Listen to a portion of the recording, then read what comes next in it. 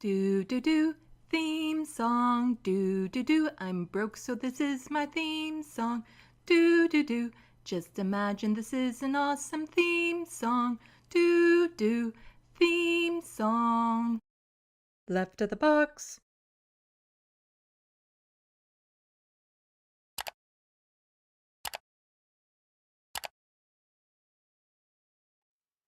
Hello, welcome to Left of the Box. Bonjour, bienvenue. I'm Sandy. Today in Canadian news. Gotta go to the main shot, not the breaking news shot. It's gonna be one of those streams. Welcome, Looney Tunes 9000. Saying showtime finally after about 20 minutes. What are you talking about? I actually scheduled this for 6:15, so I'm early. But welcome, Looney Tunes 9000 into the sandbox and to the other 3 people watching. Yeah. I wasn't necessarily wanting to do a live stream today, but it is the Nova Scotia election. And I wanted to cover that live, although I already know the Conservatives are going to win, which kind of sucks. It's just a matter of by how much. Plus, there was like so much Canadian news that happened that I'm like, I really need to cover that because the list just kept getting longer and longer, and I was worried I was going to forget some really important stories and all that sort of stuff. But I'm not feeling 100%. November is just a really rough month for me.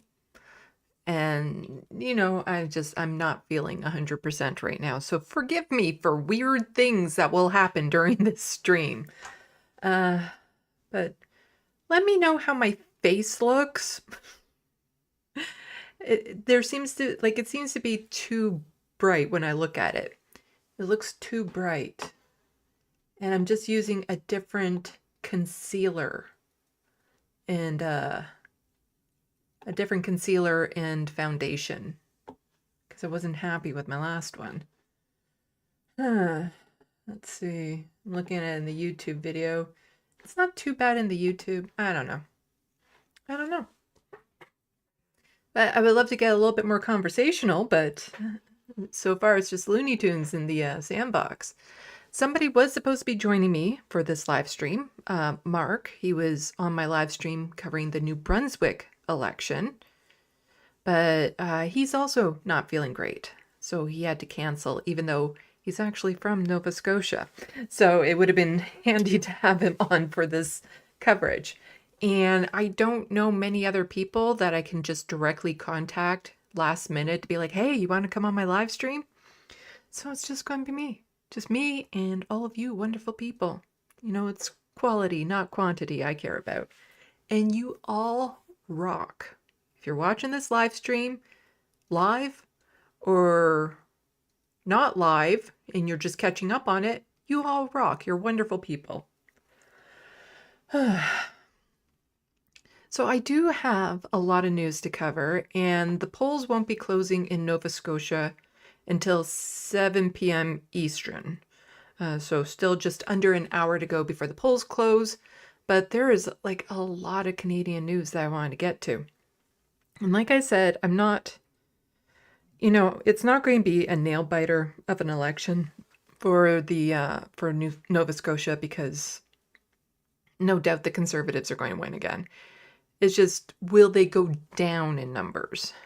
Which would be, at least a silver lining, a positive in all of this, if it actually goes down a bit. Let's see. Also, I've been working on my drawing, been enjoying that.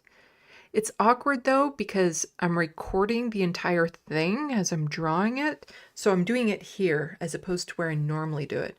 So I have a harder time doing long stretches of drawing here, because I like it better when I'm in my living room on my proper drafting table where it's angled and I can move around easier. I can get out from behind it easier and all that sort of stuff. Whereas I'm kind of crunched in here because I have to have my camera like right here so that it's looking down.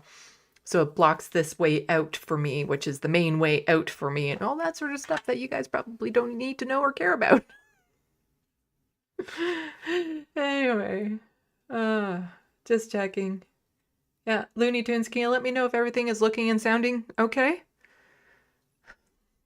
It's been a while, and the Yeti wasn't set up properly, of course, because there was an update. So making sure that it's all okay. If you could give me a thumbs up or something, I'd appreciate that. Then I'll get into the news. But I hope everyone else is having, I was going to say a wonderful November, but really it kind of started on a really bad note. You know, it kind of started off really bad with the election and all. But we'll see how it goes. Also, this is the first time I'm wearing eye makeup since I had the little procedure done on my eye, on my eyelid, because if you watched my last live stream with Ravana, go check it out if you haven't yet, I was wearing an eye patch, because I had a little procedure done. And so it's been a week now, just over a week since I had that done. So this is my first time wearing eye makeup on it since. And it's still a bit itchy at times. It's still, I don't think it's 100% healed. I can still feel the spot where the mole was removed. I can still feel it scraping on my eyeball. Actually, it's kind of worse now, so I'm hoping once it fully heals, that will go away. Hello, Genie Bottle. Looney Tunes saying it's all good, giving me a green check mark. Oh, you changed your profile picture, Looney Tunes. I don't even recall what it was before. Anyway, why don't we get into some news? And I know some of this isn't like breaking news, because it's been over a week, I think, since I did a proper live stream for news-related stuff. And so some of this is kind of like older news. I know the Surfs have covered some of it. David Dole has even covered some of what I'm about to cover. Although, as I will demonstrate when I go over what David Dole said about that particular story, there's a reason why you need a diversity of voices giving commentary on these things, because, you know, sometimes it's easy to just want to see the good in something without realizing that it's not all what it's made up to be. Anyway, we'll get into that. Genie Bottle, so you're not becoming a pirate. Well, it really depends on how the economy goes and if I can, you know, get over being seasick all the time. I still have the eye patch, just in case. Well, I bought it because I needed it. But as far as I know, I won't be needing it. Because everything seems to be healing up fine. I'm still looking at I'm trying to see how yeah, I got a new foundation and concealer because I wasn't happy with my old one. It was a little too orange. And I'm a little too porcelain for it. So I think I like this one better. Anyway.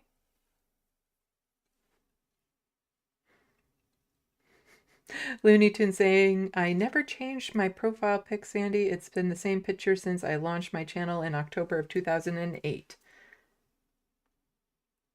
Nah, that's a different picture than I've seen before. I'm sure it is. I can go back to previous live streams and check it out. And confirm that, but it looks different to me for some reason. Well, my head isn't quite on straight right now, so who knows?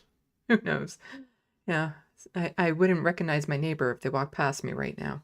I'd also be a bit confused because that would mean they would have to be in my apartment, which would be odd. And I don't want to show people the progress of my drawing of the cat that I've been doing, of Thumper, because it's getting close to being done.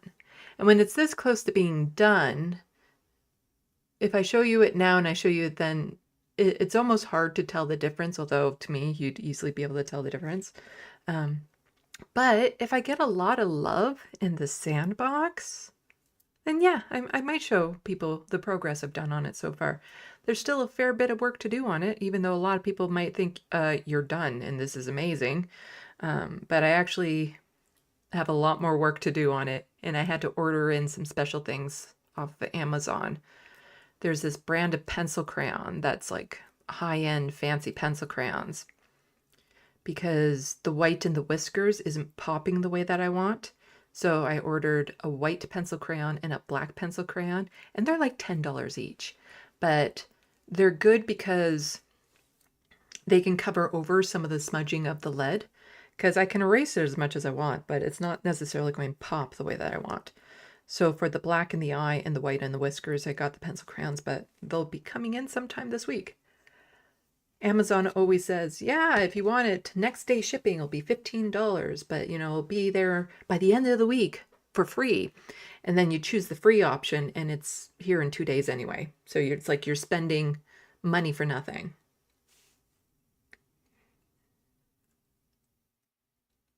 Yeah, Looney Tune is saying it's the same picture. I don't know. Anyway, why don't we get into some news before the election results start coming in? There was a little bit of an incident in Montreal, which is a city in Quebec. It's not the capital of Quebec because Quebec City is the capital of Quebec, I believe. Like I said, my head is not on straight right now. Why don't I start that over?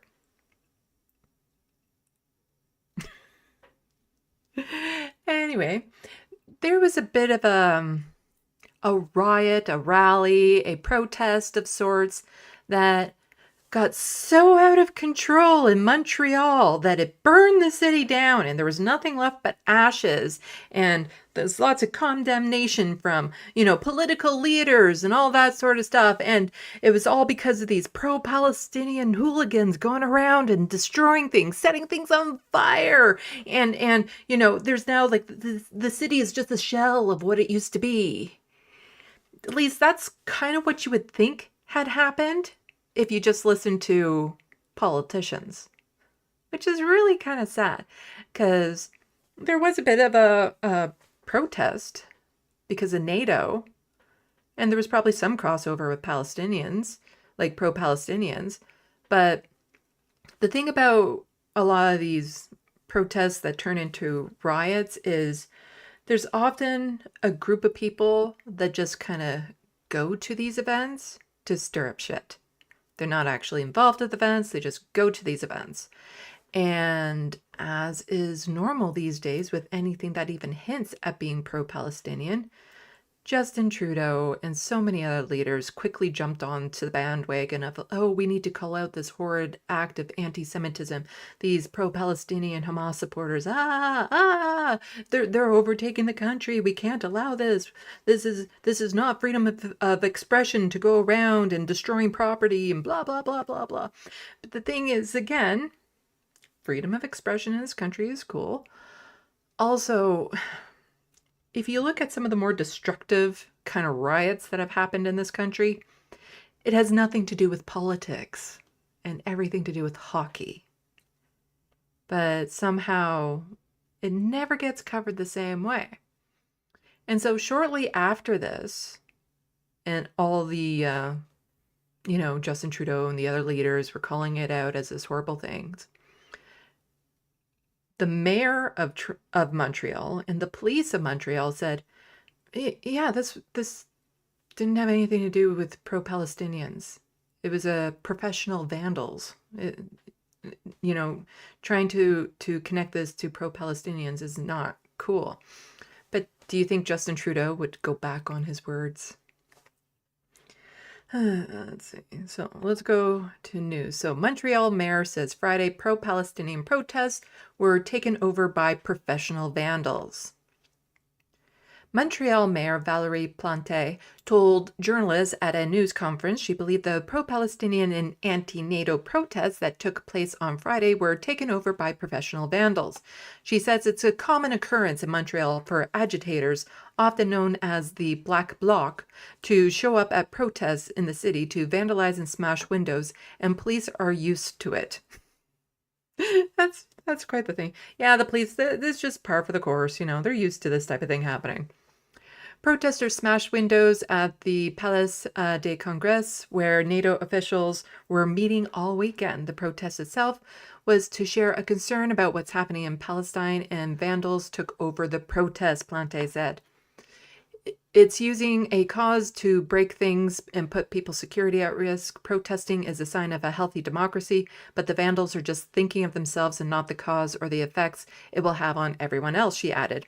Friday's protest was organized by the group Divest for Palestine and Convergence of Anti-Capitalist Struggles, CLAC, who said they were against NATO's complicity with Israel's military while it's conducting its genocide in Gaza, war crimes in Lebanon, Syria, and that it's enforcing illegal occupation in Palestinian territories.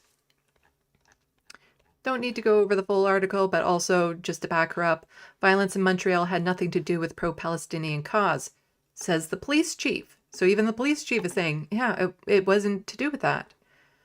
Montreal's police chief says it's impossible for protest organizers to prevent people bent on violence from infiltrating demonstrations. Fatty Drager says the organizers of Friday's anti-NATO protests in Montreal bear limited responsibility for the relatively small number of people who smashed windows during the demonstration. He believes those responsible for violence are part of an extreme left group. I do not claim them as part of the left. That had nothing to do with pro-Palestinian protesters who attended the demonstration. Montreal police have arrested 3 people in connection with the protests, and Dager says they plan to arrest more in the next week or 2, but he says people who vandalize property rarely face more than a fine. Dager says there have been more than 400 demonstrations in Montreal since October 7th, 2023 Hamas attack on Israel, and the vast majority of them have been peaceful.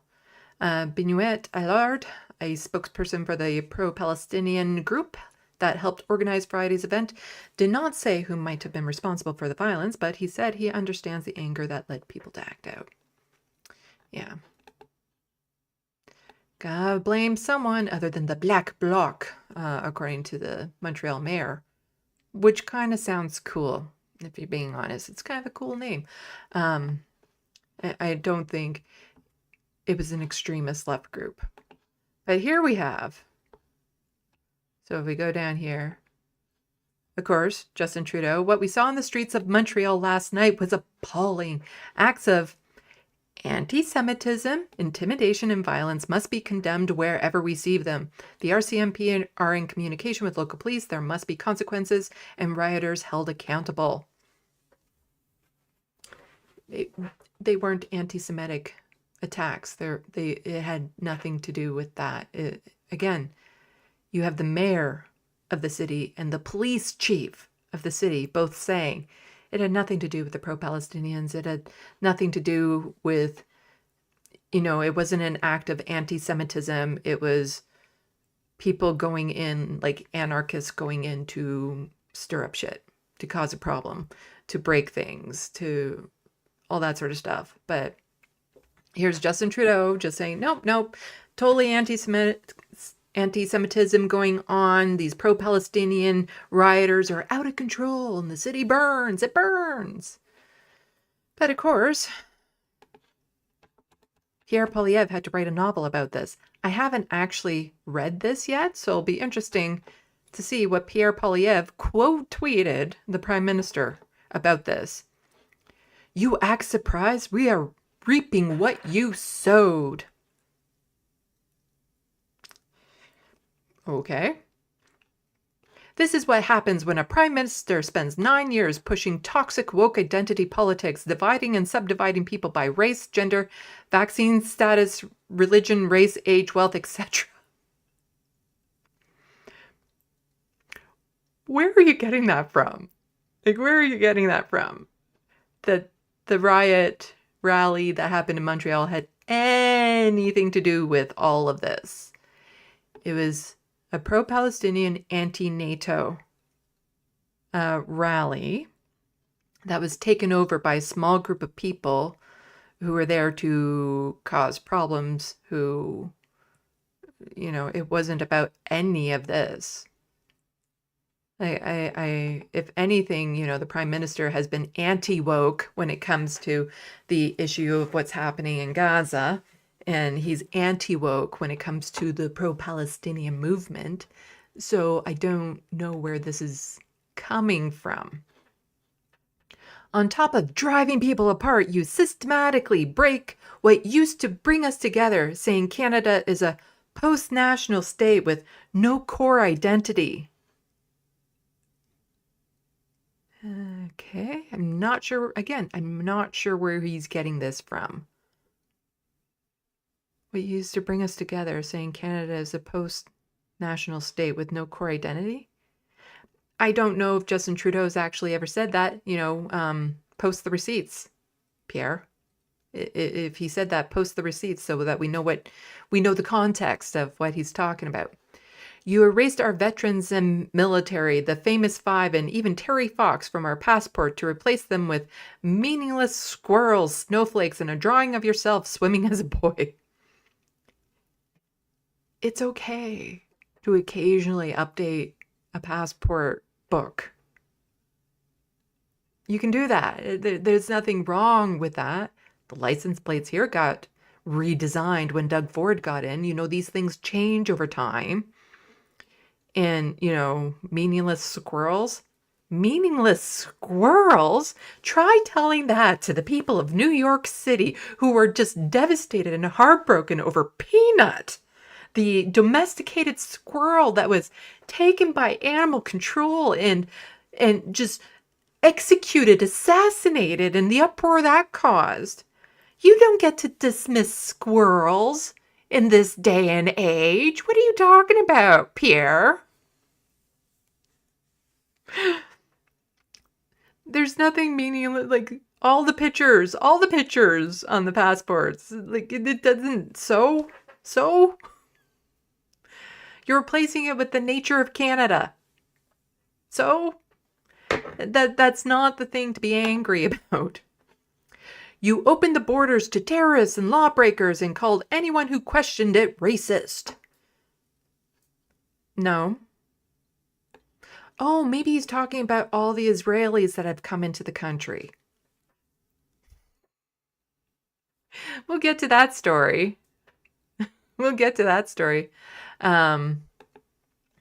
Justin Trudeau, yes, there was a lot of immigration that happened under Justin Trudeau, and that is something that he has decided to backtrack on and say, no, my bad, I let in too many immigrants because they're now the cause of everything bad in Canada. So, you got Justin Trudeau now saying that. Oh, he's going to lose this election so hard. You send out your MPs to say one thing in a mosque and the opposite in a synagogue, one thing in a Mander and the opposite, and I don't know how to say either of these words. Again, what are you talking about, Pierre? I have no idea. You have made Canada a playground for foreign interference, says the person who won't get his security clearance to find out how bad the interference was in the leadership election that he was involved with.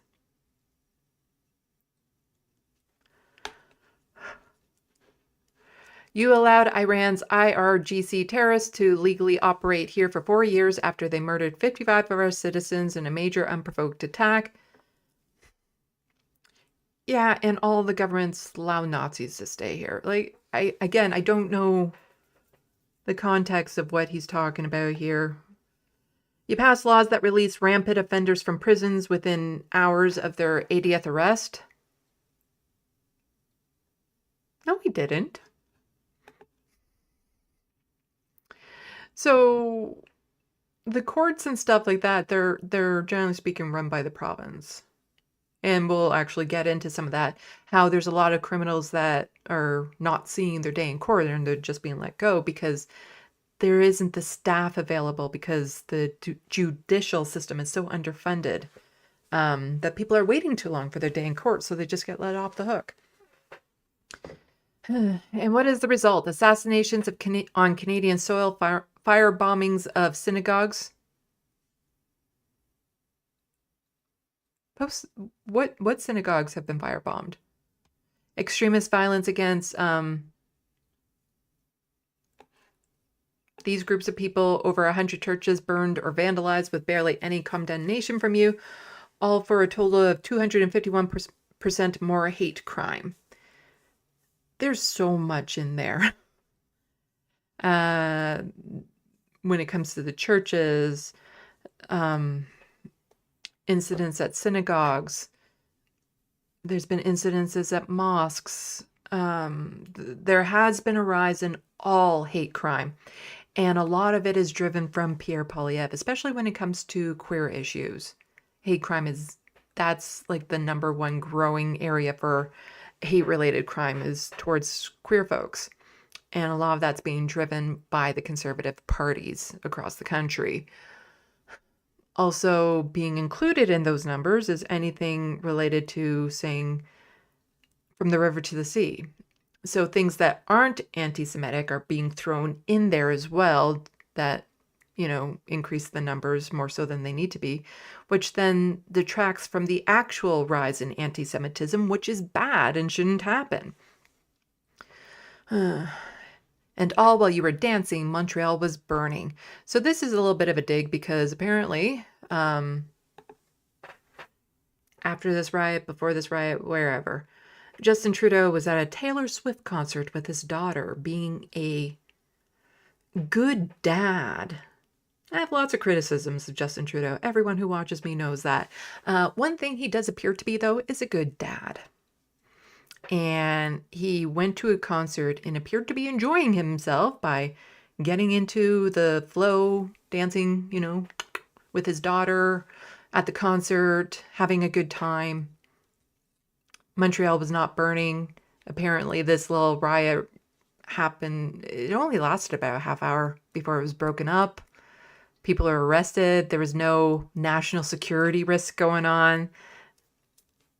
He's allowed to enjoy time with his family. Because what could he have done anyway? But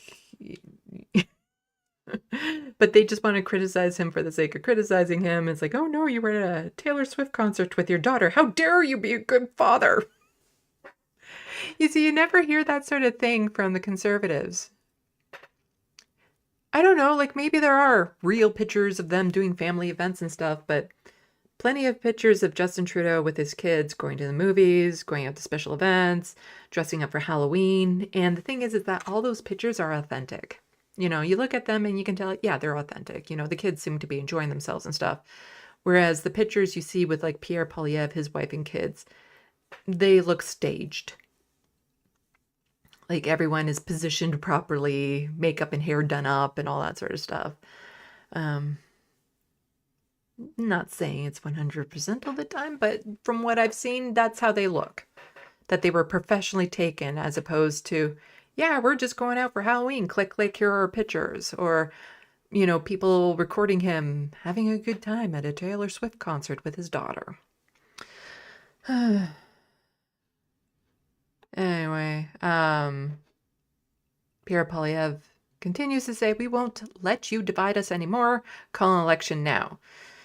It's the right that is doing the division in this country. The problem with the center, the liberals, the right of center, liberals, is that they're not willing to make a strong stand on anything. They want to placate everyone. They want to capitulate to everyone. They're not the reason for division in this country. It's the right and their, what is it?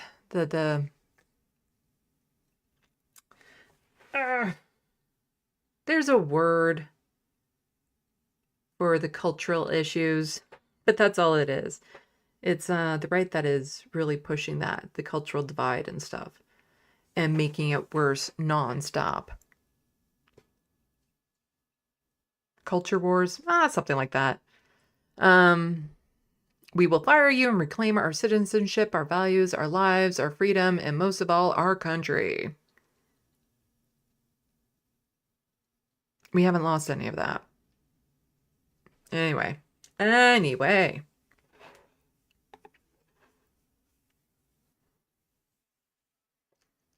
Here's just an example of some of the other violent protests and rallies that have happened in this country.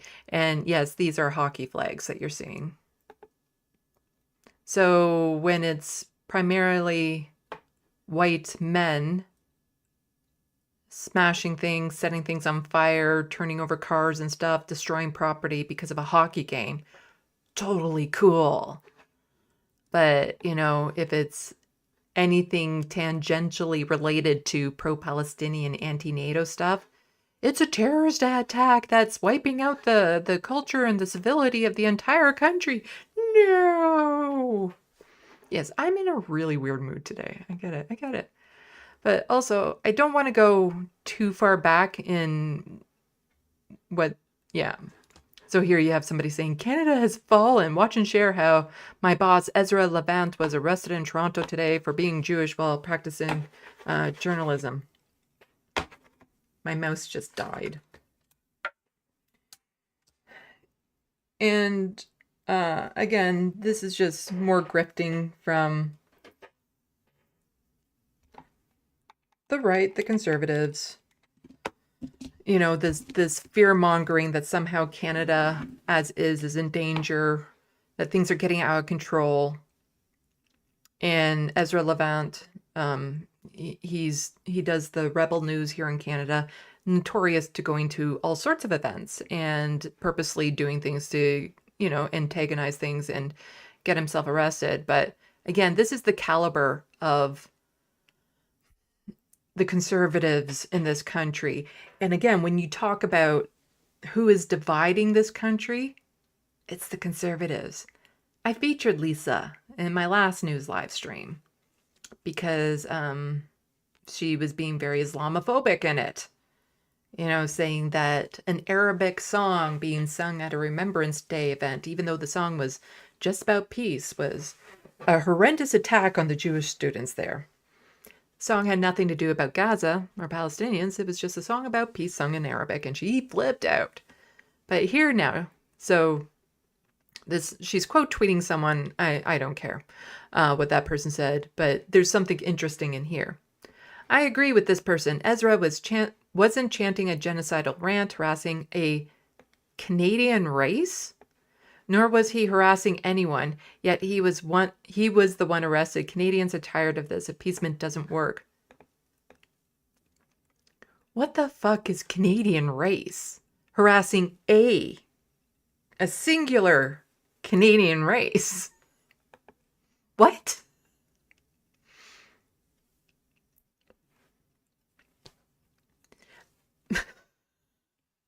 I'm kind of at a loss. Like, am I the race of Canadian? Because I'm white settler? All my ancestry is from Europe. Does that make me Canadian race? Like, what the hell are we talking about here? And most of the people who she claims are chanting genocidal rants, they're people saying, don't genocide Gaza, don't genocide the Palestinians. And apparently they interpret that as, oh, so you want all the Jewish people in the world to die. But here she is, again, an elected official using this type of rhetoric, this type of language.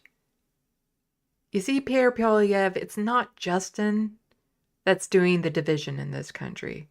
It's people like Lisa that is making a stark divide in this country. Canadian race. In the sandbox, let me know what you think the Canadian race is. Is it like the big Canadian race, like a reality TV show? I could see that happening, where you have to run across the Trans-Canada Highway, which is like the longest highway in the world. Maybe that's what the Canadian race is? Or is it the people who can make the best poutine in the shortest amount of time? Is that Canadian race? Let me know in the sandbox. What do you think the Canadian race is?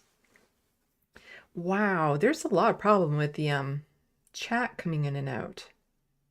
I have like 4 messages suddenly that the chat got disconnected and reconnected.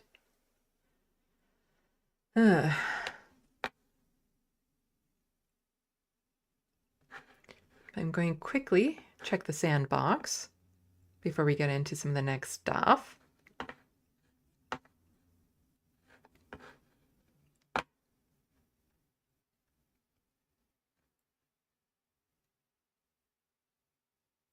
And don't forget to change it to live chat if you are in the sandbox. Top chat, you don't get to see everything.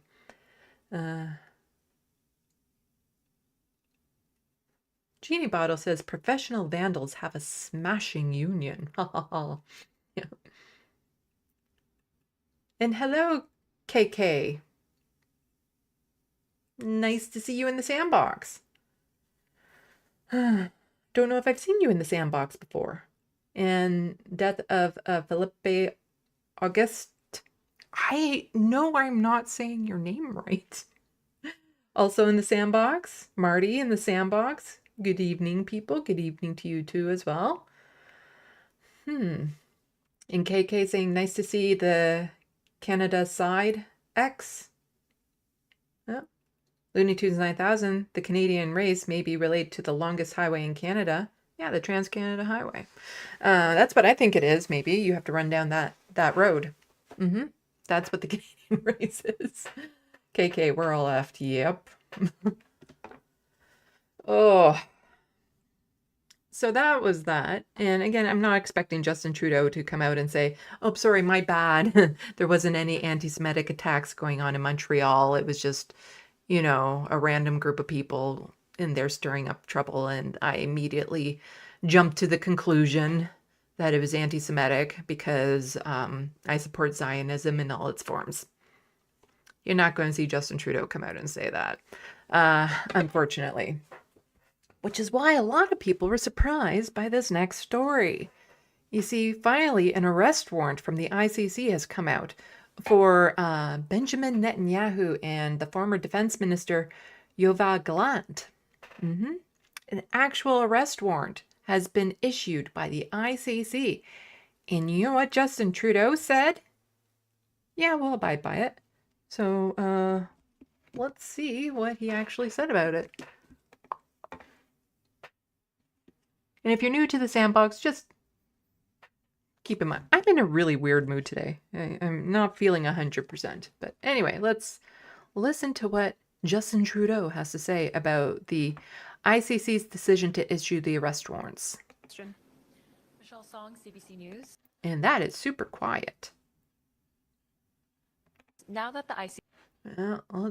I got this fun thing now. Michelle Song, CBC News. Now that the ICC has issued warrants for Prime Minister Benjamin Netanyahu and his former defense minister Yoav Gallant, Canadian law enforcement is obligated to arrest them should they come to Canada. Will you allow that to happen, or will you step in to prevent an arrest? First of all, as Canada has always said, it's really important that everyone abide by international law. This is something we've been calling on from the beginning of the conflict. And that is true. He has always said, since this has begun, and he says it in this order, Israel has the right to defend itself, and everyone must abide by humanitarian law. Totally disregarding the fact that, you know, Israel wasn't exactly abiding by humanitarian law. Never calling out the atrocities committed by Israel in Gaza and what was happening there. Never calling out that stuff, but always saying it over and over again. So I think now that it has become like, it's official. The ICC has actually made the warrants. So this is now, you know, concrete proof they're not abiding by humanitarian law. He just repeats the phrase and it's like, yep, so we will do this should this happen. We'll abide by humanitarian law by the ICC's decision. We are one of the founding members of the International Criminal Court and International Court of Justice. We stand up for international law, and we will abide by all the regulations and rulings of the international courts. This is just who we are as Canadians. It's just who we are as Canadians. You see, the thing is that even though the ICJ has said that it's a probable genocide and that there's all these rules in place for, you know, nations committing genocides and what other nations should be doing and stuff, we haven't been doing any of that. You know, we haven't completely stopped shipping arms. Future arrangements for arms that would directly be used for assaulting or committing the genocide. They said, no, we won't be doing that, but we're still sending parts. Like, we're still involved. Canada is still heavily involved with the weaponry being used in Gaza and Lebanon. And there hasn't been like a complete cutoff of that. It's just instead of going directly to Israel, it's going to the United States to be assembled into the weapons or something of that sort. And I think, it's easy for Justin to say this. If Benjamin Netanyahu comes to Canada, yeah, sure, we'll abide by that. It's easy for him to say it because it's not like Benjamin was ever planning on coming here. Like, we have this, and this is from July 20, 2023. Did I say that right? Yeah, July 20, 2023. Netanyahu visit to Canada not on the table, says PM Trudeau. Ottawa. Prime Minister Justin Trudeau says he's not currently planning to join the American president in inviting his Israeli counterpart for a visit. We remain steadfast friends of Israel, but every now and then we do have to point out where we disagree, Trudeau told reporters Thursday. Trudeau is slated to speak with Israel's Prime Minister Benjamin Netanyahu soon after months of strain between the two countries. Canada has expressed concern over the past year about raising violence and judicial reform that Ottawa argues would undermine democracy in the Jewish states. Trudeau said the reform should be made with widespread support of Israeli society, and on and on and on. Yeah, I don't need to go through this article. It's just to point out the fact that Justin Trudeau can say this knowing full well it's never going to be on Canada to do it. Benjamin Netanyahu isn't coming to Canada. So, of course, easy to say, yeah, no, we'll abide by it, knowing full well never going to happen. But, I don't want to knock it completely. It's good that he at least said that. I do appreciate him saying that we would abide by the ICC ruling at least. And that should he somehow get to this country, he would be arrested. I still doubt that would actually happen. They'd find some excuse or reason not to. But it's definitely a better response than the United States has been having to this. That's for sure. So I don't knock that response completely. But I'm still doubtful it would happen. But it's good he said it. But not everything he says that sounds good is good. And we'll get into that again in their story. Let's see. And this was Pierre Poilievre's response to this ICC ruling. And Vincent Wong, who is a assistant professor at Windsor University, I guess, PhD candidate, he quote tweeted Pierre Poilievre's response, "Tough on crowd, accept genocide committed by my buddies." And so again, somehow Pierre Poilievre is making, abiding by the ICC ruling. Well, that's just woke weirdness, following the law when it comes to the international court. That's just being woke. You're being woke by doing that. And so Pierre Poilievre says, more woke weirdness. Trudeau's harebrained idea of arresting and the democratically elected leader of Israel, another reason to fire him. Again, the right is such big snowflakes because they're constantly whining about the name calling and stuff like that. Trudeau's harebrained idea of arresting. And it's not Trudeau's idea. It's just Trudeau saying, we'll abide by the ruling of the court. It was more like the ICC's idea to actually put out that warrant, and Trudeau saying we would uphold it. But somehow making this like, oh, no, it's Justin Trudeau who would just totally arrest him out of nothing. But again, it's just, when we call them weird or anything, or Nazis or fascists, which are more descriptors than they are name calling, they get all offended. But they are constantly throwing out names. But the thing is that this name is so ridiculous. It's hard to feel anything about it. Like, it's like, oh, that's so cute. You're using an insult a 5-year-old would use. Aw. You know, you work on it, and maybe someday you'll say something that actually gets under my skin. So here's what Pierre Poilievre had to say about this. What was your reaction to Justin Trudeau's reaction to the ICC decision and implying the prime minister of a Democratic ally, Israel, admittedly involved in an aggressive war, a friend of ours, in essence, somebody we're supposed to support, that supports us, would be arrested if he stepped on Canadian soil? What did you think of that? It just shows once again how extreme Justin Trudeau has become. He wants to arrest the prime minister of Israel, while he would not commit to the same for the Ayatollah of Iran, whose country and whose government carried out a real genocide. So are you claiming what Israel's doing in Gaza isn't a real genocide? Also, was there an arrest warrant from the ICC? Like, I don't know. I don't know. And again, this isn't Justin Trudeau's idea. He's just abiding by the ICC's warrant, that ruling. But to say, oh no, there was a real genocide there as opposed to the, fake genocide that's happening in Gaza? And again, this goes down to, a lot of people were upset in the States about Biden and Kamala, that they're pro-genocide, that they're complicit in it, and all this sort of stuff. So if you vote for them, you're voting for genocide. This is the right. They're far worse. They are worse in every way. And the same applies here in Canada. Justin Trudeau, absolutely complicit, has said horrible things about it. Things like, Zionism should not be a dirty word. Actual quote from him. And he has supported Israel and dismissed everything that they've done time and time again, while not acknowledging the horrors in Gaza.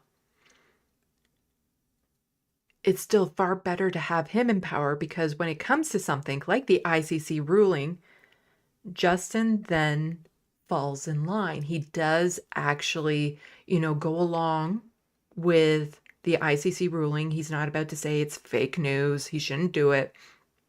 He can be pressured into doing the right thing. Whereas this douchebag doesn't even acknowledge that there's an atrocity being committed in Gaza, that there's a genocide being committed in Gaza. He's implying it's a fake genocide, that it's being made up, because there's a real genocide that happened. And why wasn't Justin Trudeau saying we're going to arrest the Ayatollah for that? Pierre Poilievre would be absolutely a monster when it comes to what Israel is doing to the Palestinians. Against Sunni Muslims, I might add, in Syria over the last decade and a half, who said he wants to launch nuclear weapons not only at Israel, but at the United States. Pierre Poilievre actually said that Israel targeting the nuclear stations in, I think it was Iran, would be a gift to the world. That if they were to get into a full-fledged conflict, it would be a gift to the world. That's what he said. And Trudeau's not interested in arresting him, but he's interested in arresting the leader of a democratically elected government, the state of Israel. Living in an apartheid state like that, that's not a democracy in full, it's not a real democracy. Mm-hmm. Which has been besieged by terrorists and foreign tyrants attacking its land. It's another example of how radical Justin Trudeau is, how this extreme woke agenda, it permeates everything he does. And that's why we need to fire him and get back to a common sense conservative government that will stand with all our allies against terrorism and tyrants. That is who's quite possibly going to be the next Prime Minister of Canada. Yeah. This.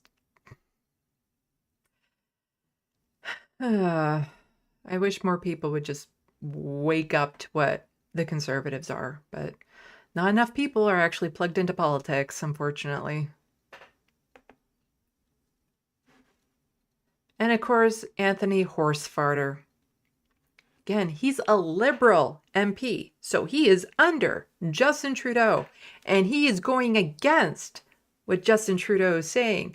Normally, for an MP to be that outspoken and say things that go against the party lines is cause for removal from caucus, but apparently not if you're a raging Zionist. I don't know if there is anyone more Zionist in the entire government of Canada than Anthony Horsefarter. So he says Israel was attacked by terrorists on October 7th. The warrant issued by the ICC today against Netanyahu and Gallant claims their crimes started as early. Ding dong, ding dong. I'll read that over and silence my phone.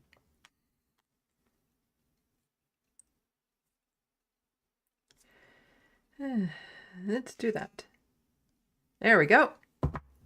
Start reading this one over.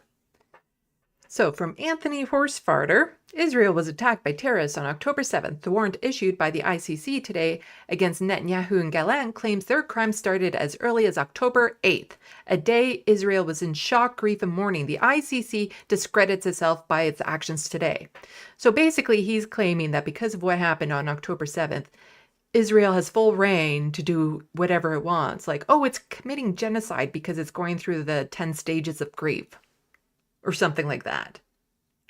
You know, it's no, you can't hold Israel accountable for any actions they're doing because they're still in shock and mourning over what happened.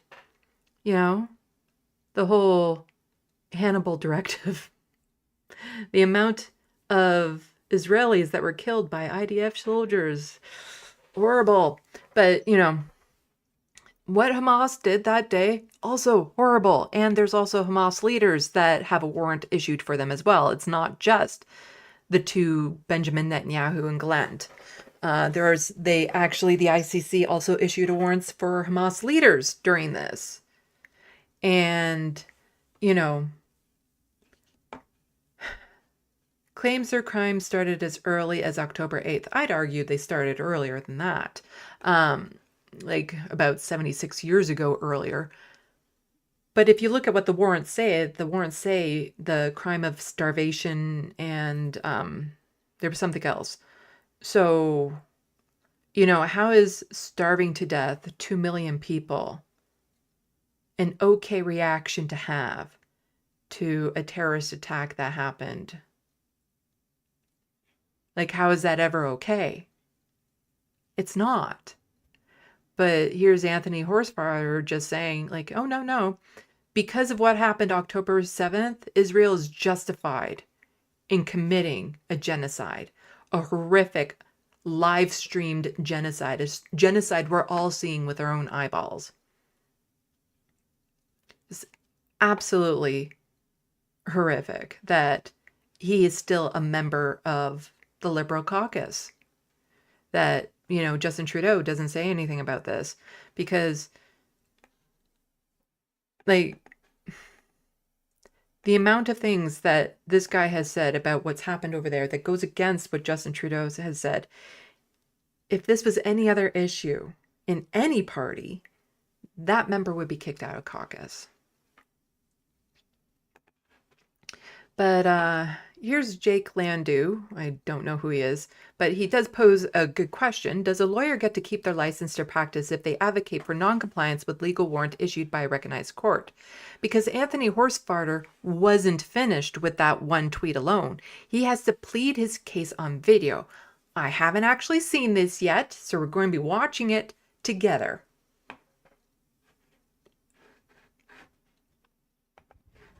Hey folks, many of you have reached out to me about the ICC judgment of yesterday.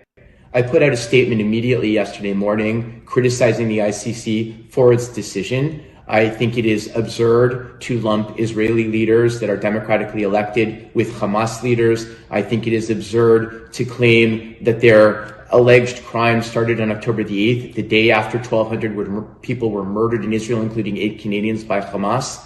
And I don't believe. How many hundreds of thousands have it been in Gaza so far? Like, there's really no way of knowing. Like, literally no way of knowing, because Israel's killed all the people who kind of tally up that number. All the people who have just been wiped out, the families, the neighborhoods, people buried under the rubble who aren't being counted, all the people that are on the brink of death.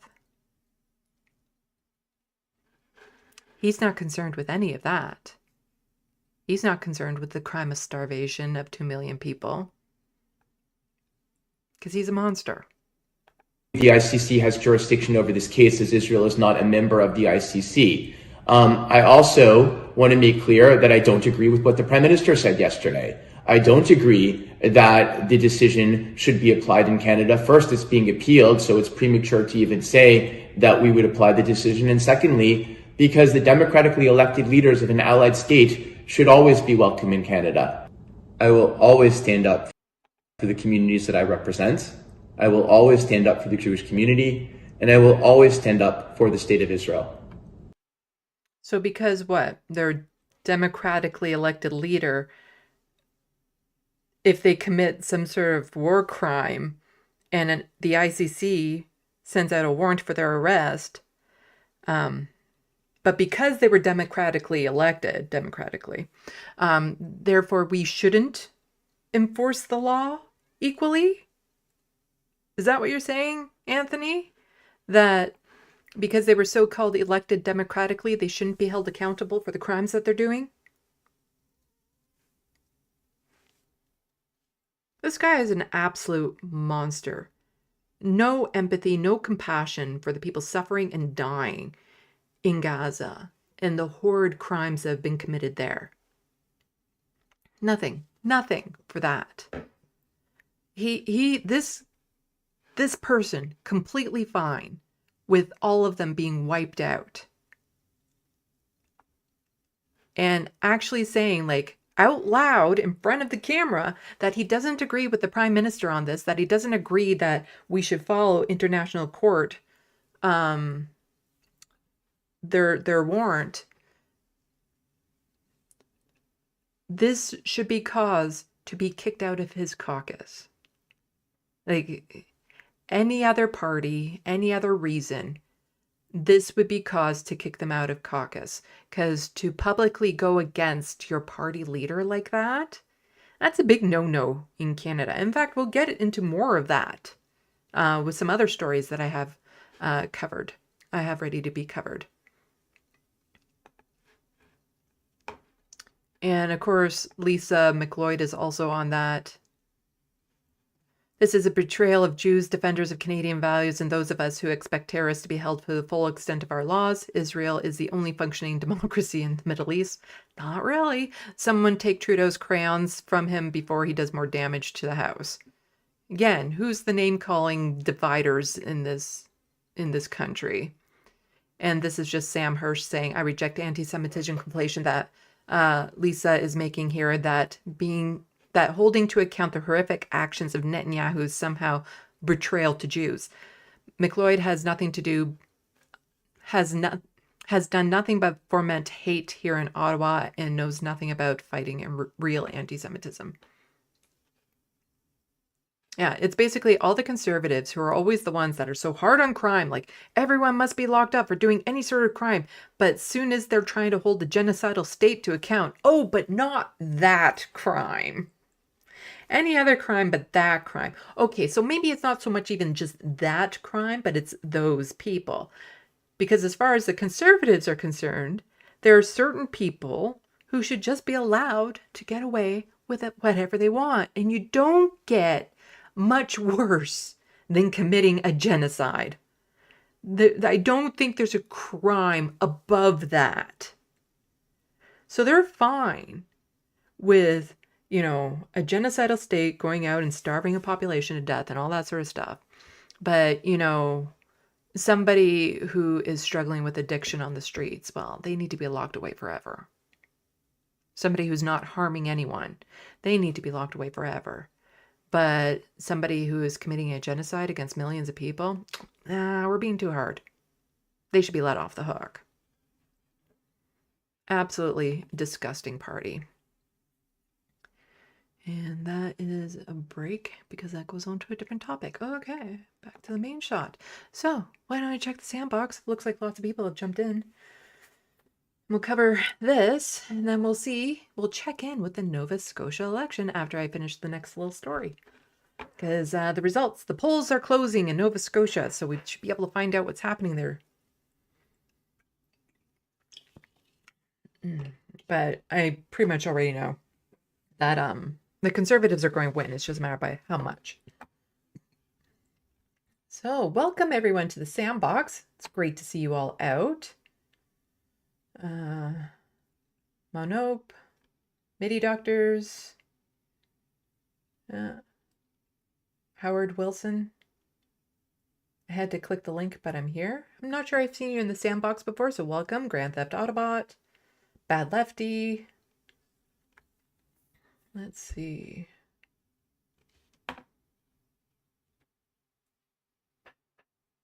Grand Theft Autobot, he doesn't want to arrest Netanyahu. He kind of feels he has to follow ICC law.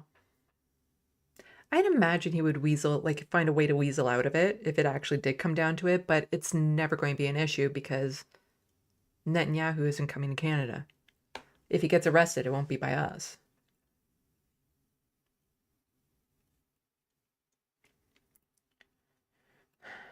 Hello, Soul Life.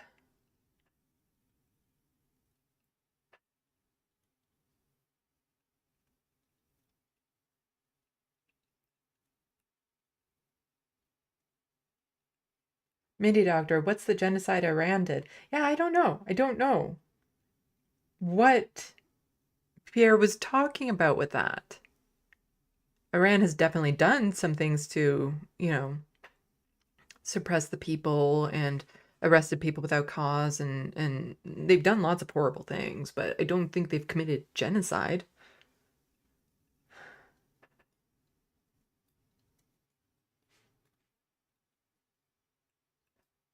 Marissa Horgan, oh my god, I hate his voice. Trudeau 25. Pierre Poilievre's voice, it is kind of horrible. He doesn't have a good radio voice.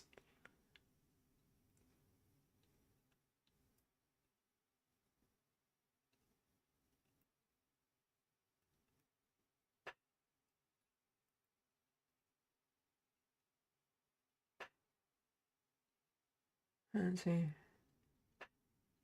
So Life, my ex had a ringtone of a person saying ring, and it got progressively louder until the voice was screaming ring like a maniac. No, I just have ding dong. It was originally going to be the ringtone for my doorbell because on these buildings you buzz up, but it actually goes to your phone. So it'd be like a doorbell, but nobody ever visits me, so I like it. It's a cute little ringtone, so I thought I'd have it as a notification for my other things as well. And I'm the only person with it because I created it, so I'm the only person with the Sam Cedar ding dong ringtone.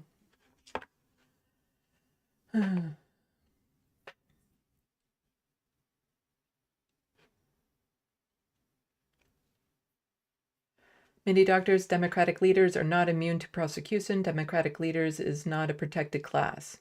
Yes. And just like the idea that, if they're democratically elected, what, they can't be held accountable for the crimes they do? Well, apparently if you're American, that is absolutely the case. Like, Trump is not going to face any consequences for the crimes he's actually done.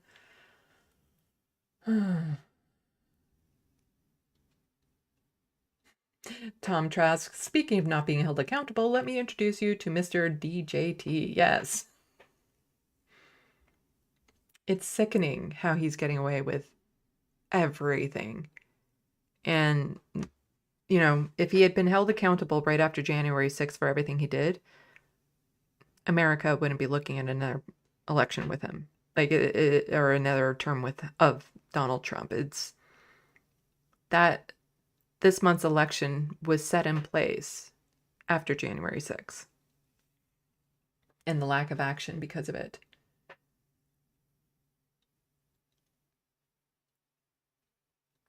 Many doctors, the ICC law is applied by member signatory states on anybody.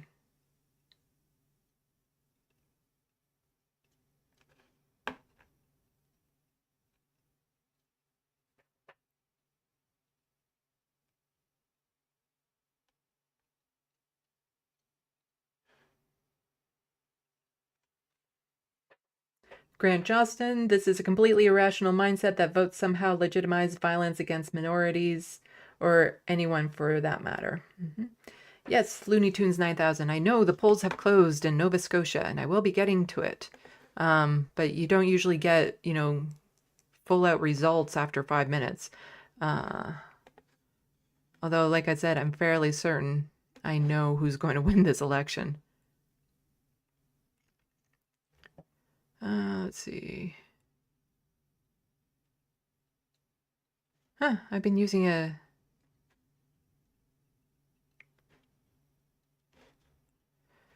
for the other ones, I've been using the CBC counter, but it doesn't look like CBC has the counter. Let's see, global news.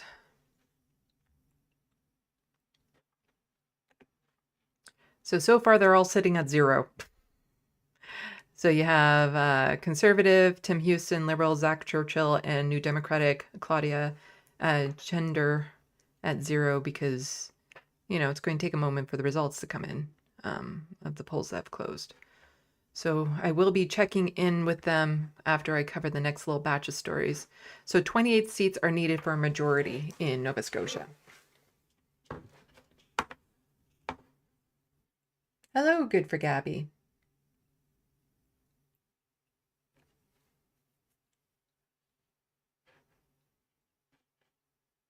Let's see. Oops, it jumped.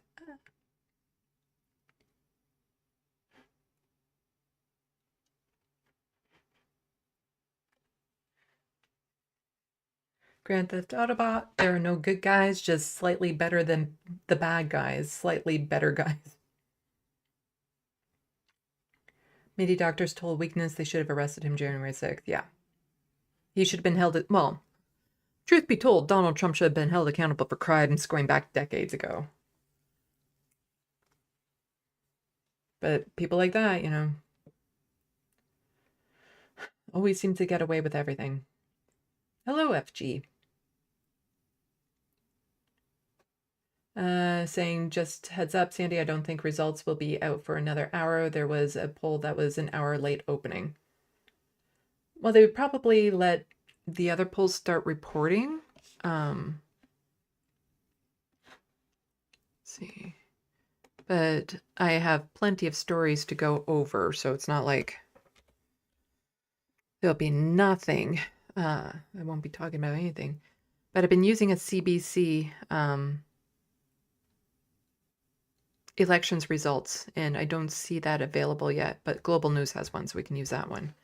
But why don't I cover the next batch of stories related to what we've been talking about when it comes to Palestinians, Gaza, all of that sort of stuff. I have one last story to cover about that, and then I will again check in with the sandbox and check in with the election results.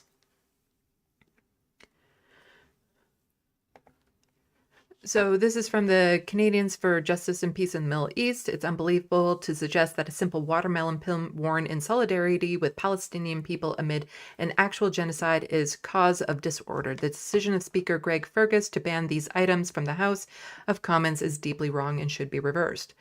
And this goes back to the same issues of they were banning the keffiyeh and all this sort of stuff. Oh no, you're being too political by showing these cultural symbols and stuff.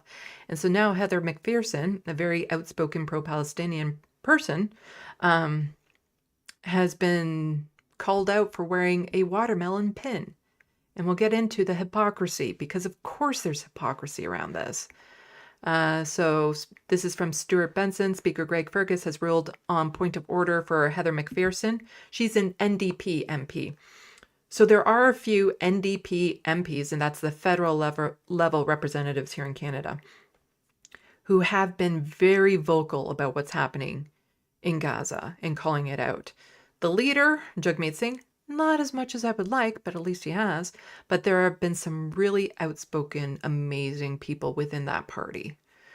So Fergus clarified the standards is whether the pin caused disorder, but calls on members to be judicial in both what pins are worn or when they may take issue. Now prepared to rule on the point of order raised on November 18, 2024 by the member for Edmonton Strathcona regarding the wearing of lapel pins in the House.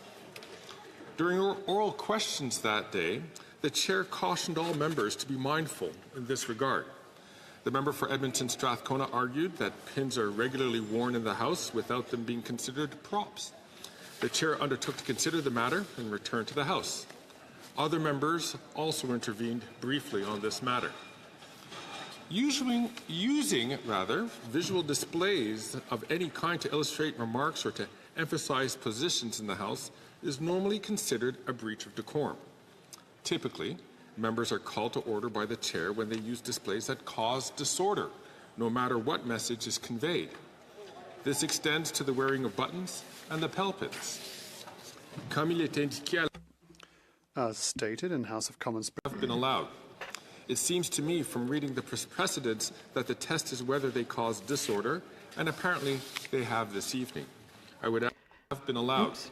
Don't need to go into all of what he said. We kind of get the gist of it, but here we have. So this is from Palestine Online. Canada Speaker of the House warned MP Heather McPherson against wearing a pro-Palestinian watermelon pin while she was calling for arms embargo on Israel.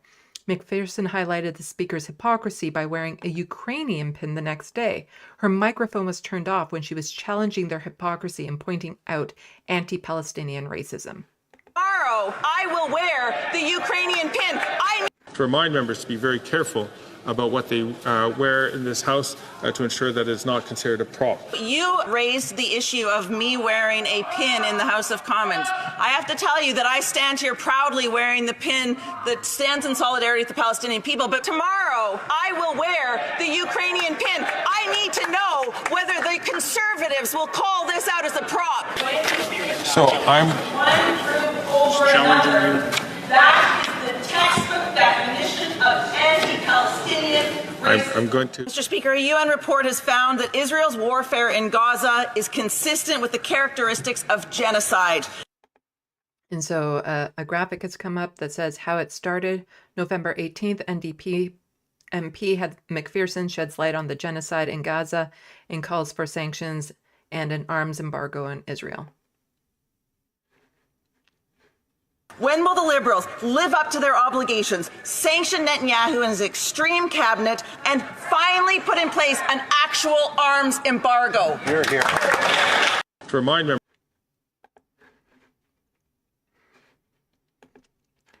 And here is some of the hypocrisy again. So this is from Turtle Island to Palestine. Weird, this was totally fine for the Liberals. And this is a conservative MP wearing an Israeli dog tag. That is totally fine. But wearing a watermelon pin in solidarity with Palestinians, no, that's too disruptive. But you can wear the Israeli dog tag. That's not a problem. And we've seen this happen time and time again. The hypocrisy is disgusting. You know, you can't wear keffiyehs, but any solidarity with Ukrainians, totally okay. Any solidarity with Nazis, totally okay by this parliament, you know. But, you know, any solidarity with a population that's being genocided, well, now you're just being like political in the House of Commons and you're using it as a prop and it's causing a disturbance.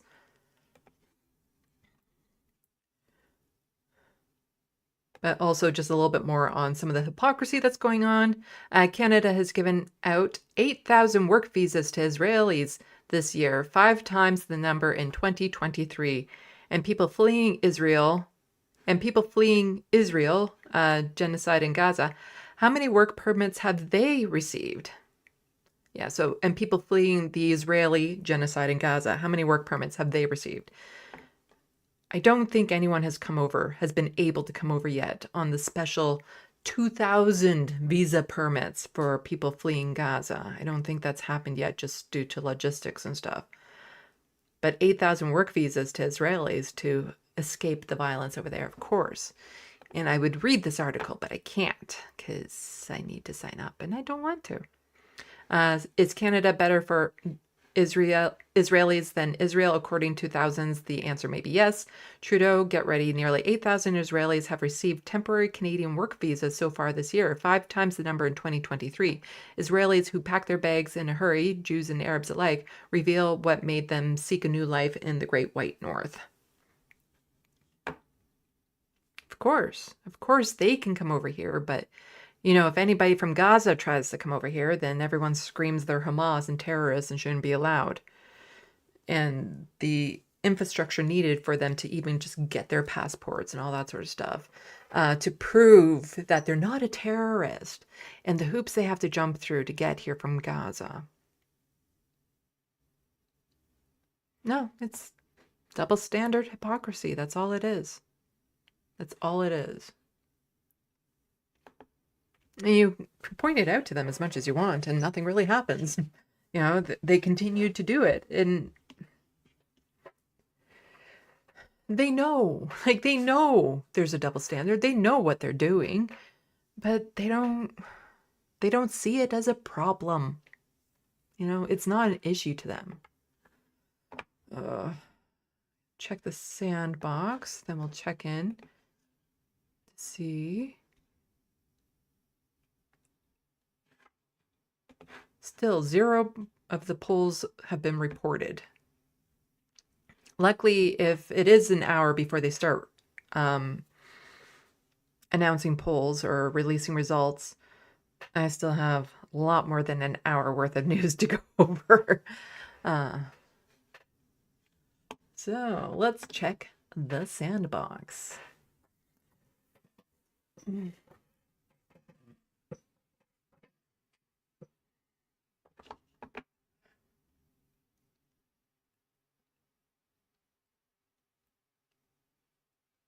Howard Wilson, the polls could be over by now if only 7 people voted. You're talking about like a PEI election. This is Nova Scotia. They actually have a population here.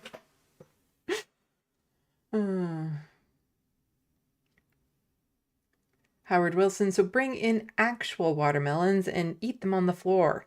You can't do that. You can drink water in the house, but you're not allowed to eat. There was a big controversy once because Justin Trudeau had a chocolate bar. Well, that was a comment. There was a big uproar and controversy, and how dare he disrespect the house by eating a chocolate bar. Although I would love to see it. I would love to see it. I would love them to see. Okay, fine. You won't let me wear the pin? How about I eat this watermelon? Bad lefty. Imagine political in parliament. What the fuck? Yeah. Grand Theft Autobot. Wish we could get NDP majority. I would love to see federally, provincially. Again, provincial NDPs, they're pretty horrible, the parties. And I'll remind people of, well, why don't I just do that now? So there was this story here that I covered in my last live stream. Nova Scotia NDP candidate out after criticism for troubling posts about Israel. Let's see. So one from November 2023, responds to a World Children's Day post from Auschwitz Memorial by saying that children in Gaza will die because Israel is obsessed with killing all Hamas, regardless of the human expenses. And another form also from 2023, the same Jakeman, who was kicked out of the NDP party or was no longer allowed to run as an NDP candidate, retweets a post that says apartheid Israel is at its happiest when terrorizing Palestinians. I don't see anything wrong in her statements, but she was no longer to run as a NDP candidate. However, she did continue on as an independent. And that also means that her riding, there is no NDP candidate because by the time this came to light, it was too late to put anyone else on the ticket. So there's no NDP candidate in her riding. She's running as an independent. Steve Boots, I haven't watched it yet, but did an interview with her. So I will probably check that out at some point. And so that's Tammy Jakeman, who was kicked out of the NDP for that.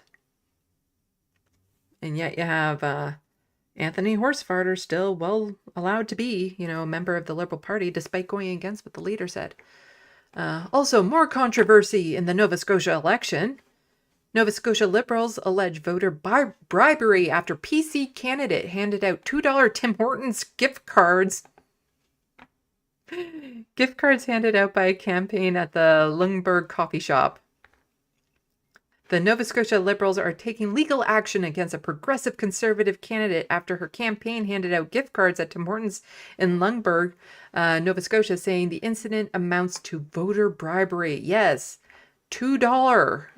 That's what, $2 Tim Horton gift cards? That doesn't even buy you a coffee. It can buy you some Timbits. It doesn't even buy you a coffee. The Liberals want Susan Corkum-Greek removed from the ballot in the upcoming provincial election, but the Nova Scotia Supreme Court confirmed Wednesday it will not hear the case until after voting day on November 26. On Tuesday, the Liberals filed a complaint with Elections Nova Scotia for alleged vote buying by Corkum-Greek in breach of Section 327 of the Nova Scotia Elections Act.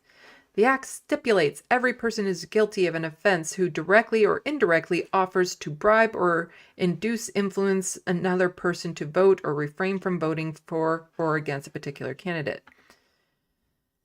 It might be hard to prove because it would depend if they were saying, here's a gift card if you vote for me, versus, oh, we're just handing out gift cards.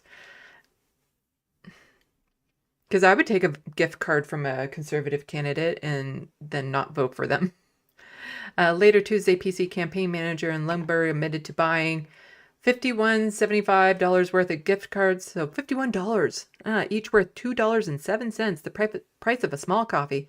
Oh, so it does cover a coffee. I never buy a small coffee, so I wouldn't know. I always buy a large. I drink a lot of coffee. The price of a small cup of coffee to hand out to Tim Hortons patrons. The manager, Peter Zwitzker, subsequently resigned.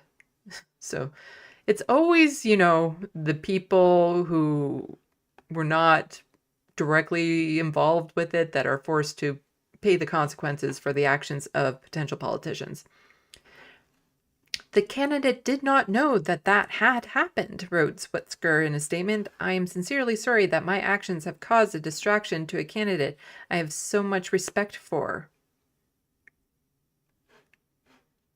Yeah, so the campaign manager was the one handing out the cards, not the candidate herself. Oh,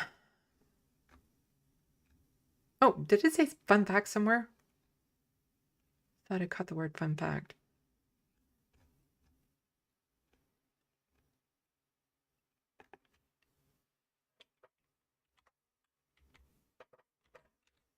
Oh, no, okay, I'm just seeing things. Never mind. Because I would read a fun fact, but I'm not going to read the rest of this article. So, going back here. Yes, provincial NDP parties suck. They're horrible when it comes to supporting their members, their candidates. Like here in Ontario, Sarah Jama was kicked out of the NDP caucus for, a few days after October 7th saying, Palestinians are people and we should call for a ceasefire. And she was kicked out of caucus because of that.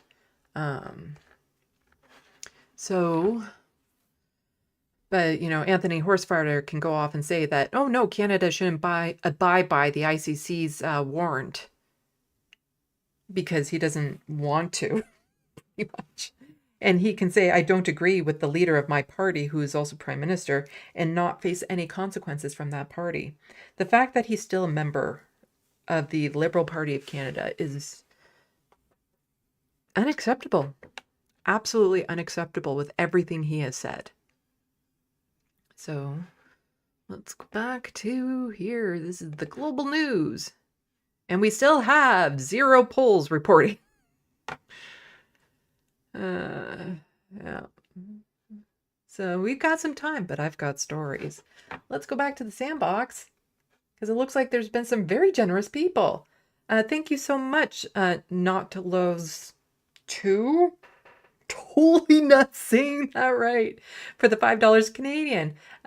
Get those super chats in, you heathens. Yes. And thank you so much, Good for Gabby, for the $9.99 and the cute little, do they call them stickers? It's the cute little, what is it? Oh, it's a lemon. Okay, I think it's a lemon with a happy face on it.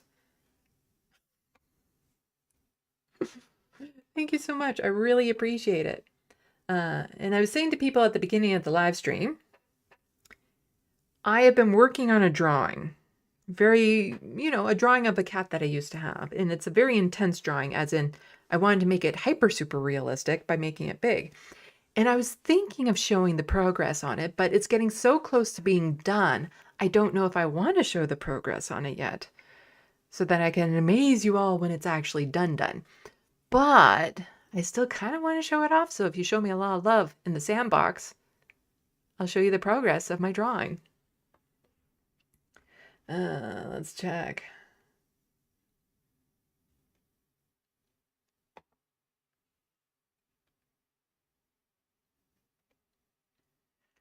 Bad lefty racism, pure and simple. Yep. Grand Theft Autobot, FG, no, I'm in Ontario, but all across the board, NDP seems to be the best party right now. Yeah. They're the least worst option provincially. And the thing is I really do feel that if a core group within the federal NDP could take over the party again, we'd have a stellar party. Like, there are members within it that if they actually took over the infrastructure and made the party back to what they used to be, we'd have a great federal NDP party. That's not happening right now. And the way things are going, don't want to scare anyone. I'm worried the NDP is going to lose party status in the next federal election because they lose so many seats. Because just like in the States, the working class, people who tend to live with more poverty and stuff like that, they're all moving to the right because the right offers them beautiful lies, the lies that they want to hear. And the right is at least saying it. The conservatives are at least saying it. And the establishment within the NDP is moving more and more center, even saying some right-wing things, totally abandoning their base. I strongly suspect that they might lose party status if they maintain this.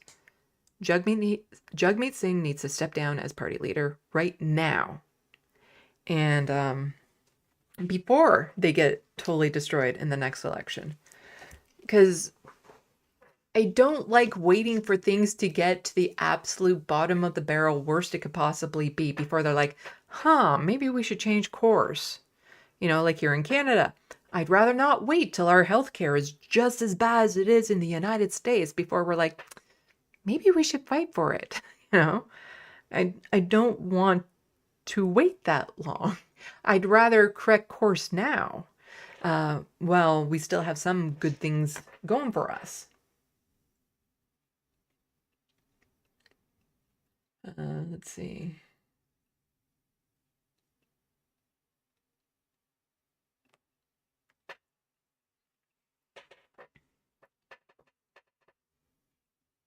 So Lifting Canada only provide them a flight part of the way.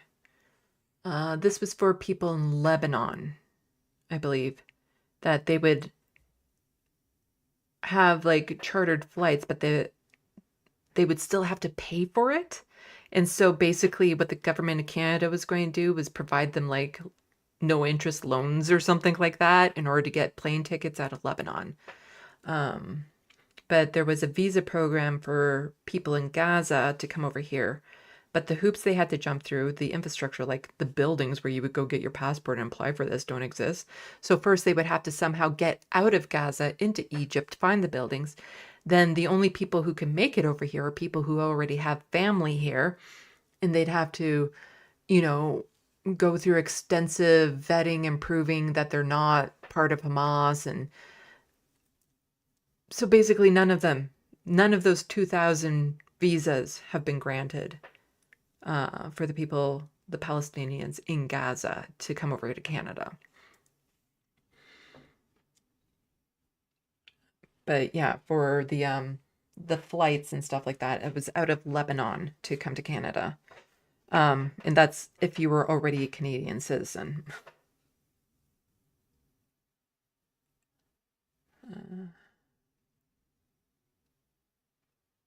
Grand Theft Autobot, I still think it would be hilarious if Jagmeet Singh gets to be PM and say, hey, you guys remember when I said I will never lie when I'm PM and you guys laughed? Guess who's laughing now? Biatch. No doubt about it. I would love to see Jagmeet Singh as Prime Minister if he's going to be the next, if he's going to remain as leader. It's never going to happen. That's the thing, though. It's never going to happen. But even with him as leader of the NDP, I'd be fine. I would much, much prefer the NDP federally getting in. Because, like, I've met Jagmeet Singh. He's an amazing guy. Like, when you meet him, you get that, you know, if you're voting based on vibes, you'd vote for him. But the thing is you would have to meet him in order to pick up on that vibe. And he's not about to meet all 40 million Canadians. Well, I guess that many can't vote in Canada, but you know what I'm getting at. Like, he's an amazing person. He's not a good leader for the NDP. He's just not. And if he remains leader of the NDP, I'm worried they're going to lose party status in the next election.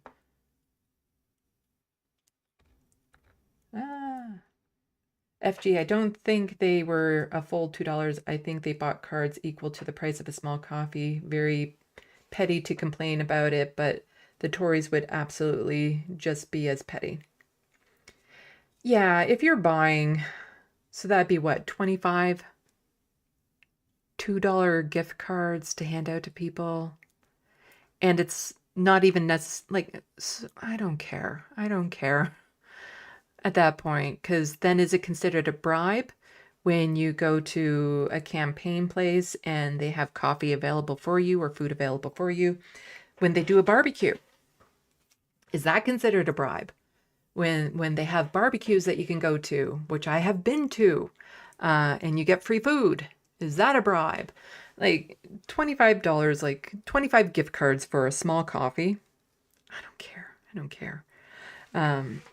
And like, I'd care a little bit more if they're saying, but you must vote for the Conservatives in order to receive this card, but there's no way to prove that you're going to even do that. There are worse things in the world than that. Like, just look at all of the bribes and stuff that went into place for Doug Ford. And like, he's about to send out $200 checks to everyone to bribe them for the next election, and that's okay.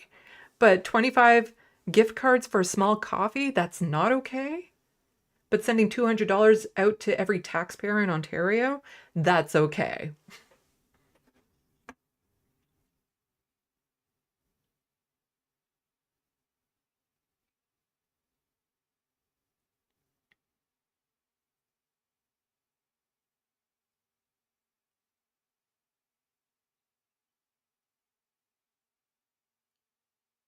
FG, yeah, I did look it up, Sandy. They can't release any results until the final poll closes, so I'd say we get a call at 9:01. Okay, well, I still have lots of news to go over, so. Grant Johnston wants to see the putty tat art.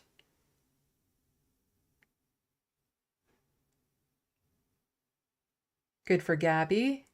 I appreciate you sharing your art, writing, in addition your journalism. Why, thank you.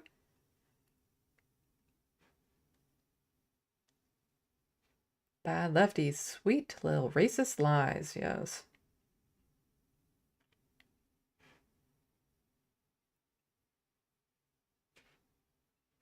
I'm just I don't know why I'm just randomly thinking of this because my brain is in like 10 different directions at once. It still gets under my skin how Pierre Polyev will never pronounce Jugmeat's name right. He keeps on saying Jagmeat. It's Jugmeat. He has it in his Twitter bio how to pronounce his name.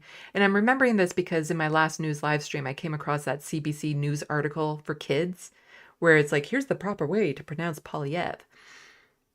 So like all this great care and stuff goes into how to pronounce his name, but he refuses to pronounce Jugmeat's name right.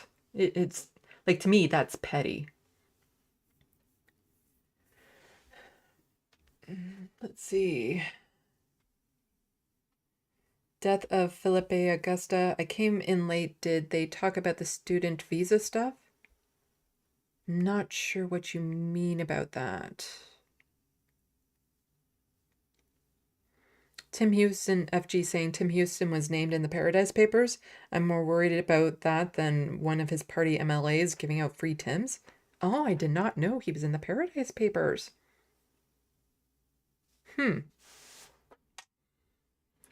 Let's see. What do I want to get into next? So we have that, or we have that.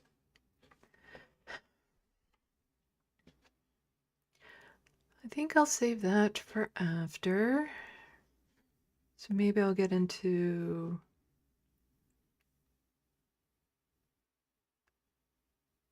Yeah, okay. Okay, I'm going through my docket, as it call.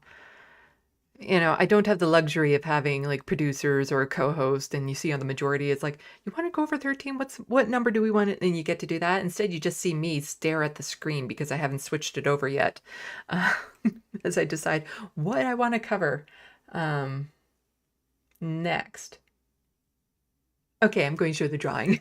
That's what I'm going to do next because my brain is just not with me today.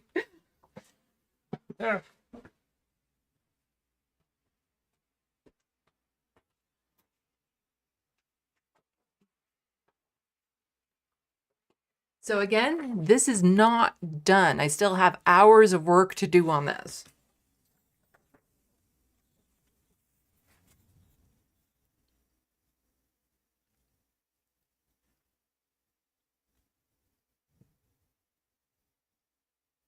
That was my cat Thumper. And I ordered in special pencil crayons to help with the black in his eye and the white in the whiskers. But I have to do a lot of darkening of the background and stuff and in the fur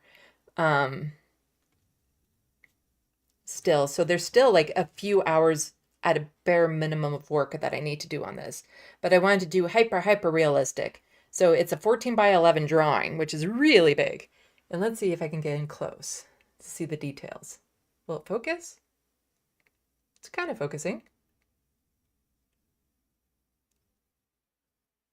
Like you can see the direction in the fur and everything.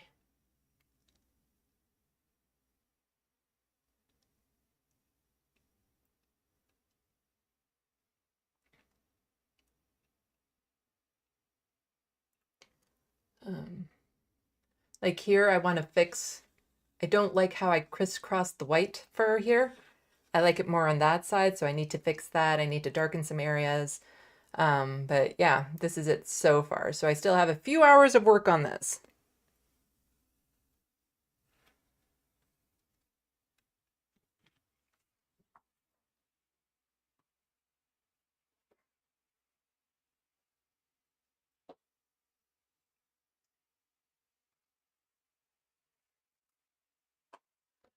Ugh.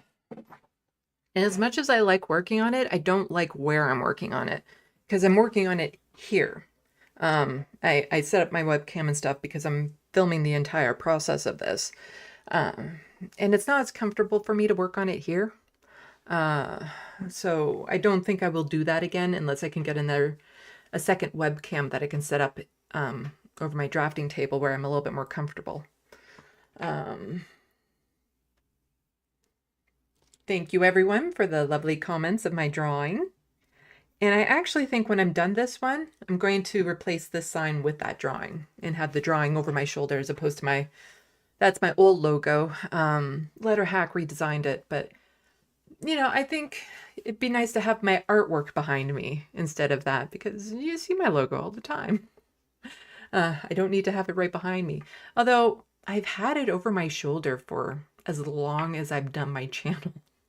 I've had it in the background, but I don't know. Let me know what you think. I don't think there's enough room really for both unless I lower that down a lot or something. I don't know. But let me know what you think. If having my little corny logo in the background is still good.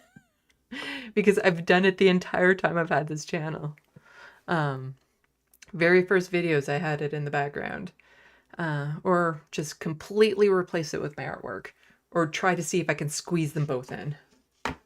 Thank you everyone for all the lovely comments about my artwork.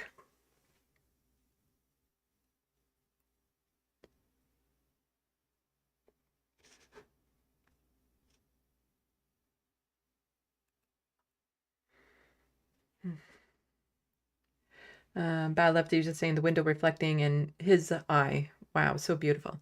Yeah, he was a very special kitty. He was a male calico. He was gray and white with a hint of brown in a couple of spots. Super rare, super rare. In Grand Theft Autobot, oh man, that's so amazing, such detail. I remember seeing on the news recently that some asshole bought a banana duct taped to a wall for like millions of dollars and like they think that's art. Yeah. I think there was one story once where the janitor accidentally cleaned the wall and it destroyed a piece of art that was on the wall because it wasn't just like a mark on the wall or a mistake or something. The janitor just thought it was dirty. But yeah, I can draw like that, and still the only customer for my art has been my mom. Ugh. Yeah. And the thing is that it's not hard. Like, it's not difficult for me to do that. I just do it.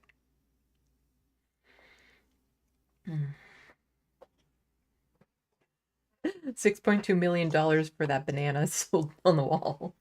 Fuck my life, says Grand Theft Autobot. Bad Lefty. They're both good, but in my opinion, go with your artwork first because they're beautiful and it's kind of like free advertising for your commissioned artwork. Yeah.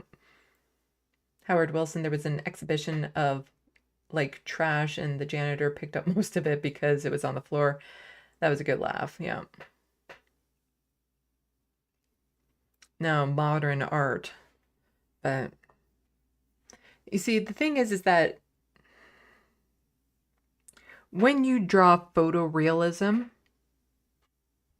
it becomes less impressive because there are plenty of people who can draw photorealism. So it's still a matter of the expression. What do you capture in the picture? You can't just duplicate a photo and expect to become a famous artist because lots of people can do that. But if you could see that drawing in real life, I'd like to see you not have an emotional reaction to it. Like an actual emotional reaction to the way that he's staring back at you and stuff. I'm also, my next drawing that I have planned, it's more abstract. I'm going to try anyway. Okay. Let's get back to the news. I'm going to put this in, but I don't think I need this in right now. And I don't like putting that in unless I need it in. So here in Canada, the postal workers are on strike. Good. And it's coming at a rough time of year because, you know, the whole Black Friday holiday season, Christmas and gift buying and all that sort of stuff. Like, oh no, people might not get their Christmas gifts on time or cards or something like that. So let's blame all the workers as opposed to the corporations and the companies not paying them well. And I think the tide is turning with this sort of thing, and there's actually far more support for the union members than there is for the corporations, the people not giving them a fair wage and stuff like that.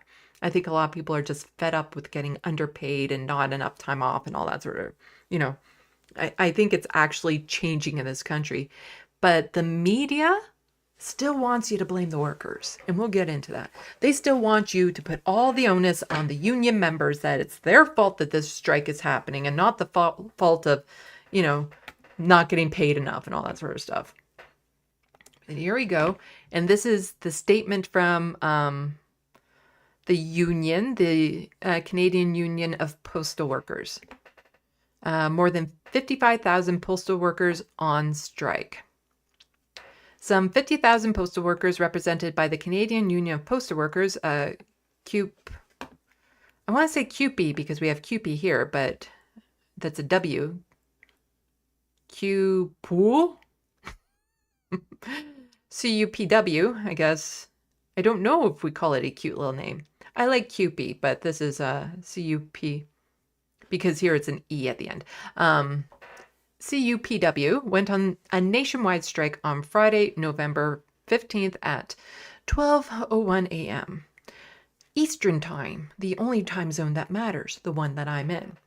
After a year of bargaining with little progress, postal workers made the difficult decision to strike. Canada Post had the opportunity to prevent this strike, but it has refused to negotiate real solutions to the issues postal workers face every day. Instead, Canada Post left us no choice when it came to threaten to change our working conditions and leave our members exposed to layoffs. Our demands are reasonable. Fair wages, safe working conditions, the right to retire with dignity, and the expansion of services at the public post office. Postal workers are proud to serve their communities, and we want to do the job we love. A strike is the last resort. We still believe we can achieve negotiated collective agreements, but Canada Post must be willing to resolve our new outstanding issues. And we have this from the Maple. Canada Post workers are fighting an employer-led race to the bottom. Like other labor battles in the public sector, I still want to call it QP, the QW, no, that doesn't, CUPW strike is about more than the interests of postal workers. Strike alert. The Canadian Union of Postal Workers, CUPW, is fighting for the future of Canada Post. For more than a week, 55,000 union members have been on a nationwide strike resisting the employer's attempts to impose concessions. As it stands, the sides remain far apart. The union is calling for wages to keep up with pace inflation, safe working conditions, and pension plan protection. After a year of employer resistance at the bargaining table, the union was left with no choice but to hit the picket lines to protect past gains and secure a decent future for members. Against a boss that has cried hard times for years, CUPW is attempting to prevent the spread of precarious forms of work in its ranks. But amid competition for low-wage private couriers, Canada Post wants to expand contract and part-time work. It's for this reason that the battle at Canada Post impacts us all. Like the LCBO workers earlier this year, the CUPW members are fighting the employer-led race to the bottom. As calls to privatize Canada Post intensifies and union workers face ever greater pressure to concede their past victories. It will take members' resolve and solidarity to win. So the problem with privatization with something like the Postal Canada Post is when it becomes privatized, it becomes about profit. Canada Post does not make money. Just like, the way that our education system, our public education system, doesn't make money. It's not in it to make money. It's there to provide a service to Canadians. Because you can pay $1 to get a letter from St. John's to, Grand Prairie because of Canada Post. They service areas that wouldn't normally have service. The costs are kept low, so they're accessible for most Canadians, that sort of thing. But if it becomes privatized, suddenly there's there's an incentive to make profit. But this is a service from the government of Canada for Canadians. It is not something that is meant to make money, and it loses money every year because of what it does, and that is normal.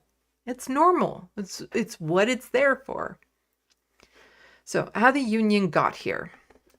CUPW is split between two large units, the urban membership and the rural and suburban mail carriers union. The union has been without a contract for more than a year.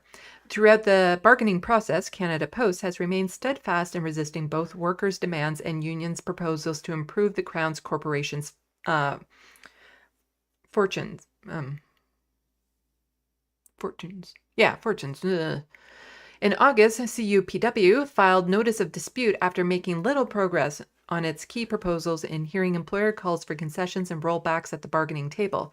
This move triggered the government's appointment of a consultator to aid the negotiation process. It took until September for Canada Post to finally table a full offer to both CUPW units. According to the union, much of the package failed to meet the members' needs. The corporation offered only 10% wage increase over 4 years and called for serious concessions, including more flexible benefit plans, cutting leave entitlements, and placing newer members on a substandard pension plan.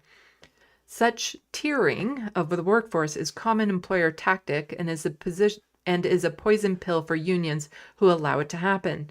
Two-tier contracts introduce division into membership and undermine solidarity in the long term.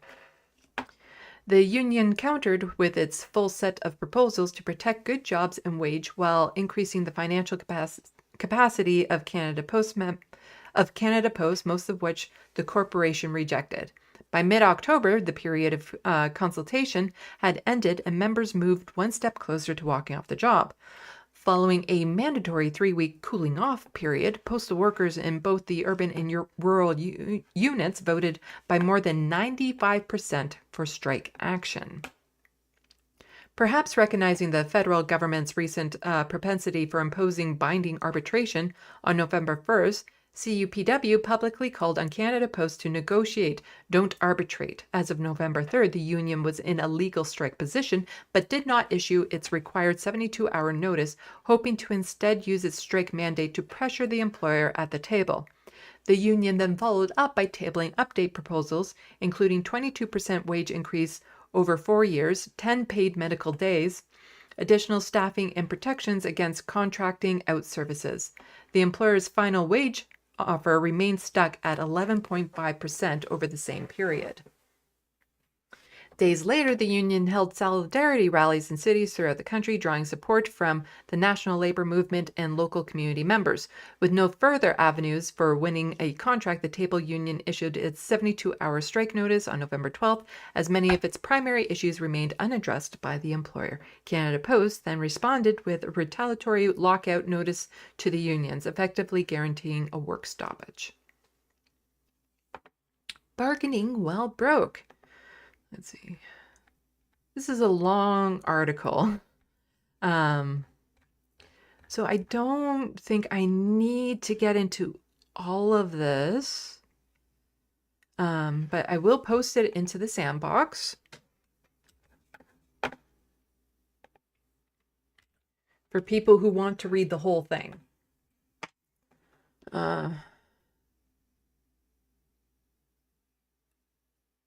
Bargaining while broke. For years, Canada Post management has complained of the Crown Corporation's sorry financial state, making this year no different with demands for mail service failing. The Crown Corporation has posted losses regularly of $3 billion since 2018, according to the 2023 annual report.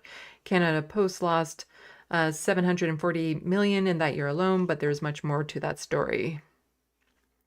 And I think it goes into why and all that sort of stuff. Fighting the race to the bottom, future Canada Post. So please take a look at this full article, but there's still a little bit more.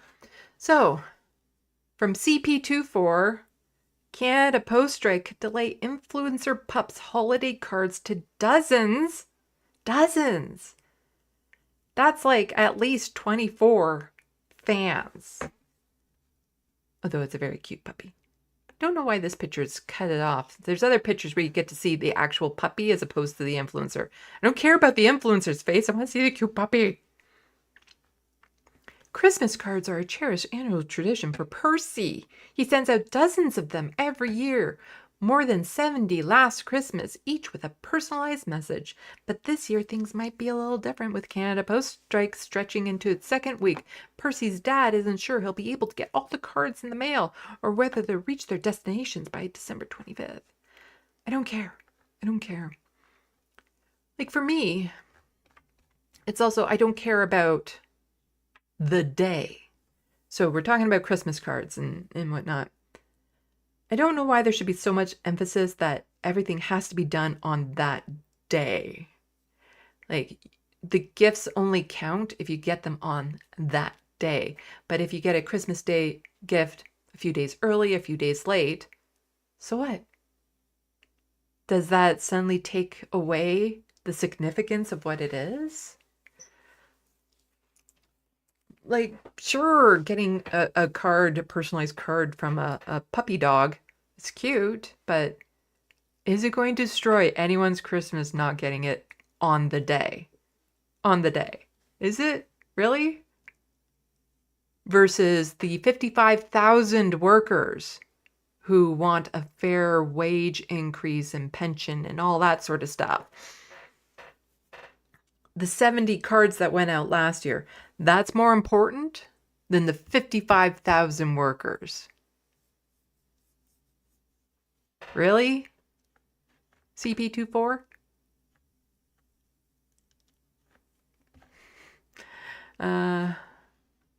Let's see. This year, though, Barrett doesn't know when he'll get the cards to the door. He supports the 55,000 Canada Post workers who walked off the job November 15th. So does Percy. But he said he may deliver the cards to local friends and followers in person if the strike continues.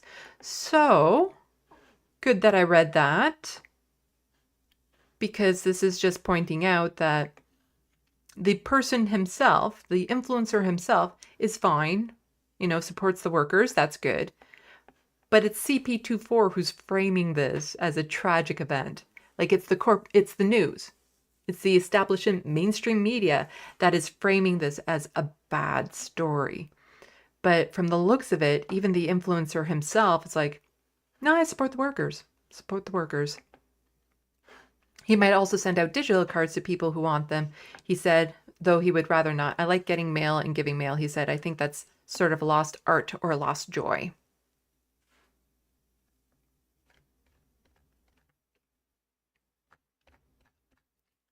Why is this even a story? Why is this even a story? Because here it is, the framing. This could delay the influencer pup's holiday cards to dozens of fans. But then it turns out, no, I support the workers. Why is this a story? Why is CP24? And it's not just CP24. I think other news organizations was also covering this. Why is this a story? 70 cards? But here, so it's also CTV News. Canada Post strike could delay influencer pups holiday cards to dozens of fans. Let's see. It's most likely written by the same. Let's see. I'll go up here. Yeah, it's the same story. So Canada Press. Quite often, what people don't know is you'll see. So we have this and we have this from two different news organizations, but they're both posting a story from the Canadian Press. It's the exact same story. They might just frame it a bit differently in their titles. But a lot of Canadian media across the networks, exact same story. Oh, there we go. Oh my gosh, that's such a cute puppy. Look at that doggy there. Aww.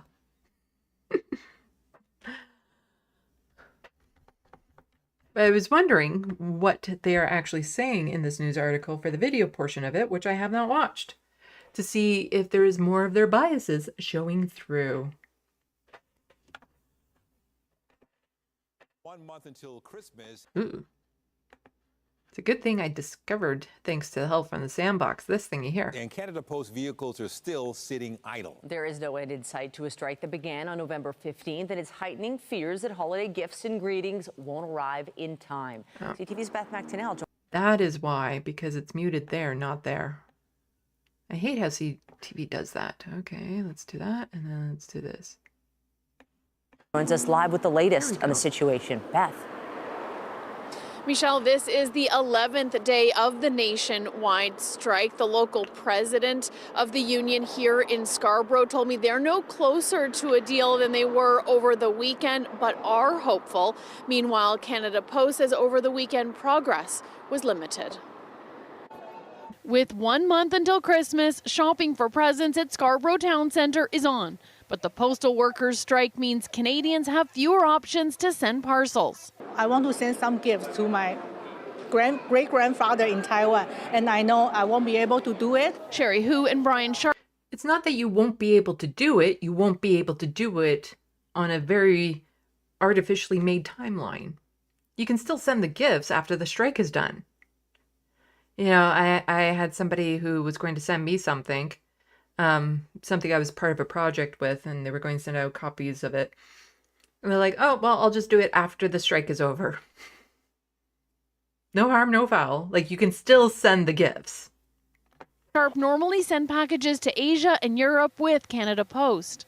Please just go back to work. If they're going to have a strike right now, they'll be more likely to be noticed that they're actually on strike. More of an inconvenience people actually think and be aware of. At a rally down the road, postal workers voiced solidarity for a fair deal with the Crown Corporation. From better working conditions to ensuring protections for new employees and questioning bonuses, despite Canada Post saying it's lost more than $300 million in revenue in the third quarter alone. Never mind what Canada Post is telling you about all these great losses. If they were serious about it, they would never have pushed the union to the extent that we had to strike. Canada Post says its books are checked by the Auditor General, and the shutdown now, during Black Friday week, is its busiest week. It's doing tremendous damage. First, in terms of numbers, since the strike began, we have lost about 10 million parcels. Those are parcels that would have come to Canada Post for delivery, but have gone to the competition. Shoppers, too, are frustrated with the timing. I don't think it was a very smart time to do it right at Christmas. I understand that's probably the most impact, and to try to force them to come to an agreement. Yeah, I don't think it's a very good idea when you do something that, you know, personally is an inconvenience to me. Strikes should never be inconvenient to the general public. That's how strikes are supposed to go. Never do it during a time where you would actually get noticed. Not really matter this time. Lots of private UPS, Amazon is most popular, you know. People worrying a lot. This, I think government has to come down. Unfortunately, I mean, a lot of people are doing like emails or gift cards by emails and everything, right? So I feel bad for the Canada Post workers because they're kind of being put back. Skipping Canada Post as the strike carries on. One of the concerns I heard from the union today is they believe Canada Post is trying to make as cheap a workforce as possible to compete with places like Amazon, which they say would require drastic change and a wage cut. Reporting live in Scarborough, I'm Beth McDonnell. Michelle, back to you. Thank you. Okay. And then here's another story that they felt was important to cover. The Toronto Star saying Canada Post says strike affecting Santa's letters, but will make North Pole deliveries once operations resume. And CTV also covering the story, letters to Santa continue despite Canada Post impasses. I like that framing better.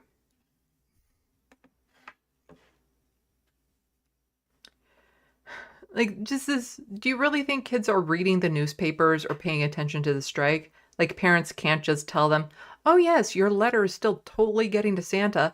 Like, they can't say, no, Santa doesn't use Canada Post. He has his own North Pole Post. With about a month until Christmas, one could only imagine how chaotic Santa's workshop is looking in preparation for the big day. But now there's one more matter that might affect how this holiday season plays out, the ongoing strike at Canada Post. Santa Claus typically has a ton of lists and letters to shuffle through around this time, but many Canadian children and their parents might be wondering how the big man in red will even receive and respond to letters after the 55,000 postal workers walked off the job last Friday. Why are you writing this like it's a serious story? Like this is real. Is it just to be cute? Like I don't get it. I don't get why you're writing this like it's a real thing. Canada Post told the Star they're currently unable to get mail to and from Santa and the North Pole due to labor disruption, but are committed to delivering every last letter as well as his responses once postal operations restart. Yeah, just why? Why? Is this let's see, is this from the Canadian Press? No, this is from a staff reporter, so it's like an opinion piece. And this one from CTV, letters to Santa to continue despite Canada Post impasse. Letters to Santa are still being accepted despite the Canada's Post strike, but there are some different drop-off locations. Even though Canada's Post employees are on the picket line, they say they aren't going to let the current impasse with Crown corporations ruin a 40-year tradition. So depending on which newspaper the children are reading, they might not get their cards to Santa on time until after the strike, or the people who are on strike won't let that be a problem. The children should not have to suffer, says Tish Glenn, president of CUPW Local 630, representing workers. We pride ourselves as postal workers to be able to collect the letters and be able to deliver them in Santa at the North Pole. Instead of visiting the red box, families are encouraged to deliver their letters to striking workers at one of the following designated picket lines. That's actually kind of smart to get people out to the actual picket lines. It's actually a really smart idea. Workers will hand off the letters to Santa's elves to bring to the Jolly St. Nicholas. Parents are asked to put a return address on their letters so the responses can be delivered. It's been a tradition and the kids are really enthusiastic about it. Absolutely love seeing their shiny, sparkly faces just light up. It fills us up as postal workers, Glenn said. That's actually a really smart way of getting people to the picket lines to maybe engage in conversation and stuff, and to show the children strikes are good. They're good. Yeah. Let's see what is next. Okay, so then we're going to be getting into a different type of story after this. So I will go back to the main shot and I will check the sandbox. But first, I'm going to see if any poll results have come in yet because it's been over an hour. Oh, okay. So results are starting to come in and the Conservatives have already won. That was fast. I knew they were going to win, but I guess we didn't have to wait for many of the polls to come in because there was a delay, so a lot of polls had time to actually calculate, but here we go. So Nova Scotia 2024, again, 28 seats are needed for a majority. 48 seats reporting. Progressive Conservative, 36. Democrat, 8. Liberal, 3. Other 1. Who's the other?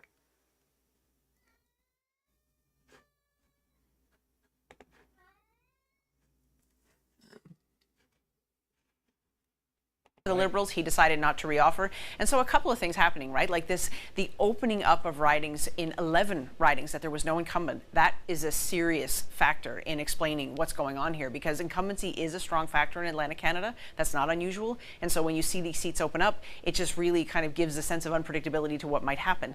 And I think absolutely the NDP are moving into these seats where they really needed to move past the Liberals if they wanted to make some gains tonight. And I think this might bring us back to a question later on in the night. Did that strategy they used by focusing on some ridings and not all of them, did that pan out for them? I just got a little bit ahead of myself because I'm thinking always, I'm just so it says voter turnout has been down. We have one other, as you'll see on the bottom, and I just wanted to double check. You may have seen me touch on that, and that is way up there in Cumberland North, where the other is Let's see.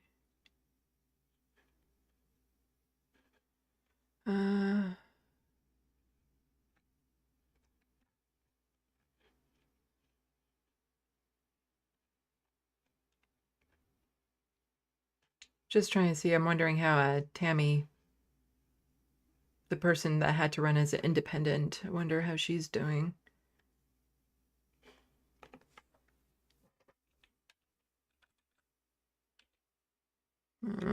What riding was she in?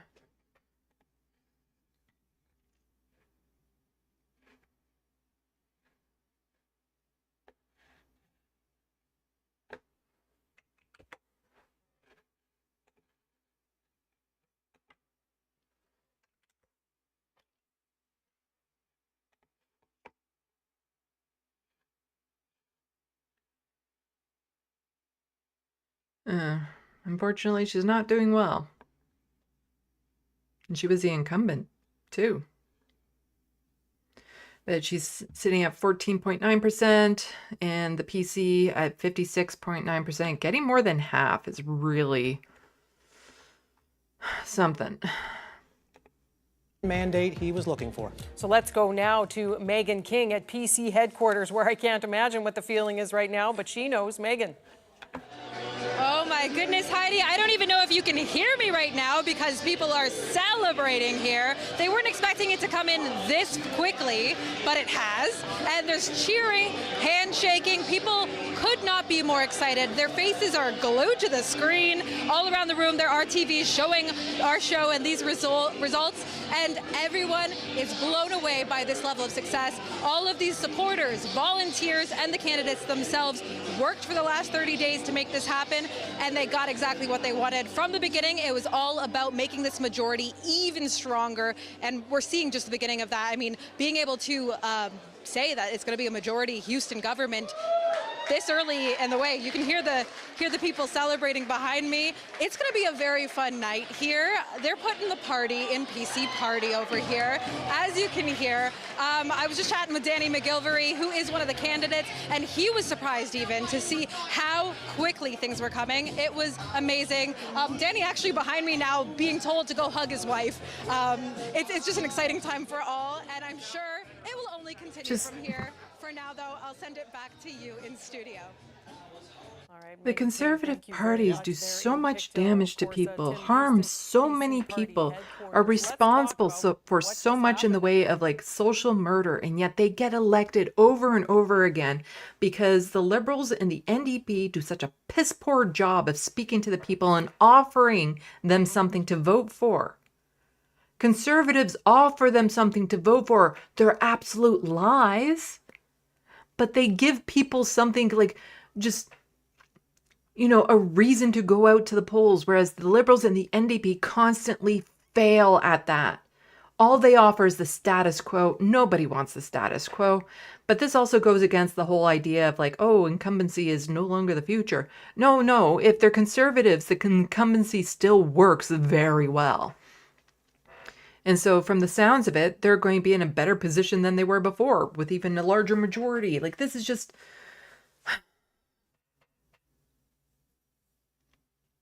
It is so frustrating. The amount of damage that party is allowed to do to this country, and so many people just put their head in the fucking sand. And they can't be bothered to get involved. They don't pay attention to politics, but they bitch and whine and complain. Like, oh no, the Justin Trudeau government is doing this and that and the other thing, but they don't even know anything about how jurisdiction works or who's responsible for what. So they're always blaming the wrong person for the things that are wrong in their life. You know, it is so frustrating how politically illiterate this country is. Like if we could actually get an NDP majority in the federal government and they actually followed through with what they promised, we would never have a different government. Because when you talk about just policies and what people want, the NDP offers that. But they don't communicate it, they don't tell it, and then they slide back and they try to capitulate and make deals and all that sort of bullshit. But there's just a complete and utter lack of political literacy in this country, and it's disgusting. And that is Kim Maslin, who we can say elected in Queens with 80% of the vote, Heidi. Minister of Public Works there, keeping her seat. Let's move to Guysborough Tracadie. David talked about this earlier, and George Grant, the candidate there for the Liberals. Well, Greg Morrow is declared elected there with a handy win at 81%. And also at Argyle, Colton LeBlanc has also kept his seat, Minister of Service Nova Scotia, and he won by a large margin last time as well. He's at 83.4% of the vote. As we continue to look at that seat count below us, 36 for the PCs, majority government now. NDP have made some gains in official opposition Maybe position not right as much as they wanted, though. They had 6 seats going into this. They're at 9. I mean, they must be thinking perhaps they wanted more out of this after all that campaigning, but that's where it stands Well, right I think now. Claudia Chender would take being the opposition for sure, and that's how it stands right now. Let's go to Sky Broaden-Blom, who's at NDP headquarters in downtown Halifax. What's the reaction there so far, Sky, as these results just came pouring in? Like, I already knew the Conservatives were going to win. There's just, it'd be nice to see them win by not as much, you know, for that distance to be closed a bit, but So currently joining me is nah. President Carol Ferguson. So Carol, how are you feeling? Well, I'm feeling very excited. And like part of my frustration again is if there was an election in Ontario right now, Doug Ford would win. And there's debate over when he's going to call an early election, because he is, and so is the federal government. So some are theorizing that he's going to want to call it before the federal election because he wants to campaign and run against Justin Trudeau, because it almost worked in BC. But then another theory, kind of like what I had, is that he might wait till after, like just after the election, so that people have election fatigue, because a lower voter turnout in Ontario always benefits the Conservatives, because they get in with just under 40% of votes. They get in. And again, when you look at the people who actually turned out to the polls and voted for the Conservative Party in Ontario, the Conservatives got a majority with 18% of possible votes. The amount of destruction, and we'll get more into Doug Ford later on, the amount of destruction he has done to this province, the useless spending, the privatization of services, the amount of social murder he is responsible for.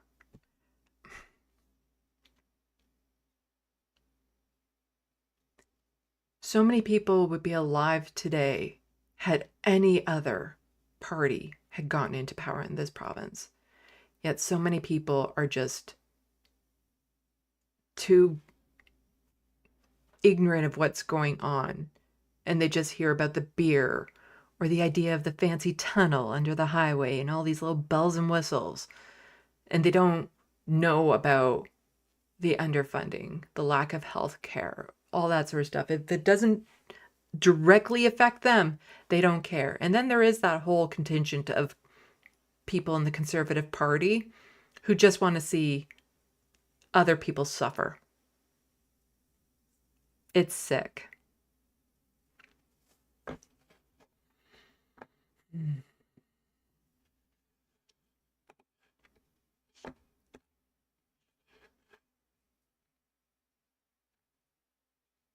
But yeah, it's already been called.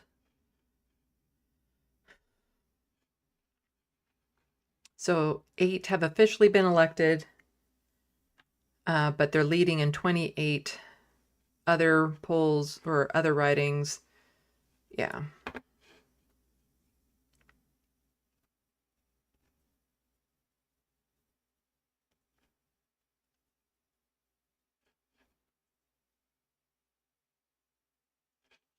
I'm just wondering.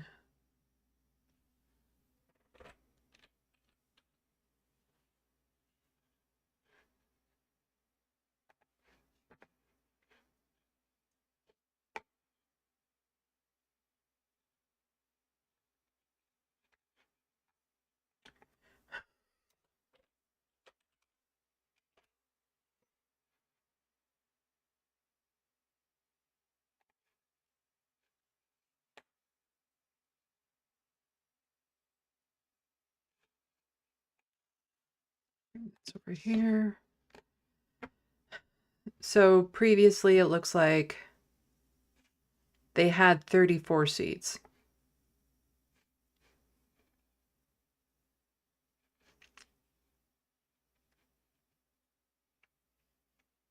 And it looks like the Liberals were the official opposition. And that's the thing that the federal Liberals here aren't picking up on, is how much people hate the Liberals right now. Because from the looks of it, it's the NDP. Again, it's still early-ish. The NDP is going to be the official opposition. The Liberals are just, they are being obliterated in by-elections, in elections. The amount of ego Justin Trudeau needs, like, it is inconceivable to me right now that he could look at what's happening and think, no, I am totally the person who should be in charge of the Liberals come the next election. When, you know, if you look at the by-elections, you look at the provincial elections, the Liberals are being decimated. Like, I'm very worried about this next federal election that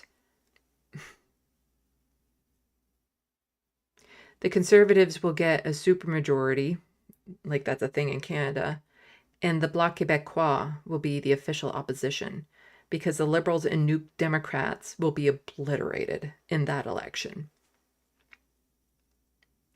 Just completely obliterated. So my prediction for the next federal election, Conservative majority, the Bloc being the official opposition.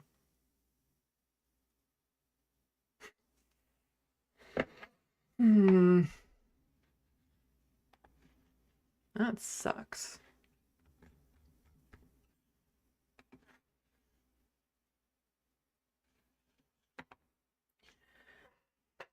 Oh. Bad lefty, yes. The PCs are conservatives. They call themselves progressive conservatives. Like, those two words belong together.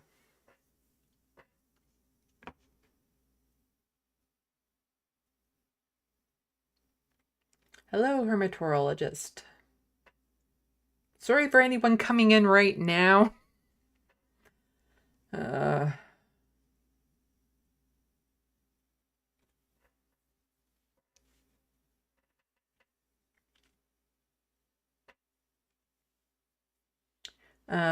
Pernicornian? Sorry, I totally did not say your name right.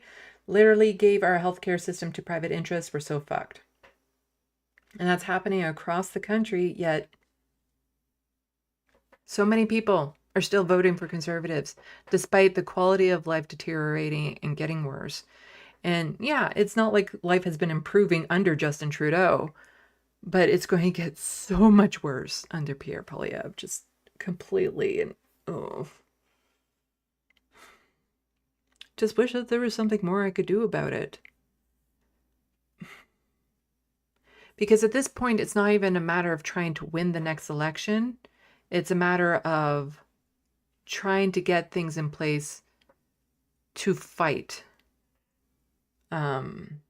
what's about to happen. You know, to go out there and protest and rally and push back against everything that Pierre Poilievre is about, he will try to do. It's about organizing. Like, that's what it is about now. And we need to start that now so that we're ready to go day one. But I can't get on to bigger shows and stuff to be able to talk about it, which would be nice.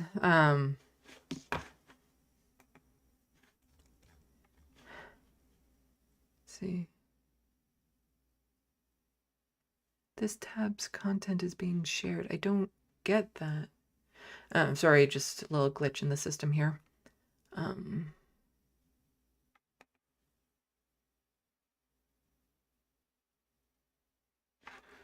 So frustrating, so frustrating.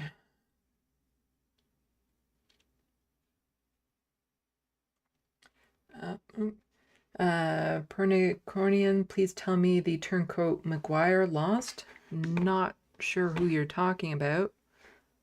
Do you know which riding they're in?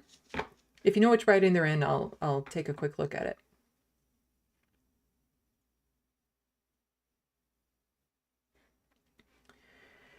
FG, Houston ran on fixed elections and fixing healthcare and called a snap election while the wait list for GP family doctor is longer than it's ever been. Yeah, in Ontario, there are 2.5 million people without a family doctor right now, and that's only getting worse.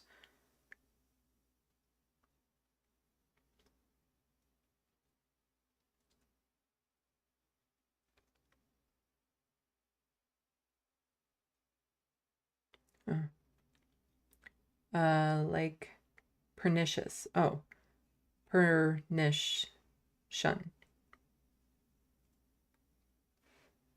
Pernition? Okay.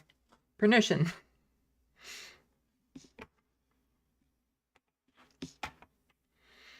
Oh.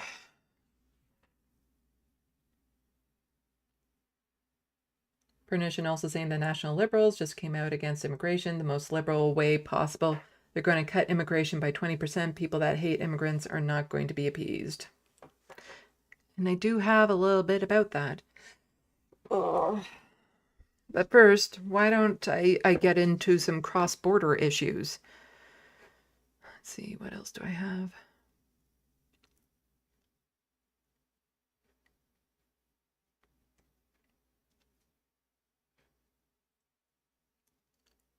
Yeah, let's do this part next. Okay, cross-border issues. So, Donald Trump about to be president of the United States again, and already alarm bells are going off. So Trump announces blanket tariffs on goods imported from Canada, Mexico, and China. Because the thing you want to do when you're in charge of a country is piss off all your number one trading partners. That's what you want to do. You know, you want to get into trade wars with the countries that are your primary trading partners. That's common sense conservative type thinking there. It's going to be a long century. The next 4 years is going to be a long century.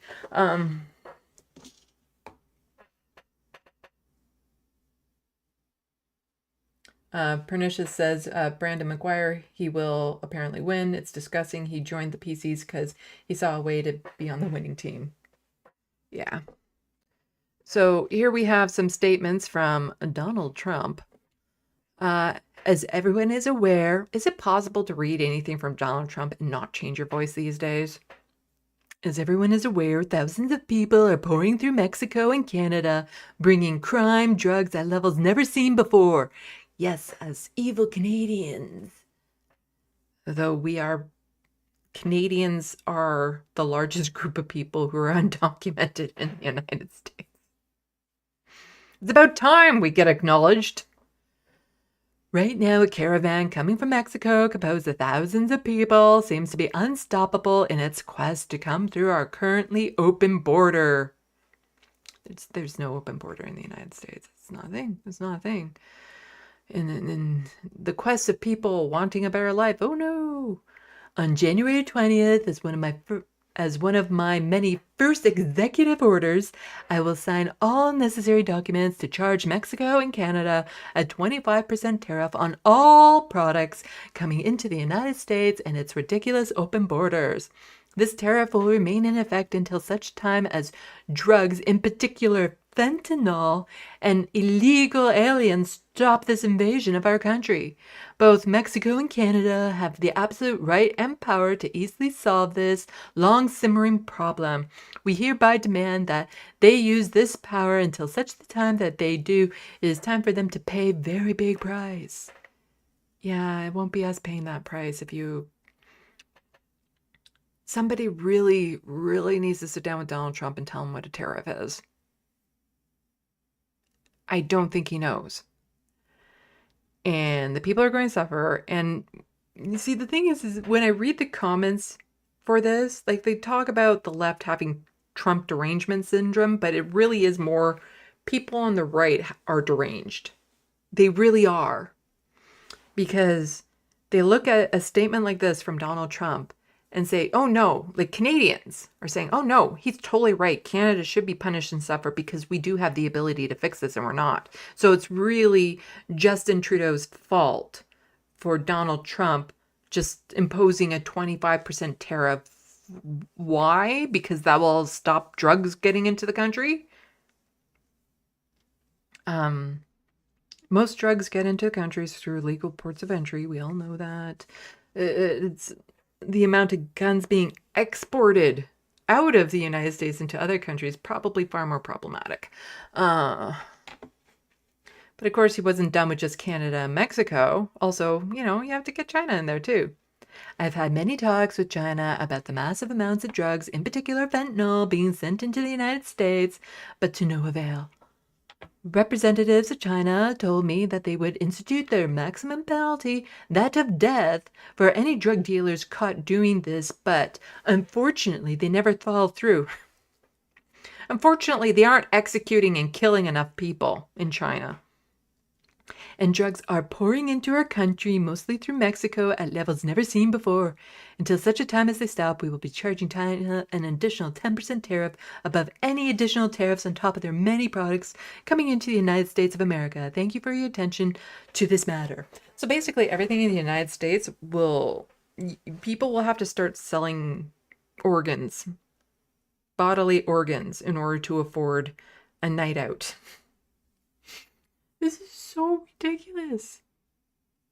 To get into, like, there's no reason for this.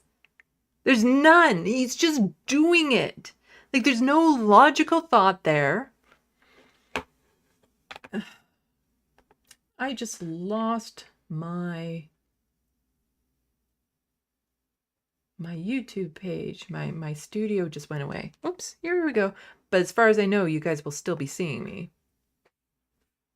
Just going to refresh that.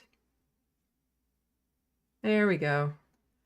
YouTube has been acting weird lately. As far as I know, you still saw all of that, even though I lost the page. Anyway, there's no reason for Trump to be doing this. It's just like, he doesn't even need to rile up his base anymore. He's already won. To start these types of trade wars with your number one trading partners, to cause like an economic collapse in all of our countries, for what? For what? He's won. He's already won. This is ridiculous. All it will do is hurt everyone. Like, this doesn't benefit anything. It has nothing to do with illegal drugs or weapons or anything getting across the borders. Like, raising tariffs will do nothing to change that. It's not about open borders, because none of our borders are open. Just unbelievable that he would... He's starting these trade wars over nothing.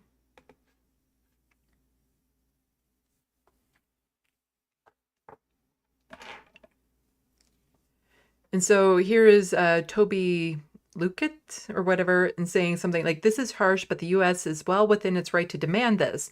They want the border to be a border. Canada has 2 months' notice to implement these demands. If these tariffs hit, it would be incredibly painful for Canadians. Who is this douchebag anyway? Oh, the CEO of Shopify. Sorry, I've just seen this.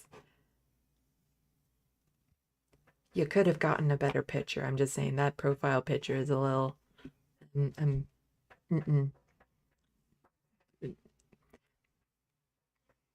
I would suggest a different profile pic there. Just saying.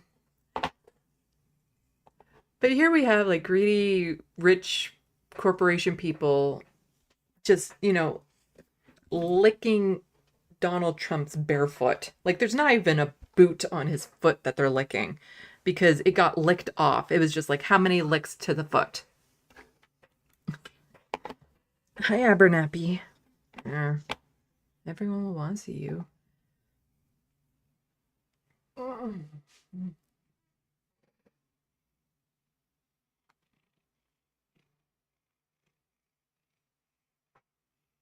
Look at those paws, you.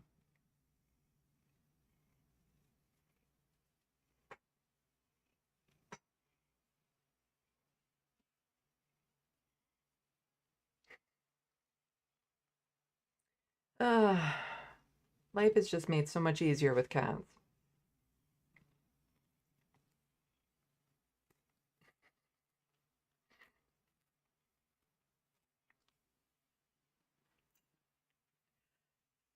Go.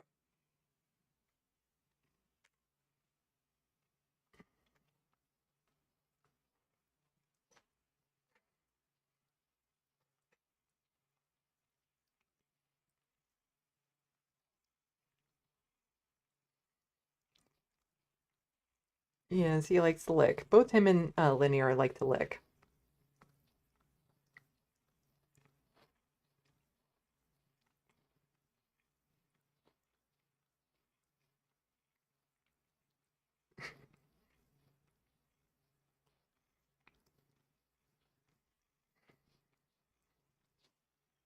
Don't know if you can hear him purring. I need to go back to the horrible news, Cat. You got me all distracted. You know, as far as distractions go, this is a really good reason to be distracted. Yes, greedy corporation CEOs. Because this will help Shopify's business. This isn't the only issue with Shopify from what I've heard. There's something else going on. I forget what it is. That, you know, I know that they're a sponsor of some programs that I like, and I don't know if I would never sponsor them. I will never sponsor Shopify. I will never use Shopify for my items. Let's just put it that way. Because of the reputation and stuff that this company has. But like the idea that we can just shut down borders, like the borders aren't open to begin with. You know, drugs get through legal ports of entry all the time. Drugs are made in America as well. It's not like they're all made from outside of America and flow in. They export a fair bit of drugs themselves. Like, again, this is just, it's for nothing. It's for nothing. Trump is doing this and he doesn't need to. He's won. He's won. All this will do is hurt the economies of all of our countries. That's all it will do. And it's getting some people nervous. But before we go to why some of the people are getting nervous, it's not like American politicians are done demonizing Mexico and Canada. Because Lindsey Graham here, he has things to say about it too.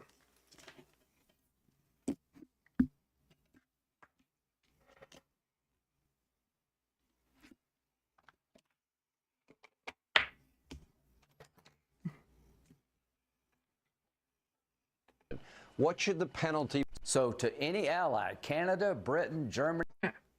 Sorry, that was super quiet.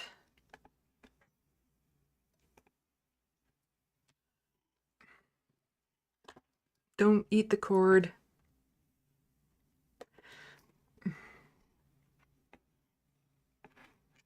Germany, France, if you try to help the ICC, we're going to sanction you. So to any ally, Canada, Britain, Germany, France, if you try to help the ICC, we're going to sanction you. Well, that means I want every ally. And you saw little Justin in Canada and his position. What should the penalty be? We should crush your economy because we're next. Why can't? So to any ally, can. So this was about the ICC ruling, but is again just this idea that any American politician thinks it's a good idea to crush the economy in Canada or Mexico, and what, it will have zero effect on Americans? Like, our economies are so intertwined. Like, they're so attached to each other that if one goes down, they all go down. So threatening to destroy Canada's economy, you're threatening to destroy America's economy as well. I just need to check something because it's bugging me.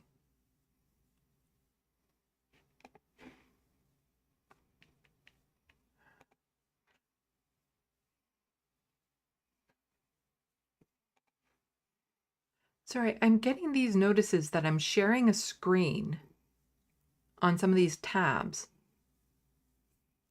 but I don't have anything open that would be sharing them. And it's bugging me that I'm seeing those notices.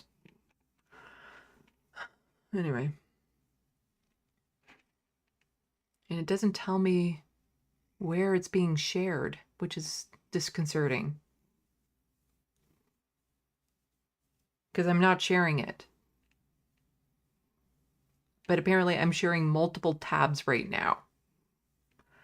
Probably this needs to be updated. I hate when that happens. Anyway. Yeah. So how are some of us, our politicians, taking it? Well, I haven't listened to this yet, but this is from CPAC. PM Trudeau tells reporters phone call with incoming U.S. President Donald Trump after threat to impose 25% tariffs on products from Canada and Mexico. It was a good call. This is something that we can do, laying out facts, moving forward in constructive ways. We obviously talked about laying out the facts, talking about how the intense and effective. We obviously talked about laying out the facts, talking about how the intense and effective connections between our two countries flow back and forth. We talked about some of the challenges that we can work on together. It was a good call. This is something that we can do, laying out the facts, moving forward in constructive ways. This is a relationship that we know takes a certain amount of working on, and that's what we'll do. One of the really important things is that we be all pulling together on this. The Team Canada approach is what works. That's where, putting aside partisanship, that's where I reached out immediately to Doug Ford to agree with him that we would have a First Ministers meeting this week to talk about the United States. Talked with François Legault and some other premiers as well. There's work to do, but we know how to do it. We obviously... I don't know. I don't think he's taking it as a serious threat because maybe he knows he's not going to be prime minister during most of Trump's reign. Like, it'll be interesting to see, like, with the blustering that Pierre Poilievre likes to do and stuff like that, how he'll actually handle going toe-to-toe with Donald Trump, because Pierre Poilievre will want to agree with Donald Trump on most things, but what are we going to do about closing the open borders when they're not open in the first place? So Pierre Poilievre will be faced with impossible situations of wanting to agree with Donald Trump, but there's literally nothing that you can agree with because it's not real, versus, you know, having our economy and stuff destroyed. So frustrating. Yeah, I think my browser needs to be updated. It's doing some really weird things right now. Hopefully it stays intact until I can shut down my computer. Let's see. But, you know, we could have had a leader like they have in Mexico who was a little bit more strong in what she had to say. Sorry, I'm getting like cat fur all over my face. And it's tickling because this cat sheds like nobody's business. And I have like cat fur flowing all the way around and it gets stuck on my lipstick and my makeup here.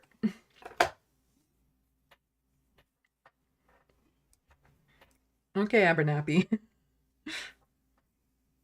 He's still in my lap. Oh. There we go. So this is from the President Claudia Sheinbaum. I don't know if that's how you say her name. Penned a letter to Donald Trump. It's brilliant, firm, and unflinching. A document that will set a tone for an new era of U.S.-Mexican relations. I've posted the English translation below. Dear President-elect Donald Trump, I am writing you regarding your statement on Monday, November 25th concerning migration, fentanyl trafficking, and tariffs. You may not be aware that Mexico has developed comprehensive policy to assist migrants from different parts of the world who cross our territory en route to the southern border of the United States.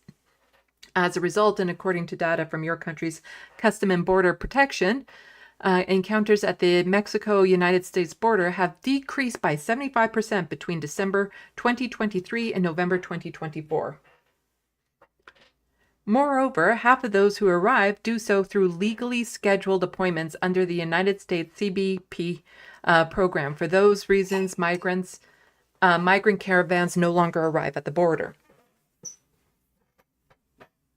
Even so, it is clear that we must work together to create a new labor mobility model that is necessary for your country, as well as address the root causes that compel families to leave their homes out of necessity. If even a small percentage of what the United States allocates to war were instead dedicated to building peace and fostering development, it would address the underlying causes of human mobility. I'm liking this statement. This is an awesome statement. On another note, for humanitarian reasons, Mexico has consistently expressed its willingness to help prevent the fentanyl epidemic in the United States from continuing. This is, after all, a public health consumption problem within your society. Love the shade there. So far this year, Mexican armed forces and prosecutors have seized tons of various types of drugs, 10,340 firearms, and have detained 15,640 individuals for violence related to drug trafficking. Furthermore, the Mexican Congress is in the process of approving a constitutional reform to classify the production, distribution, and commercialization of fentanyl and other synthetic drugs as a serious crime without bail. However, it is publicly known the chemical prosecutors used to produce this and other However, it is publicly known that chemical prosecutors used to produce this and other synthetic drugs are illegally entering Canada, the United States, and Mexico from Asian countries. This underscores the urgent need for international collaboration. You may also be aware that illegal trafficking of firearms into my country from the United States.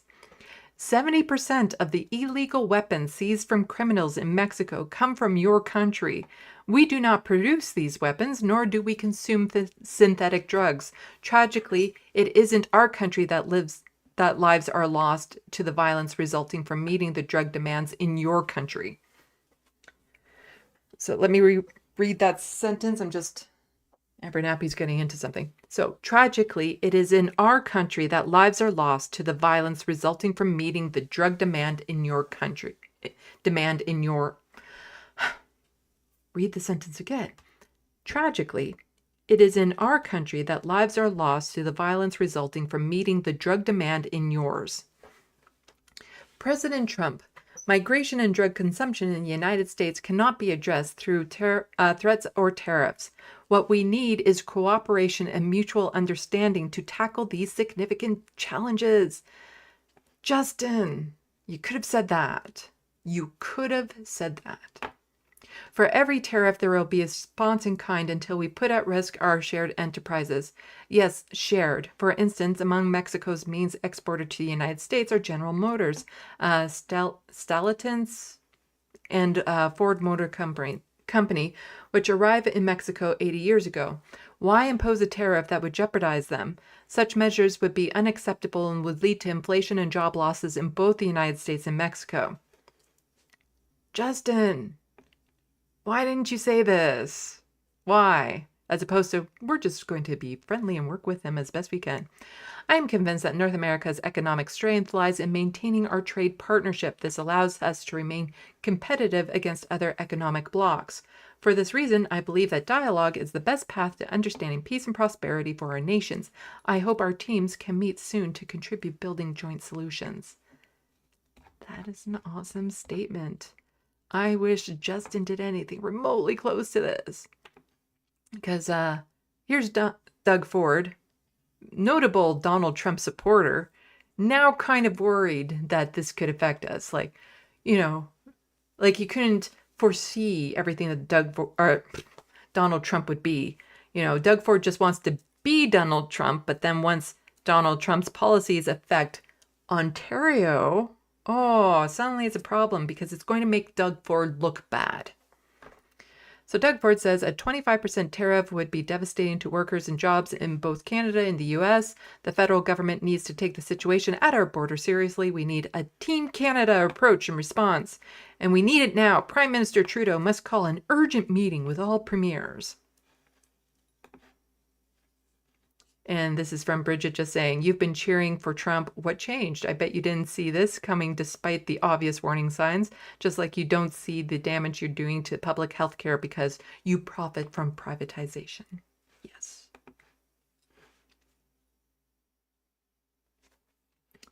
So that is that about that. Main shot. Go back to the main shot. So yeah, Donald Trump putting tariffs on things just going to absolutely destroy the economies of all countries involved. Like you don't go to war with your number one trading partners. And China, Canada, United States, and Mexico's, we're all within, you know, each other's countries. Like we're the number one trading partners of each other's countries. It's really just... And again, he's doing this for no reason. What does he really think he's going to win from this?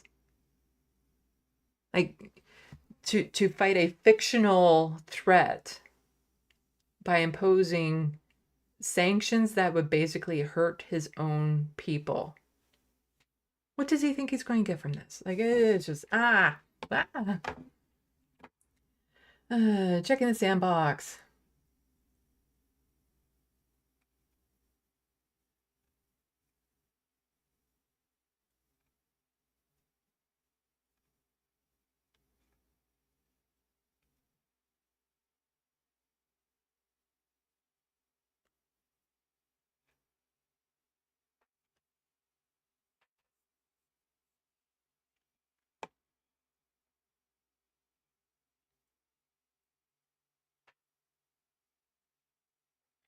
Graham Johnson, he's going to trigger a world recession.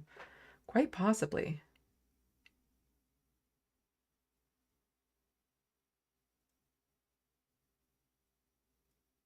Hermit horologist, didn't he say today there was a new caravan coming? It wouldn't surprise me, but also they wouldn't need to fearmonger about that right now because, again, Trump has already won. Like, he's already won the election. He doesn't need to do a lot of what he's doing. Sorry, got these headphones all tangled up. Let's see.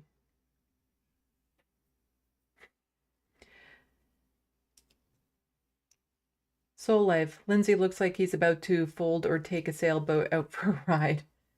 Good for Gabby. Why is Lindsay acting like a bad SNL sketch?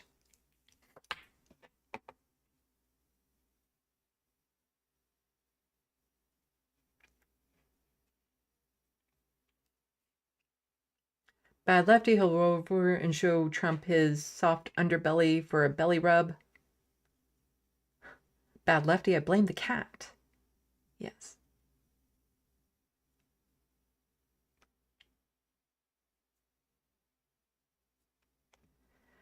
Like another way to deal with the rise in fentanyl use is to deal with the systemic issues that are causing people to turn to fentanyl in the first place. You know, the quality of life, the reason why it's becoming, why people are self-medicating with it. You know, start dealing with those societal issues to help lessen the demand. Just saying.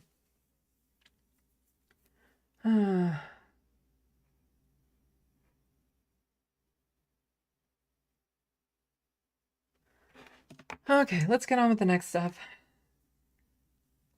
Just going to quickly check to see just how bad things are in Nova Scotia. Okay, this is really ridiculous.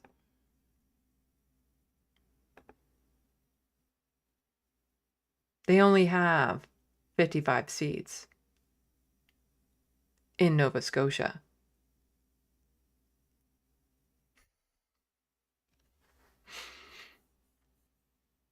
That is huge. That is a huge majority. And we're looking at the equivalent federally in the next election, unless there are drastic changes now. But the establishment within the NDP and the Liberals, they're not going to do it. They're not going to do it.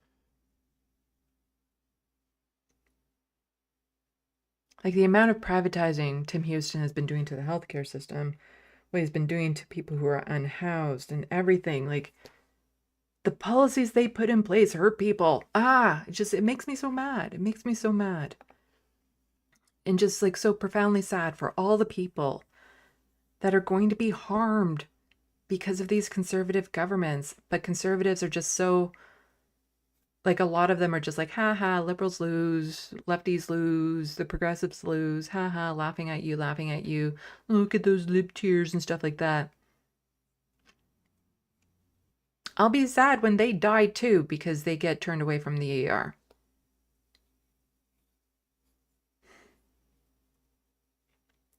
It's just, yeah, bad lefty. Wow, that's a political massacre. Yeah. And we're looking at that federally too. It's just, anyway, and why are we looking at that federally? Well, because Justin Trudeau is a douche canoe. So recently, Justin Trudeau has decided to throw immigrants under the bus when it comes to housing and things of that sort, inflation, cost of living and groceries. It's now always because there's too many immigrants being accepted into Canada. And so here he's saying we're making a big change to immigration in Canada. Here's why. Increasingly, bad actors like fake immigration.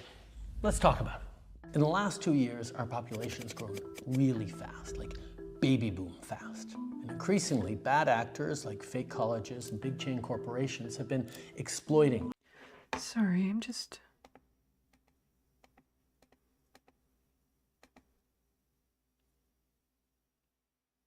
BC, Ontario, correct. Sorry, that looked like Selena Robinson.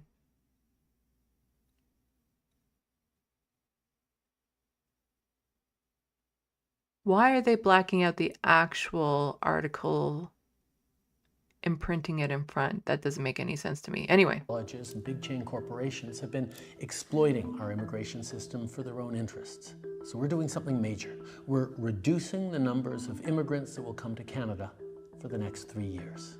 Today, I'm going to let you in on what happened, where we made some mistakes, and why we're taking this big turn. This is a 3-minute or a 6-minute long video that I'm not going to bother watching because it's all just a bunch of bullshit. Justin Trudeau blaming immigrants for the housing crisis and saying, yeah, it's the bad actors, all the schools here taking advantage of international students and stuff. And it's like, these are all problems that are in-house. Like, these are all problems caused by the Canadian government, provincially and federally, that is leading to the housing crisis and, you know, the lack of education and stuff. And then, yeah, sure, some private companies come in to try to swoop up some gains from it. Of course they do. But it's just to stoop this low and be like, yeah, I made mistakes when I accepted so many immigrants into this country, as opposed to saying, no, our actual mistake was not keeping up with the housing demand. Our actual mistake was not doing things properly or socializing this enough or making things more accessible or blah, blah, blah, blah. He never says any of that. Instead, he puts it on the other. And racism and hatred towards immigrants on the rise in Canada right now. Because you have both the right and the center of right, scapegoating them. And making it seem like it's all because of them that we have these crises now, as opposed to the housing crisis being 30 years in the making from both the Conservatives and the Liberals. Absolutely horrible. And so this is from the Breach Media. Justin Trudeau's new immigration plan will force 2.3 million migrants out of Canada, a capitulation to the Conservatives.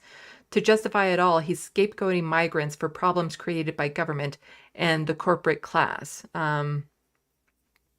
This person breaks down Trudeau's lies. And so we are going to watch this. I haven't watched it yet, so we'll be watching it together. But yeah, a lot of these are temporary workers that Justin Trudeau was talking about.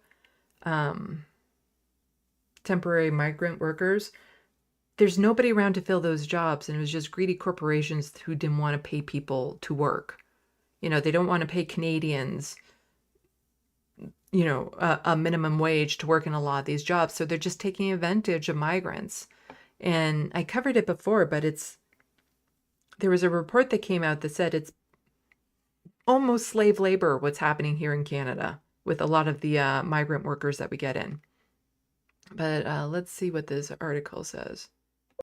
This is a big change, a major cut to immigration, reducing permanent immigration levels by at least 20%. Hopefully the music on in the background isn't going to hit me up for copyright issues. I hate when that happens. It happens. Ring of measures to clamp down on temporary immigrants. That means a decrease in international students, temporary foreign workers.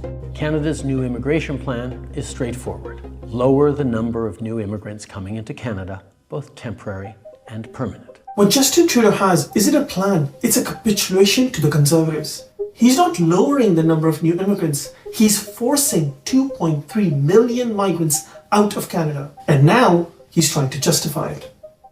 Immigration. Let's talk about it. Here's a fact check.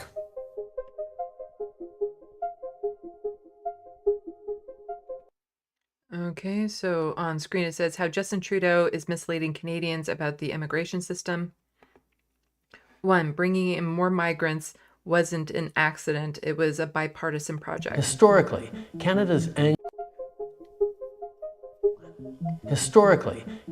annual immigration plan just looked at permanent residents. The number of temporary students and workers that we admitted each year was left to the demands of the economy. Actually, since at least 2008, Conservatives and Liberals have been bringing in more temporary migrants than permanent residents. This is an intentional shift to reduce people's rights and make migrants more exploitable. A recently released UN investigation says Canada's temporary foreign worker program serves as a breeding ground for contemporary forms of slavery. 2, Trudeau's plan will not protect migrants. It will make them more vulnerable. Far too many colleges and universities used international students to raise their bottom line because they could charge these students tens of thousands of dollars more for the same degree. High tuition fees, restrictive work permits, and lack of access to permanent residency are federal and provincial policy choices that have allowed unfair treatment. These have been left untouched by these recent changes. The government is acknowledging exploitation, but punishing those being exploited. The Liberal plan will result in 2.3 million permits expiring in the next 2 years. They will worsen exploitation by making people desperate and even more susceptible to being preyed upon. 3, migrants are not disposable economic units. As a federal team, we could have acted quicker and turned off the taps faster. Immigrants and migrants are not taps to be turned on and off. We are people with rights, families, dreams, and potential who are promised equal rights and fairness. Canada is uprooting millions of people who have built a life here. 4, migrants aren't a leech on Canada. They are contributing This massively. pause is going to give our economy and our communities the chance to catch up. Migrants aren't a drain on the economy. They are adding to it and underwriting your public services that they pay into but cannot access. International students alone contributed $31 million to Canada's GDP in 2022. Migrants fill critical roles in healthcare, agriculture, and technology, forming the backbone of many sectors. Migrants aren't to blame for the housing crisis. Our cap on international students is already bringing rental prices down in big cities, and as we keep that cap in place... No, it's not. Sorry, nothing is bringing down the rent prices. Rents will keep coming down. International students and temporary foreign workers do not set rental prices or control housing supply. This is done by corporate landlords who renovate and jack up rents, provincial governments who eliminate rent control and don't invest in public housing, and a speculative housing market that makes buying a house impossible for most. Seeking asylum in Canada isn't queue jumping, it's a right. Some temporary residents may turn to our asylum system when their visa expires as a shortcut to stay in Canada. Justin Trudeau is fueling dangerous stereotypes about migrants and asylum seekers. Seeking safety, stability, or opportunities is not a shortcut. It is a fundamental human right enshrined in international and Canadian law. We're making the system work for Canadians and for newcomers, rather than for the big box stores, chain restaurants, immigration consultants, and sham colleges that exploit it. If Justin Trudeau wants the system to work, here's what he should be doing. End the scapegoating of migrants. Acknowledge their critical contributions. Protect migrants already here from immigration cuts. Guarantee permanent resident status for all. Rein in those corporate interests that are profiteering off basic needs, and invest in housing, healthcare, and infrastructure for all residents of the country, once and for all. Don't know if you heard that. Frodo came in here crying. So, yeah. Justin Trudeau capitulating to conservative talking points. It's not going to win you more voters, Justin. Because why would any conservative vote for you because you go more right when they're just going to vote for the actual right party, you know, the right-wing party? They don't like you, Justin. What's the phrase? They're never going to sleep with you? They're never going to vote for you. Justin, get over yourself. Conservatives hate you. They're never going to vote for you. It doesn't matter how much capitulation you do to them. Oh. Check the sandbox and go through. Let's see, how many more stories do I have here? 2 main stories. Okay. Don't know if you can hear Frodo crying.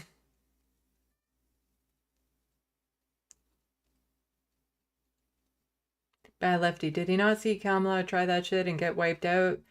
Stupid ass Justin. Yes. Yes. Hello, Mudbuds.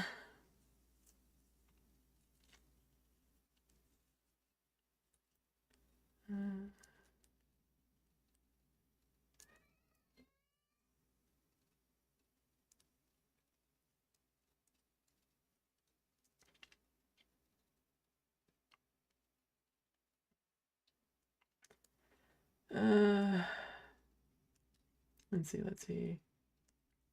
Not entirely sure what people are talking about. Anyway, why don't we just, I just kind of want to wrap things up, so. Oh, don't you dare autoplay. You're going to autoplay. You're autoplaying. Now it's not autoplaying. Many of you know what that sound was. I'm not going to be playing all of David Dole's video here. Maybe just the first kind of few minutes of it. So Trudeau surprises with several good moves. Good moves from Justin Trudeau. Canadian Prime Minister Justin Trudeau is doing some good things? Maybe? What's happening here? All right, really. So there's been a couple of policies. And actually not just policy, but another topic that I'm actually going to fold into a different story that I'll just mention briefly here. He is open to arresting Netanyahu, and not just open to, it sounds like that the government would indeed arrest him due to the recent ICC arrest warrant if Netanyahu were to enter Canada. Oh, hello, Lucy Hayes and others just joined the channel. Well, thank you so much for coming over here. Now, so good on that front, and also good on some other stuff that's going on. So today this was announced. This is the school food program. Now, I think it's so helpful for kids to have a little meal in them. It makes them think better. It has benefited my life personally. Kids had different meals, and they're all school food program, good thing, no doubt about that. But there was something else in here. Ah, here we go. But also slash GST on some goods, slashing sale before the meal that day or something. It's wonderful on so many levels. So it's great to see this sort of thing get implemented, as well as this is also new. And I got to say, welcomed for one reason in particular. I'll get to that in a second. But the Trudeau government to send, well, the checks is one thing, but also slash GST on some goods, slashing sales tax on various things, including prepared foods. So to be clear, this is for a couple of months, starting December 14th to February 15th. Stations have been still increasing their prices as well. Okay, we don't need to go into a lot of this video. The things that I wanted to point out too is the $250 checks and the GST holiday, which I will be getting into a little bit more. But it's just, you know, it's nice to see David happy for a change. Like, hey, this is actually a good move from the Liberal government. And if he keeps on doing things like this, then who knows what might happen? You know, we might actually... people might be encouraged to then vote for Justin Trudeau if he keeps on doing things like this. But you see, I appreciate it when David Dole, when Lance, when other people cover Canadian news. Steve Boots, it's important, and I want more people covering Canadian news because it's good to get out of there. But it's not enough to simply just cover the news. You have to have different perspectives on the news. You have to have different ways of watching it, of listening to it, of knowing how it affects different people. And there's a perspective that I tend to bring to the table that a lot of these people don't bring. And that is, I'm looking at it from the perspective of somebody who lives with disabilities. And what you just saw there, the $250 checks,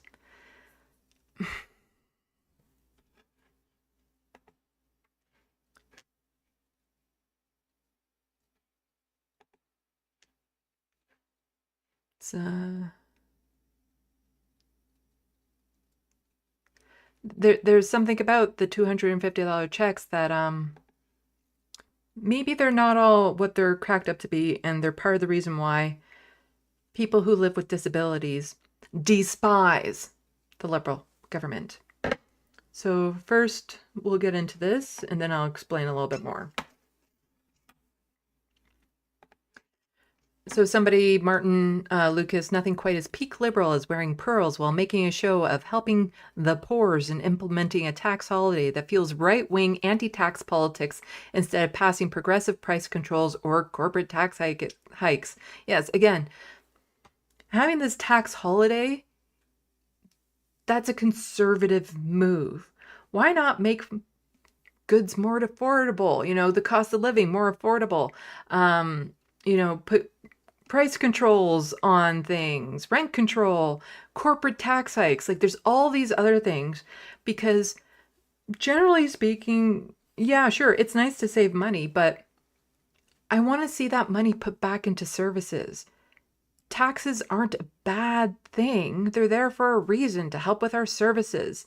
And when you start cutting these taxes without a way of supplementing them, then that means down the road, the services that we as Canadians rely on will be cut further.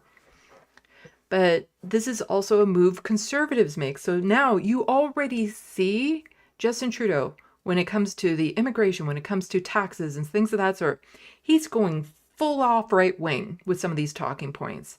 Again, Justin, they're never going to sleep with you, as in they're never going to vote for you. The people who are going to vote for Pierre Poilievre will never vote for you. And all you're doing right now is you're pissing off another base of people, a group of people that you have already hurt time and time again. We'll get into it. Inflation and interest rates are coming down, and that is really good news. But we know that a lot of Canadians are not. So this is the Minister of Finance, Chrystia Freeland. Yet.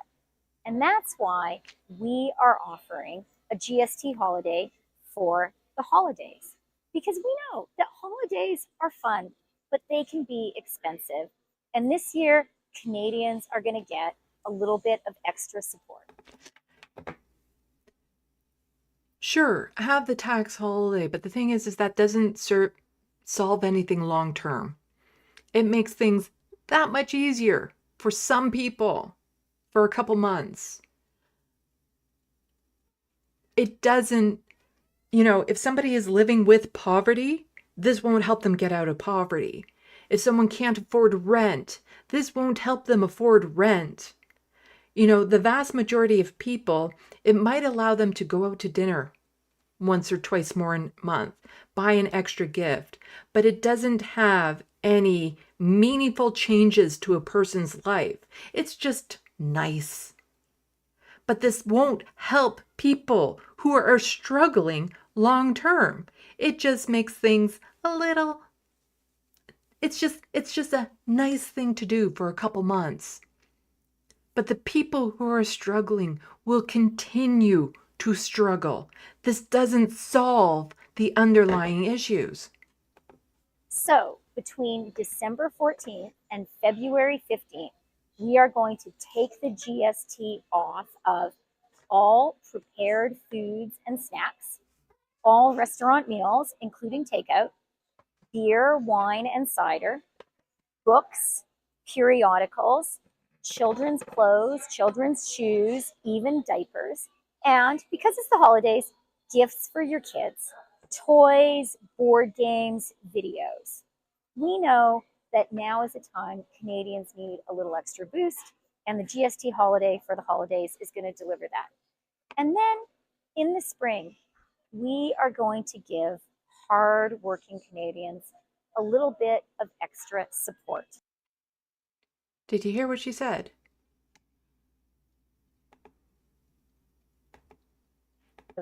Hard-working Canadians. Hard-working Canadians. Hard-working Canadians. A little bit of extra support. If you worked in 2023 and earned $150,000 or less, we're going to send you a check for $250.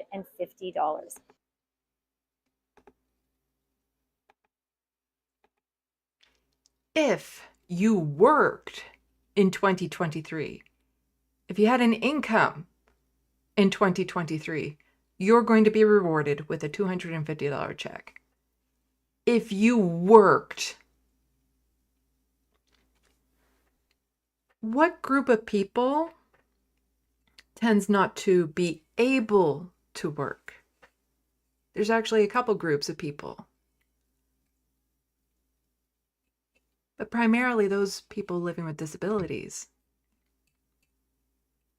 They don't work because they can't work. They won't be getting those checks. Even though people with disabilities need it the most, they won't be getting that benefit.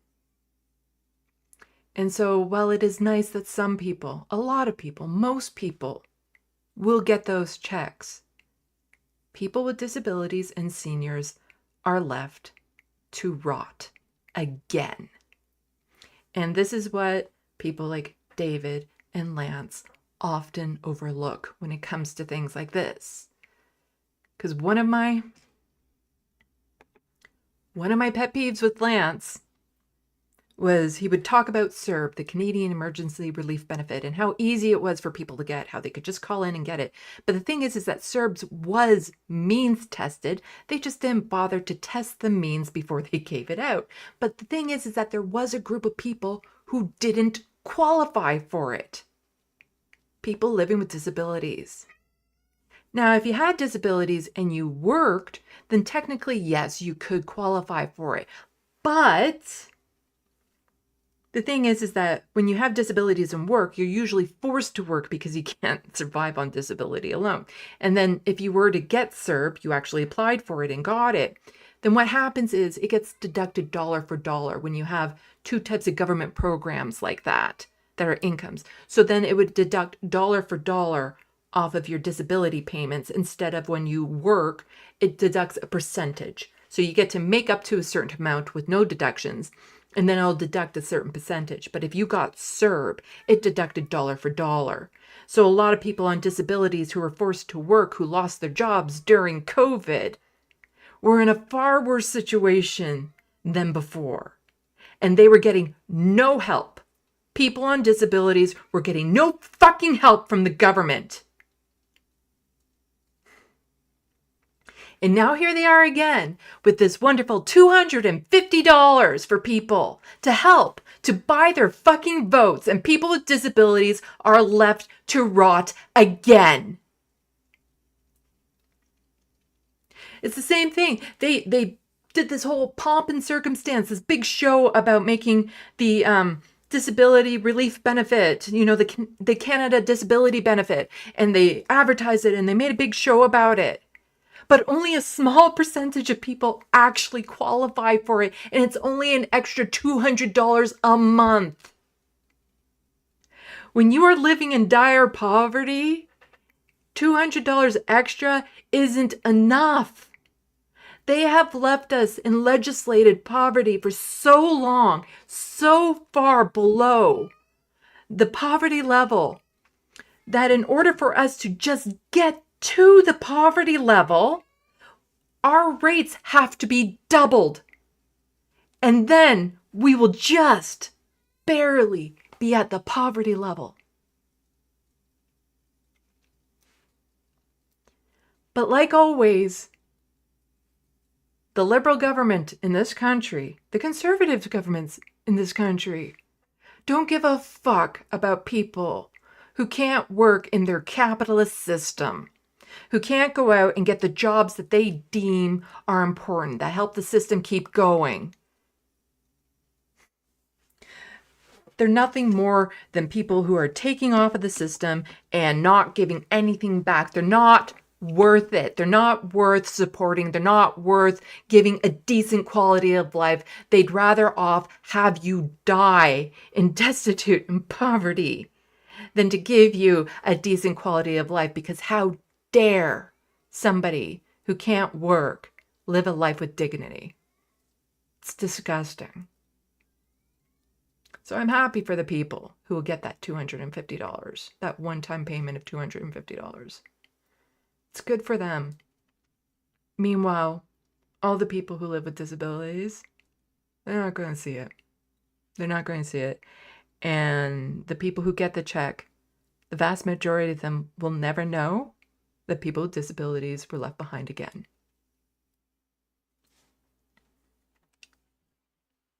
This is why you need a range of perspectives when covering the news and politics. If you worked in 2023 and earned $150,000 or less, we're going to send you a check for $250, because we know times are hard and you have been working hard, and we're going to give you a little bit of extra support.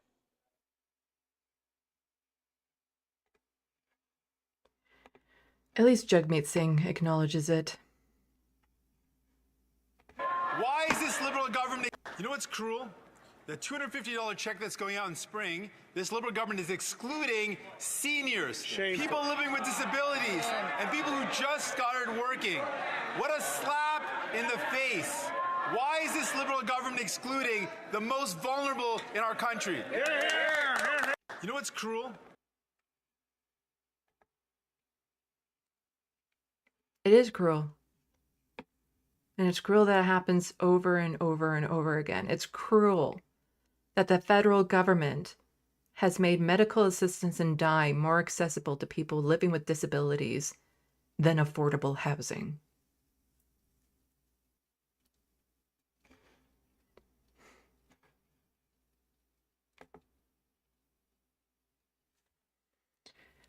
Oh, it's, yeah.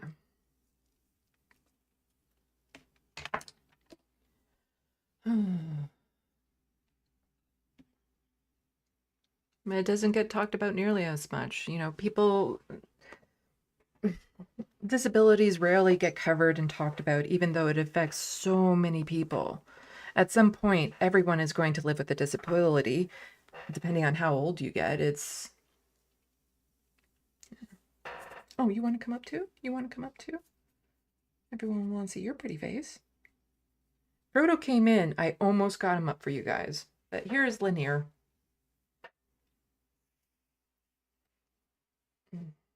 Come here.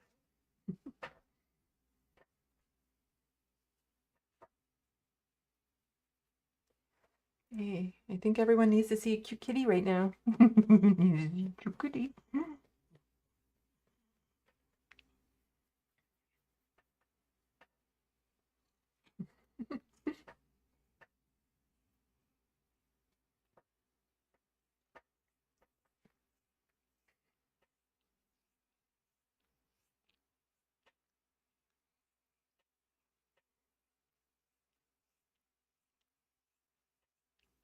He has a giraffe tongue.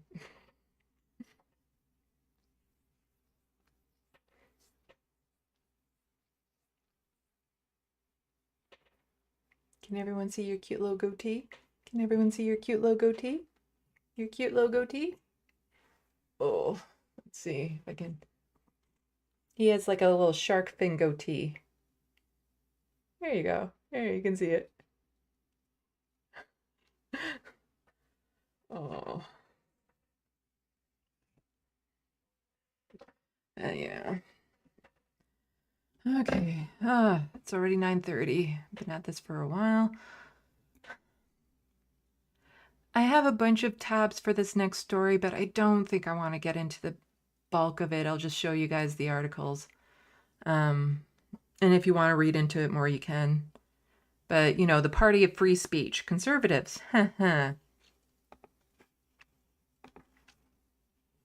Conservative MPs frustrated after Poilievre bars them from promoting housing fund sources. One party sources MPs are being prevented from helping cities for partisan reasons. So it's always about making the other side lose versus let's work together and win. So Pierre Poilievre is preventing his MPs from requesting there's money set aside from the Liberal government to help with the housing crisis. And he's preventing his Conservative MPs from requesting that money. So there are people in their ridings suffering that Pierre Poilievre is refusing to allow his members to help.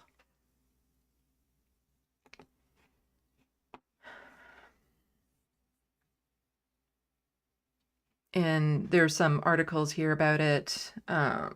We're not, like I said, I don't really feel like getting into it, but you can go back to the sources, find these on Twitter to watch them if you want to, but just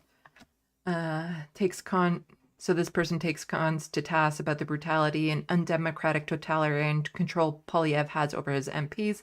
It's all muzzling and pre-canned slogans all the time. It sure feels like Russia inside Con HQ. Imagine how bad the government is. I think just the end. Around backstairs, not daring to raise their voice above a whisper in case the party leadership got wind of what they were talking about. They're deathly afraid of the leader. I will say there were like 2 or 3 that came out and did interviews on TV. Right? Talking about like, oh yeah, the Liberals also don't let their members talk openly. And then she's saying, well, a couple of the Liberal people did come out and talk about policies and stuff. But Pierre Poilievre isn't letting any of his people come out and talk to reporters and the press. This one, Conservative leader Pierre Poilievre maintains tight control over what Conservative MPs say and do. Everybody's being watched, what we say, what we do, who we talk to. We're told not to fraternize with MPs from other parties, and that's not normal.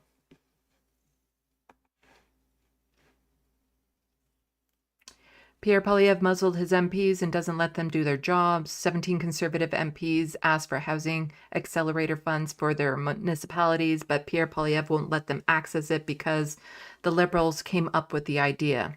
Just the fact that this story bubbled up all the way to us, to the media, in a caucus that is usually pretty airtight, it tells you that the rumblings is real and the frustration is real. No, Linear, you can't play with my earbuds. Oh. So people can look into that more if you like. I will toss the link to the CBC article in the sandbox.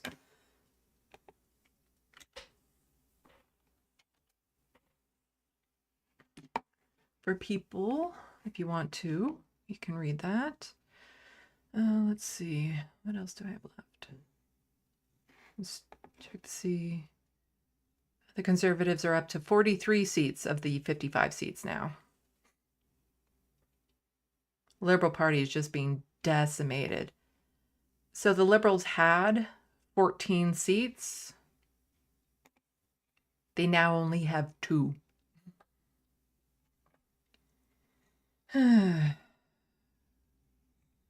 Though they probably get a few more, but still. The Liberals are just being demolished in this. Looks like the NDP has gained a couple seats.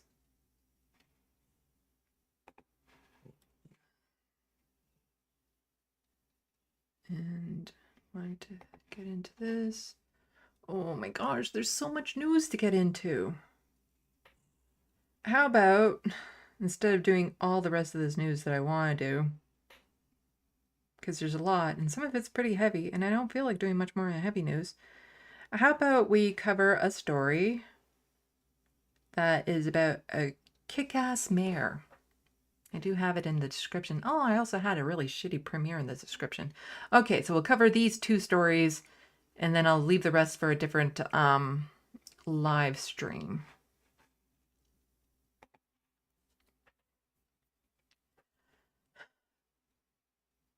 We'll do the bad premier, Doug Ford.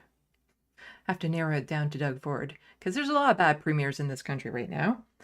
I'm not going to go into, I don't have like detailed information on this, but you don't need detailed information on this to get the gist of it. Doug Ford. We're partnering with Elon Musk's Starlink to use the latest technology to bring high-speed internet to 15,000 more homes and businesses in remote areas across Ontario. Ontario signs a $100 million deal with Elon Musk's Starlink system. Another 100 million. Gone. Can't get a family doctor, but 15,000 more homes might get high-speed internet. But it's more than just the fact that it's a $100 million deal.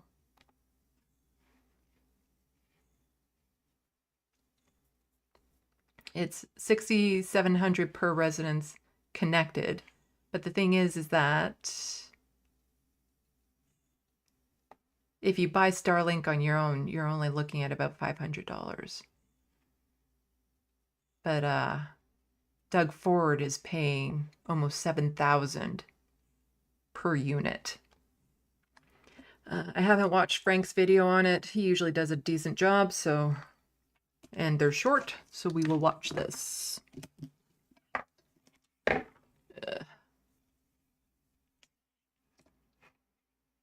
Doug Ford just spent $100 million on Starlink. Let's talk about how he got ripped off. So Ontario just signed a $100 million deal with Starlink. And that deal is going to connect 15,000 premises to high-speed satellite internet. They're calling it OnSat. And listen, we do need high-speed internet in rural Ontario and northern Ontario. It's not just necessary for the people, it's good for the economy. But if you go out and buy your own Starlink kit, you're looking at under $1,000, give or take. But the Ontario government is paying $100 million for 15,000, which comes out to a cost of just under $7,000 per resident or residence. That is extremely inefficient considering we just bought from the guy who runs the Department of Government Efficiency. Doug Ford got fleeced and he probably knows it. Remind me again about how Doug Ford is a good businessman and conservatives understand fiscal responsibility. Please, I would love to hear more about that.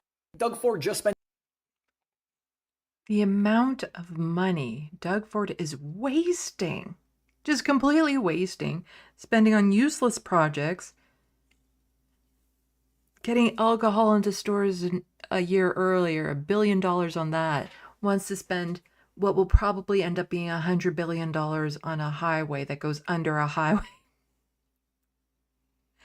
Just the amount, like the bike lanes, that was another story I was going to cover, but I'll cover it in my next live stream. And it's not the fact that he's tearing out the bike lanes that the city already paid millions to put in, and now he's going to spend millions taking them out. I've already covered that. So generally speaking, when I've covered that, I don't cover it again. However, what is new is he wants to push through legislation that would prevent people who have somebody in their life who dies or is injured from the removal of those bike lanes, somebody who's on a bike who, is killed or injured.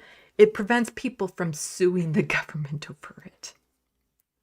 He's done that sort of thing before. So I will get more into that in my next live stream. Because Doug Ford is a gross human being for that sort of thing. And like I said, he's done that sort of thing before where he has policies put in place that lead to real life harm to a lot of people, but then prevents them from holding anyone accountable through legislation. But I want to leave with a little bit more of a positive story, more just like there's a kick-ass mayor that people need to know about. The mayor of Mississauga. Mississauga is a large city right next to Toronto. It's between me and Toronto, and it's a fairly large city. What is the population of Mississauga?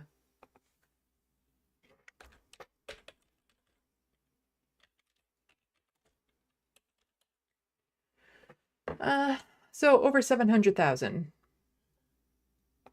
So yeah, it's a fairly large city for Canada standards. And they had a mayor there that was like the longest running mayor. Her nickname was Hurricane Hazel or something like that. And she was like the longest running mayor in any city ever. And she was like in her 90s or something. Anyway, this isn't about Hurricane Hazel. This is about their mayor, Carolyn Parish.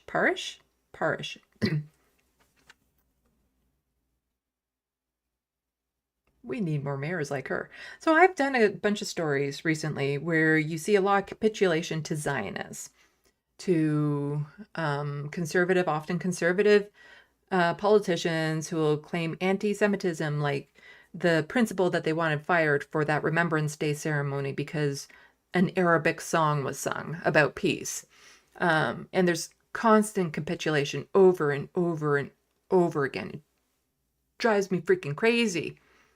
And you have politicians that will target other lower ranking politicians or officials or private citizens even. And constant capitulating. So it's really just kind of nice when you got a mayor that's like, fuck that noise.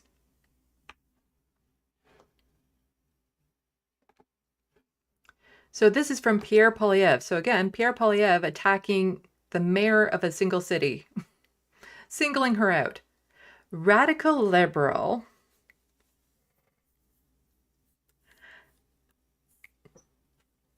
Why is it when I read this, I want to use the Donald Trump voice? This is the exact same language that Donald Trump uses. It is embarrassing. Radical liberal Mississauga Mayor Carolyn Parish declares I don't know how to say about that, Sinwar, the sadistic leader of the terrorist death cult Hamas, who killed and brought untold misery to countless people, a hero the likes of Nelson Mandela, as she makes excuses for a vigil in his honor. We must fire weirdo woke liberals like her and Trudeau. Mississauga mayor compares Hamas leader to Nelson Mandela ahead of vigil for Sinwar. And Pierre Poilievre tweeted this out on November 15th, 2024. Well, let's get a little bit more into what she actually said. So the Toronto Star says, and this is opinion piece, we need to hear more from Mississauga's mayor on Hamas controversy. As in, my guess is they're like, she needs to explain herself a little bit more than what she has because she said something bad. Well, let's get more into what she said. Mississauga Mayor Carolyn Parish is no stranger to contempt signaling. She's called Americans bastards, referred to the U.S.-led invasion of Iraq as a coalition of idiots, stomped on a George W. Bush doll, and was kicked out of the Liberal caucus for describing then Prime Minister Paul Martin as weak. That was in her MP era. kind of like her. I like her. I'm kind of liking her.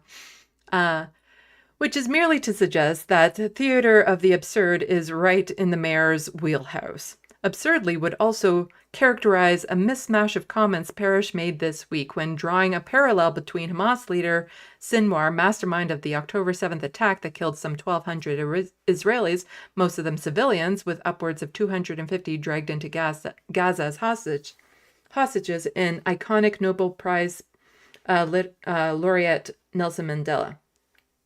Again, stipulation here. I do not agree with Hamas attacking civilians. That was a terrorist attack, no doubt about it. Also keep in mind some of those 1,200, a lot of those 1,200 killed, were killed by the IDF and the Hannibal Directive. Not justifying anything Hamas did. Again, what Hamas did was bad. But you also need to look at why Hamas did what it did. Like, it didn't happen in a vacuum. There were things that led to the creation of Hamas, and there were things that led to this attack that, is nuanced. Again, not defending their attack, not saying it was okay. I don't like seeing innocent people, no matter their background, who they are, get harmed. You always have to put that stipulation or they think you were encouraging the attack or something. But that's not exactly, if I read this right, it's not exactly what she was saying. So Parrish insists the remarks she made at City Council on Wednesday have been misconstrued, vitriolically wrapped out of shape. Really, the conservatives and liberals would do that to someone? Take someone's words about what happened in Gaza and Israel and misrepresent what a person said? Really? They would take something like a song about peace sung in Arabic and paint it as an anti-Semitic attack against Jewish students. Really? They would misconstrue words? Really? Yes, of course they would. Her words don't leave much room for misinterpretation, though. I just want to point out, and I guess this is her words, I just want to point out, and I'm not being facetious, Nelson Mandela was declared a terrorist by the United States of America until the year 2008. Your terrorist and somebody else's terrorist may be two different things. Her words don't leave much room for misinterpretation, though. Yeah. To a lot of people living in Gaza, Sinwar wasn't the terrorist. The Israelis were. That's not...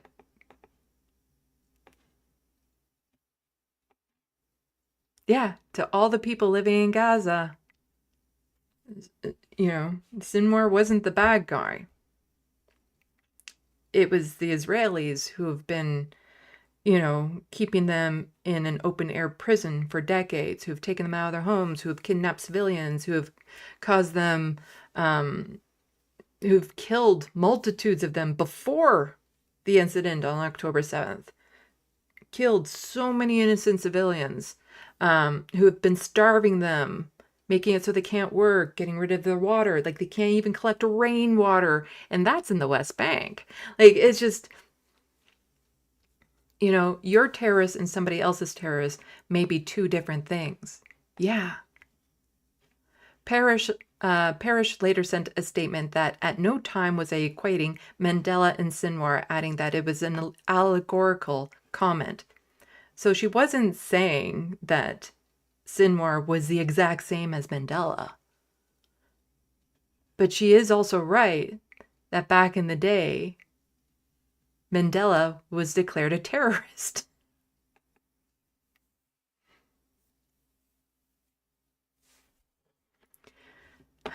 Mandela spent 3 decades in prison as he and the African National Congress fought to end apartheid system of racial segregation. Mandela and the ANC did indeed, during some of those years, embrace armed resistance as a means to an end, though he later renounced it. The ANC did target South African government, the military, and suspected collaborators, but killing civilians was never the objective. Terrorizing civilians, murdering them, was a raison d'etre or something like that for butchering Sinwar, who was blessedly taken off the board by Israeli Defense Forces last month. Wow, that's some biased framing there. Hard to advance a more preposterous false equivalency than correlating Sinwar with Mandela, which she didn't do. It is despicable, and Paris should be ashamed of herself. She should apologize. As of this writing, she hasn't. She probably won't. Paris didn't respond to multiple requests, comment by deadline, blah, blah, blah, blah, blah. Yeah.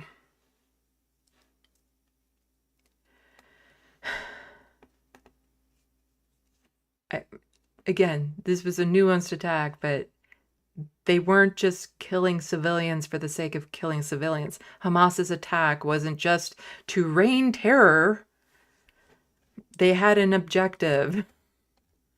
And again, I do not agree with civilians ever getting hurt. Full stop. I don't agree with civilians getting hurt. Now, one might think, like, is this new? Is this new coming from her? Like, I don't know, but, and also, let's see, what was the order of this? So is this new coming from her? This type of statement? Well, then there's this.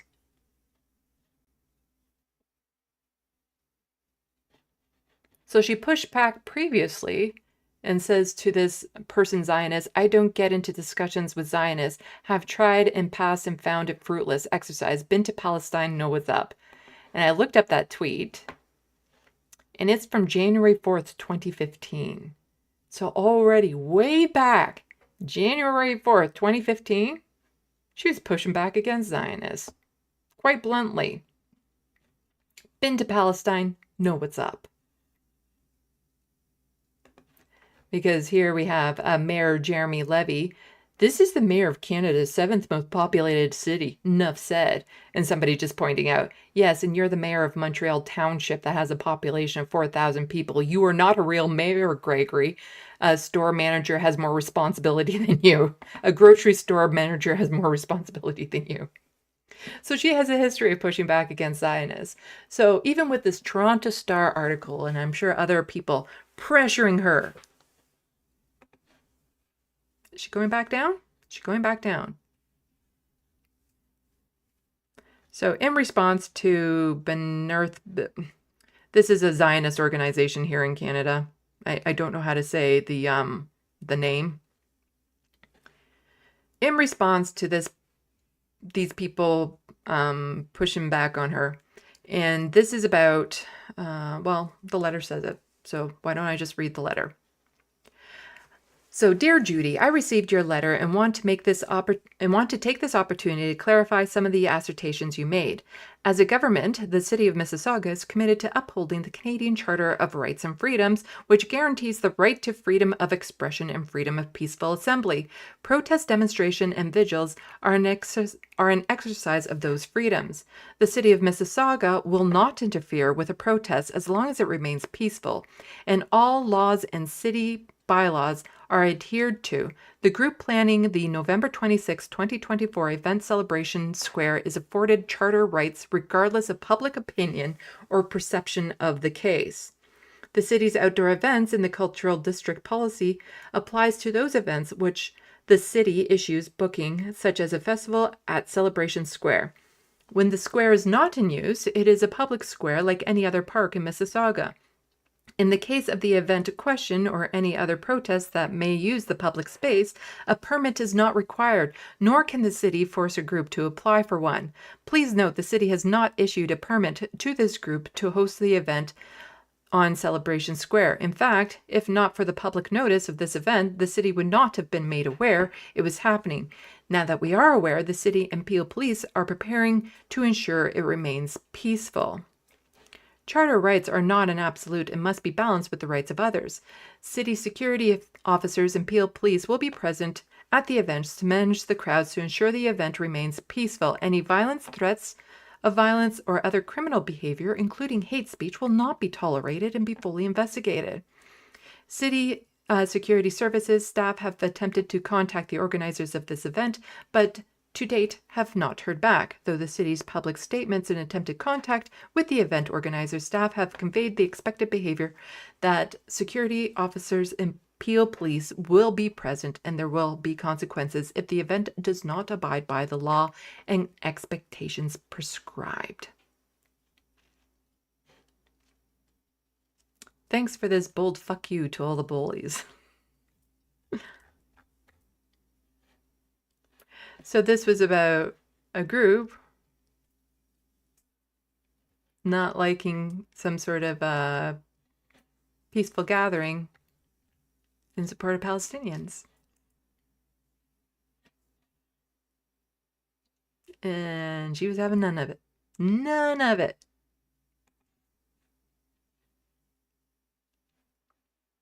Also, in case that wasn't based enough, breaking. Mississauga Mayor Carolyn Parnish has resigned from the Peel Police Service Board. The budget is humongous, and I'm not allowed to speak against it, nor say I was the only one to vote against it, Parrish said. I have to defend a budget I cannot defend. More to come. It is highly unusual for a mayor to not have a seat on the police board. Parrish, who is pledged to join the board, was not at today's meeting and had voiced concern over the proposed budget, abstaining from a vote earlier this month. I'm liking this mayor. I'm liking this mayor. Letter of resignation from the Police Service Board. And this is from November 22nd, 2024. Today I'm announcing my resignation from the Peel Police Service Board. Effective immediately, the members of the PPSB include mayors of Brampton and Mississauga and the regional chair, one citizen appointed by the regional council, and 3 provincial appointees. Under the Community Safety and Policing Act, the PPSB is totally and completely responsible for the police budget, which cannot be challenged by Peel Regional Council. The PPSB are tasked with creating a budget that ensures Peel receives adequate and effective policing under the Community Safety and Policing Act. The members of the board take that responsibility very seriously and have diligently worked towards fulfilling the mandate. Their objective is to improve safety and the police services of all our residents and to focus on police services only. I cannot wear 2 hats. My responsibility as mayor is to all the citizens of Mississauga, including preparing budgets at both the city and regional levels, and being constantly aware of the impact those budgets will have on the taxes paid by all our residents. We are in very difficult times with housing costs escalating and unprecedented food insecurity crisis that sees 1 in 13 of our residents forced to use food banks, seniors struggling to stay in their homes as property taxes rise, and encampments for those who can't find space in our shelters. In light of the required compliance with PPSB decisions, including supporting a budget increase of 21.3% this year, I have chosen to resign my seat on the Peel Police Service Board to concentrate fully on the needs of the people of our fine city. Damn.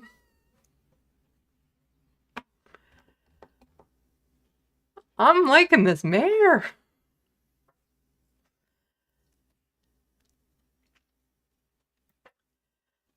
That is yeah. A politician with integrity? What? Someone with the backbone to stand up to Zionists? With the backbone to stand up to the police service board?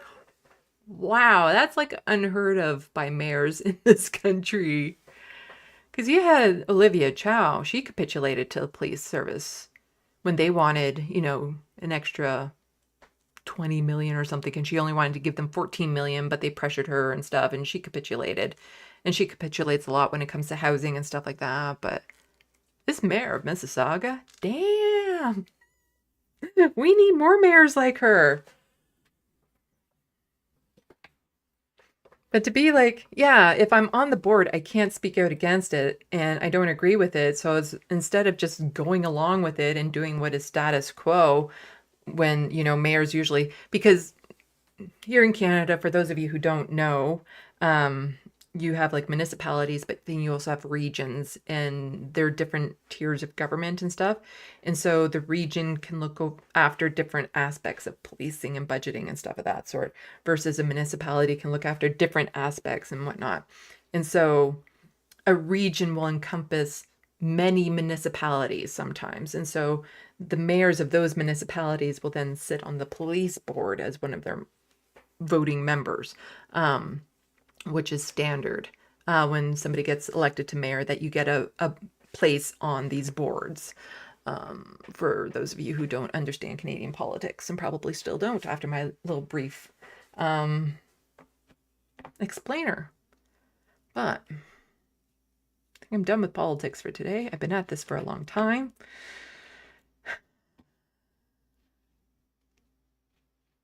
I hate to end on a sour note, but let's just check to see how the election is going.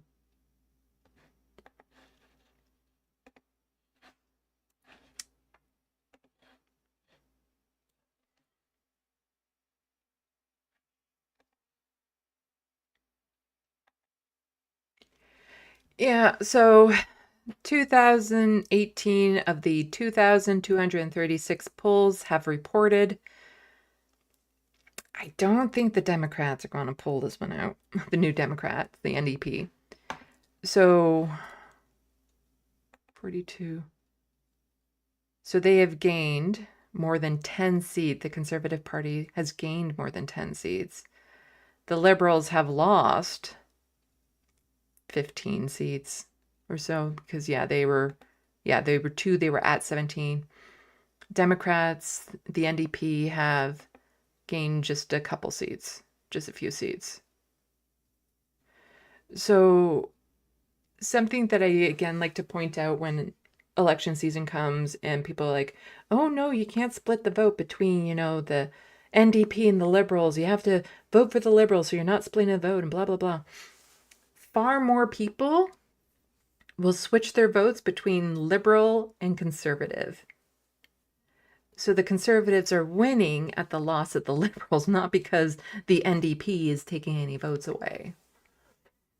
But they're just being decimated across the board, the Liberals, in by-elections and provincial elections. They are getting decimated. And on a federal level, Justin Trudeau still just has his head in the bucket of maple syrup.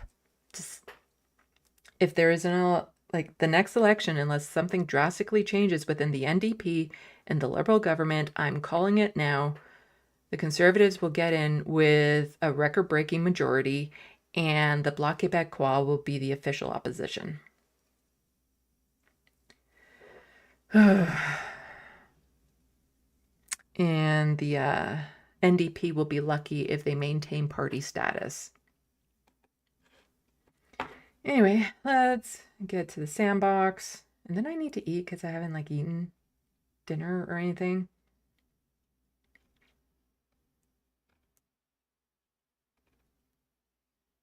Thank you everyone for coming in. If you would like to see me on other leftist programs, bug them. I ask, but it's hard getting noticed through the noise. But you can always just bug them. Bug them, bug them. It helps. It lets them know that other people are interested. Glitcha Massa, why go conservative light when you can just vote conservative? Yes. So Life, if they could have 0 taxes and contribute 0 towards the people, they would Thanos snap it into existence.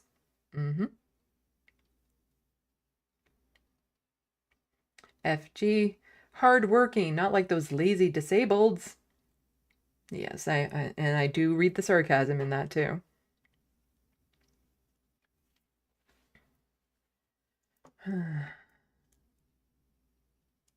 Good for Gabby, I'm disabled on Medicare.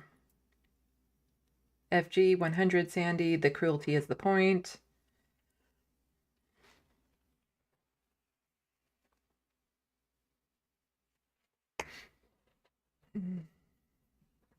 Good for Gabby. Oh, that's a big baby. Lanier is actually a lot smaller than Abernathy, and I had Abernathy up earlier, so you might have missed when he was up in my arms. Abernathy's also a really big cat.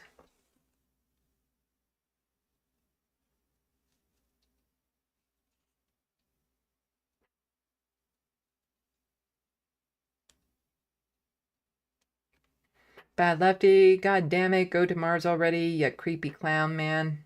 Yeah. Bad Lefty, why? And you're talking about the Starlink deal Doug Ford made with Elon Musk because, you know, they all like the taste of boot. You know, they just love licking each other's boots. Like, you know, seeing the way that Elon Musk tries playing favors with Donald Trump, but then you see like the Canadian conservative politicians trying to play favors with Elon Musk in that same way. It's embarrassing. It's embarrassing for them. And, you know, they're just so cowardly, so spineless, so desperate, so, you know, wanting daddy and all that sort of type thing, and to get noticed, but to spend millions and millions and millions of taxpayer money to appease one of the richest men in the world to get into his good favors. Hey, Doug, Elon isn't going to sleep with you. He can't impregnate you. So he has no interest. Doesn't matter how much millions you give in taxpayer money to him.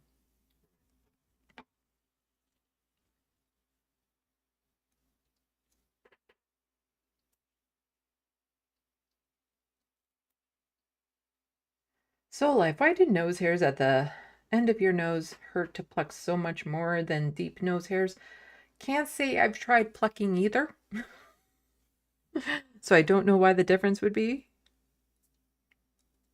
But I would imagine you just have more nerve endings around the tip of your nose. But you can always get little scissors to just snip down the hair as opposed to just yanking it right out. Let's see. Grant Johnston, it's almost always the case that many conservative premiers will help the left parties in the federal election.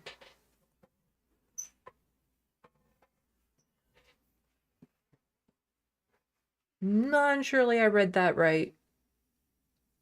The liberal parties will help the conservatives if the liberals know they're not going to win.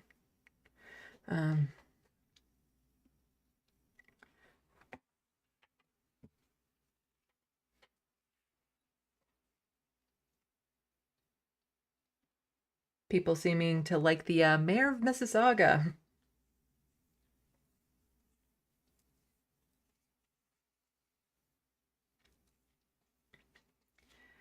Bad Lefty, they hannibaled another bunch of IOF in South Lebanon in the last few days after they were about to be captured. Evil regime. Lady Badash, welcome to the sandbox. The American founding fathers would have been terrorists. Yeah. Grant Johnston, all aggression from any government is terrorism, and war is terrorism by its very definition. And war is terrorism by its very definition. I haven't seen John Martinez in the sandbox recently. I hope everything's all right with him. Sometimes you get so used to seeing certain names in the sandbox when they don't show up after a while. It's like, ah. But I have no way of contacting people to be like, hey, what's up? Because my dog Zergoth hasn't been in for quite some time either.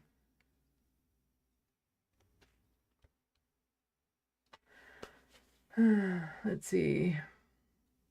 So Life, Bad Lefty, I've seen Israel talk about it like it was normal too. Like being a hostage is worse than death. I think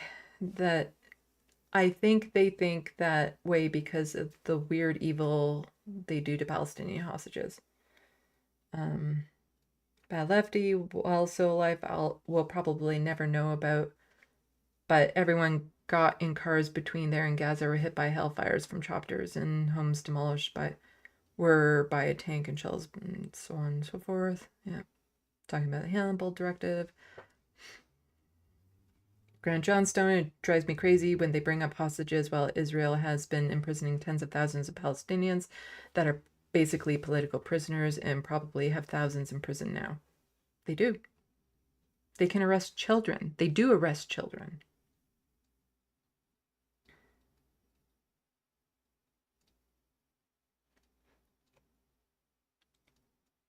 Hello, Atticus Among Us. Thank you for coming into the sandbox.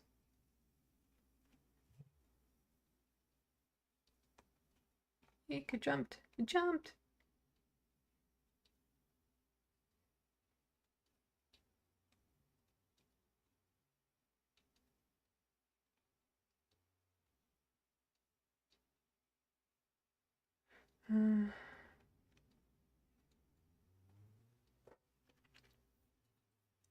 FG, if there's a silver lining, it's that Zach Churchill lost his seat. He's the Liberal leader, although he lost it to a PC. Yeah. Sometimes it's nice, just, you know, again, little highlights in times of darkness.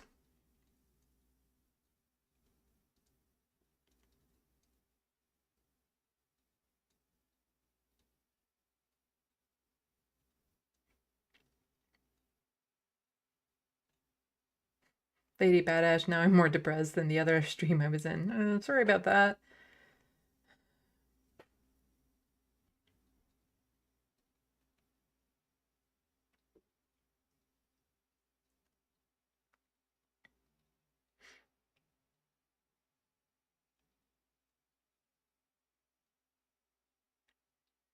Let's see. Well, here, for everyone who is showing up late to the live stream, I'll show you the progress of my drawing. It's still not done. Still got a lot of work to do.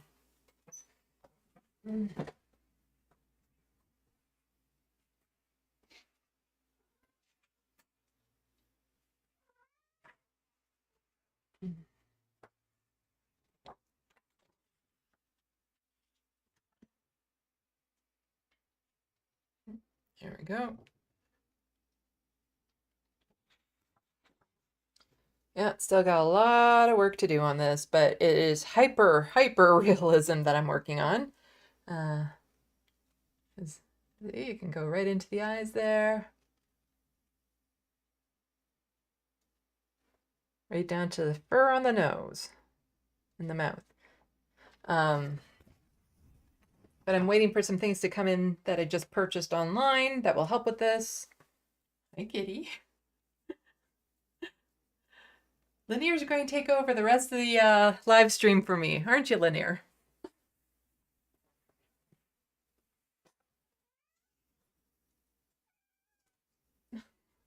Sweetie? What is it, huh? Come on up. Come on. There we go.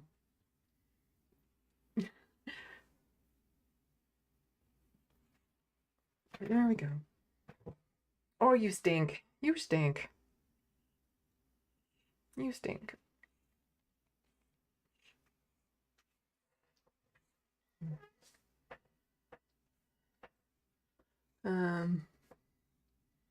Yes, you can get commissions, as Bad Lefty says. You can get commissions by going to SandeeLovas.com. Right there. Although a commission would not be that. That is not a standard portrait, as I would say. That is, it's like hyper realism. It's a 14 by 11 drawing. You draw it bigger so that you can do the smaller details and have them pop out a bit more. But there's a lot of darkening I still need to do to it to help the white pop out a bit more. A lot more shading in finer tuned details. So there's still a few hours of work that needs to go into it. And I've ordered 2 pencil crayons from Amazon. They're high quality. I forget the name of them off the top of my head. But if you go to my Amazon wish list, you can get me a full pack of these pencil crayons for only like $250 or $300. Like, they're high quality pencil crayons, which will help cover over. So when you erase, if you've already drawn over it, regardless of how good the eraser is, sometimes it won't get rid of all the graphite that's left. So the white pencil crayons will actually go over top of that and cover it up better. So I got a white pencil crayon and a black pencil crayon to make the pupils of the eyes even blacker. But after I'm done all the shading and stuff, the darkening of the different areas, I'll debate. Maybe I won't need to use those pencil crayons, but then I'll still have those pencil crayons for when I need them. But they were like $10 each. They're not cheap. But yes, I do have an Amazon wish list, which is linked in the description box below. That will help get me things for my art studio, for my YouTube studio, things for my kitty cats, things to just make me smile. All that sort of stuff. Don't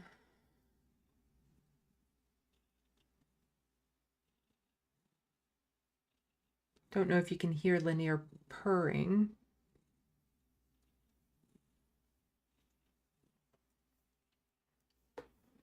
Come here, sweetie, come here.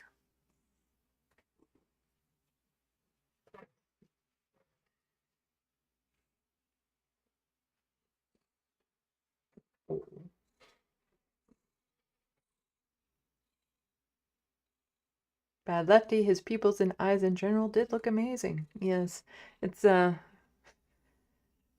actually interested if there's any competitions I can throw that drawing into. It'd be nice. Oh, Progressive Conservatives is now down to 41 instead of 42 seats, and the New Democrat Party is up to 10. I'm calling it. The Conservatives win Nova Scotia. I knew they were going to. It was just a matter of by how much, and this is kind of disappointing. I would hope that the gap, I knew they were going to win a majority. I was hoping that was barely a majority, that the other parties could, you know, close that gap a bit. That basically the Conservatives would lose seats since the last election, but not the case. There we go. There we go.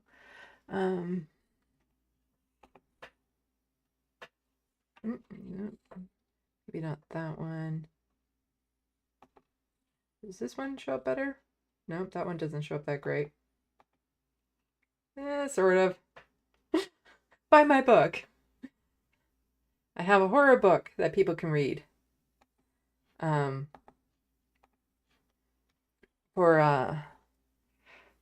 That's linked in the description box below, and it's very there's some political undertones in it that are not so subtle. So if you need a break from real life horror, you can read a fiction horror. Vampires, you can't go wrong with vampires. And it would just be nice. I'm looking forward to the day that somebody has actually read the full book and I can sit down and I'll talk to them and pick their brains because I want to talk about the book. And I still need to work on the videos, but please, if you can, just even do a courtesy buy of the book. I'd appreciate it. It'd help boost my ego on it, or boost my, I don't even have an ego on it, just my morale. I don't know. It'd make me feel better. And also if anything purchased from the Amazon wish list, you know, it helps to brighten my day. Because who doesn't like seeing packages arrive at the door type thing? Of course, you can all become patrons. That helps the most. Having regular payments. Super chats. Thank you again to Not Laws 2 and Good for Gabby for your super chats. Super appreciate it. And I appreciate all the people who have already become patrons, who have helped with Frodo's vet bills. You almost got to see him today. It's this close to grabbing him when he came into the room. He's still doing well, but still requires regular medication and stuff. So you can help with his vet bills through the PayPal link in the description box below, or emailing e-transfer if you're Canadian to SandeeLovas@gmail.com. I'm hoping to get more videos clipped out faster. I have somebody who has been kind enough to start helping with the editing process. So it won't take all of my time to clip the live streams. And so I'm super appreciative of that. And that's just, again, it's things like that that doesn't require people spending money, but helps me a lot. You know, something like that. Or just getting my name out there to other content creators, trying to get me onto other shows to help boost my profile. Like all of that doesn't cost money and it helps a lot. Lady Badass, my cat meowed at Lanier. It was cute. Aww.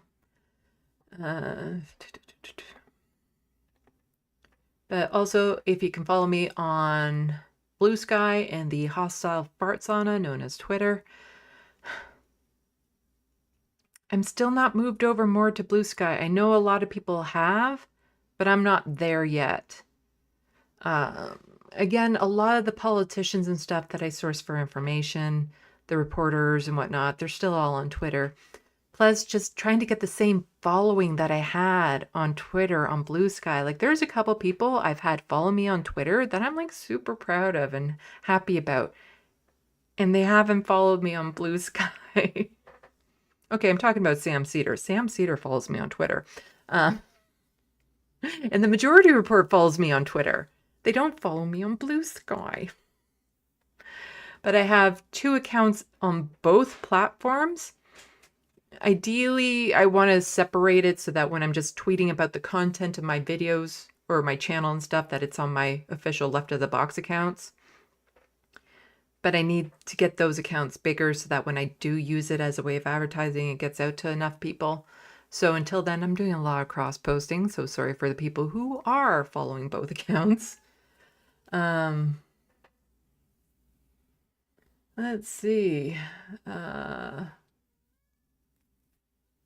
Yeah, and thank you to the mods for keeping the sandbox clean of turds. So I'll check the sandbox one last time before I head out, because I need to eat. Luckily, I have leftovers, so I don't actually have to cook, which is always a good thing, because I'm a horrible cook.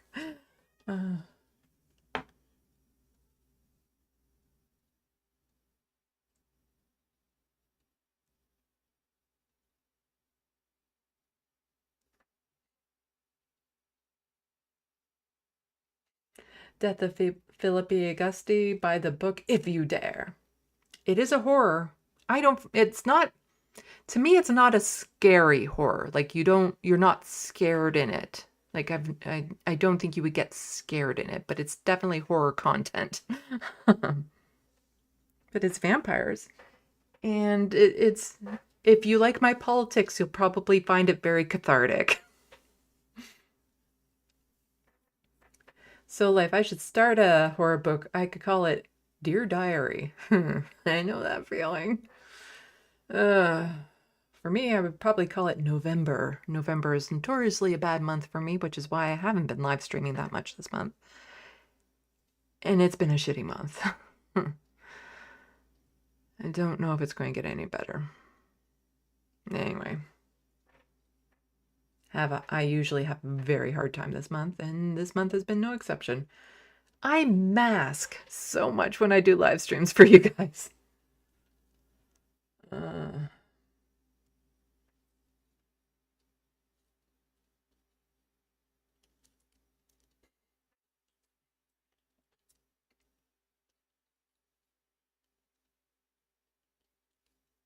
Looney Tunes 9000, our absolute pleasure, Sandy. Thanks for filling in the Environmental Coffee House time slot tonight. And Sandy of Environmental Coffee House has no show tonight.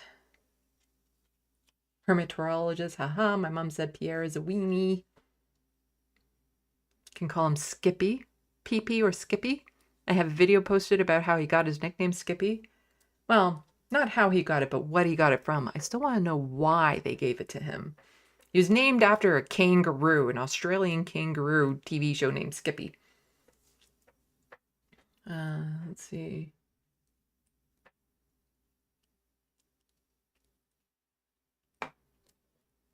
Hermeteorologist, yeah, has a good ending. Are you talking about my book? Did you read my book? Did you read my full book?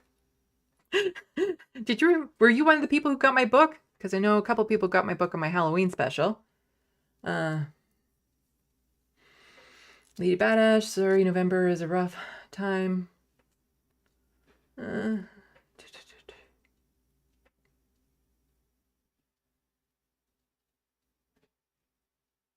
it looks like somebody's happy about the Nova Scotia election. Don't know how to say your first name, Snow. Yeah, well, if you live there, I'm sorry about the healthcare you won't be getting.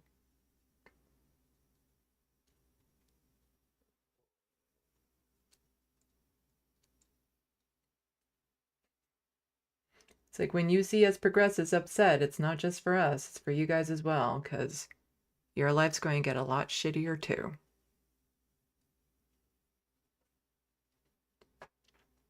But yeah, it's low turnout is the biggest problem.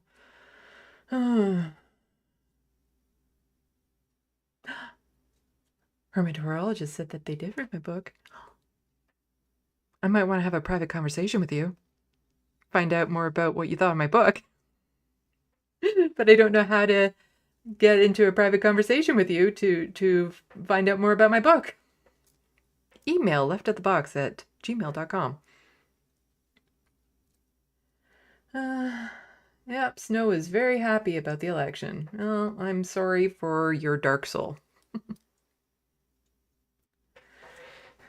What was that was going around recently, that the conservatives and like the people, the Republicans that voted, it's like shitting in an elevator where you're so full of shit and it hurts and you just want to get it out, so you just push it out in the elevator, and in that moment it feels good because it's finally out, but then you stink and everyone looks at you like you're disgusting, and then you quickly regret it because nobody wants to be around you and you're a horrible person.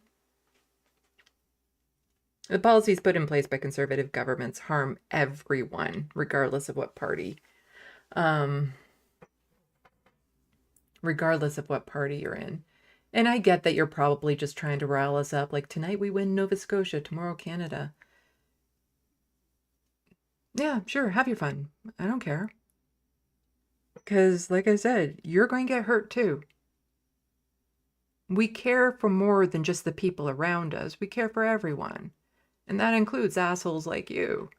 And that want to try to rub in our face the fact that our healthcare is going to get privatized. That people will die in encampments. That people are dying in encampments. That people living with disabilities are turning to medical assistance and dying because they can't get the services they need. That our economies will collapse. That the housing will collapse even further.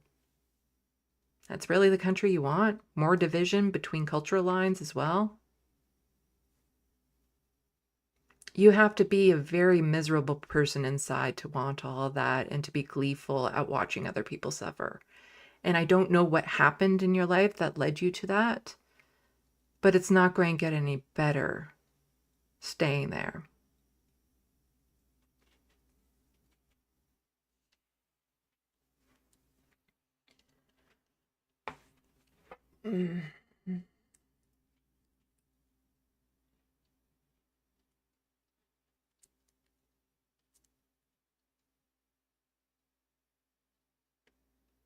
Okay, just checking.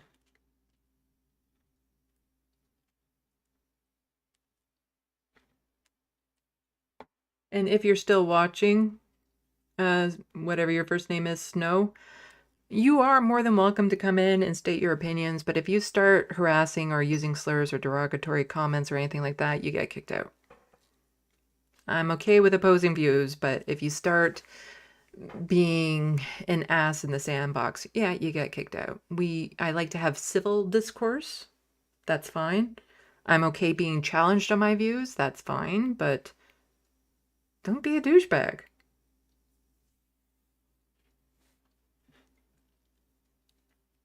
But Hermit Horologist, please email leftofthebox@gmail.com.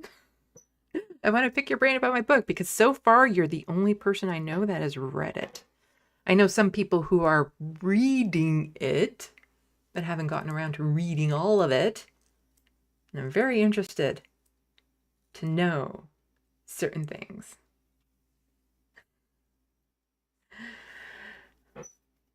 Well, actually, I don't think you've even put it in there. Did you like it? Let's put it that way. Did you at least like the book, Hermatologist? You've read it, but did you like it? Because this is something you might understand, because I was talking to some other people about the book. And like I said, I had that beta reader, and the beta reader said that it was, so this was during the derby, the writing competition. It's not competition, the writing derby. And so at the phase, you get the beta reader to give you feedback, and the beta reader told me that my book was unreadable and they didn't finish it. And somebody pointed out to me, the person who's currently reading my book, well, it was probably a cis male. And I'm like, Yeah, I could see that. I could see cis men not being able to handle that book at all. At all. Because at first I was thinking maybe it was a woman, because in the book there's a fair bit of SA. It is a horror, after all. But even then, I don't know why they would get so upset about, because again, it's a horror. You get that in horrors. And it was always in context. You know, it wasn't gratuitously put in or anything. There was a reason for it. But then when they pointed out it's probably a cis male, I'm like, oh my God, yeah. I could see a cis man getting so upset with that book. Like, so easily get offended even though they're not being targeted. I could so see it. I could so see it.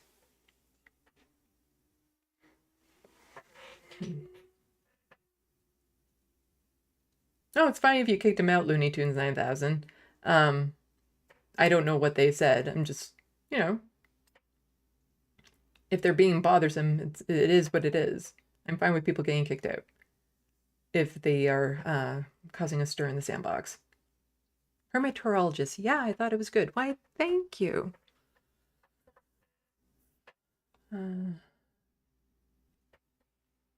Bad lefty, sissy white men are the worst. Yeah. But I could definitely see it now that the beta reader was probably a cis man, and especially a cis white man would not be able to handle that book at all. At all.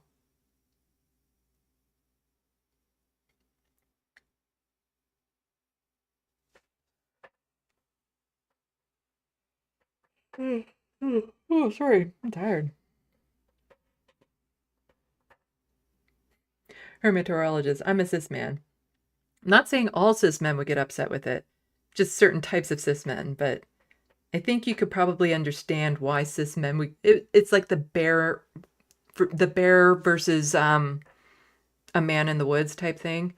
Lots of men don't get upset with that comparison and understand why women would prefer to meet the bear in the woods. But then there's a certain group of men that are so offended and outraged, and it's those men that if they were to read my book would probably lose their fucking minds.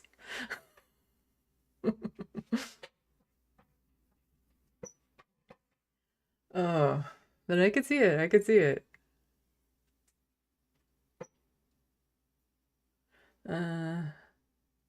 Good for Gabby. Are you asking for the link to the book? I can toss it in there. I just need to. Well, it's in the description box. Do you not have access to the description box? I have to go to there and then go to there and then.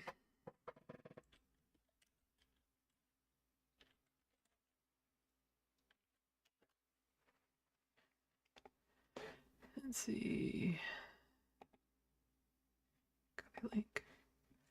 Okay, here's the link to Necroplasm again, my horror book on Amazon. Oh, jinx, bad lefty.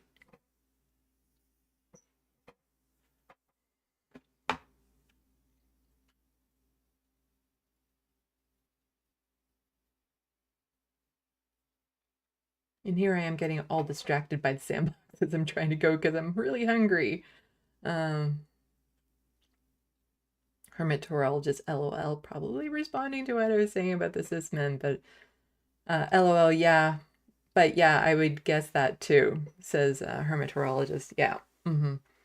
Yeah, all the men who got upset with the bear versus man in the woods, they would despise my book.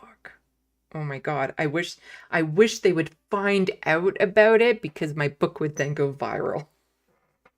If they were to find out about my book, but they would lose their fucking minds.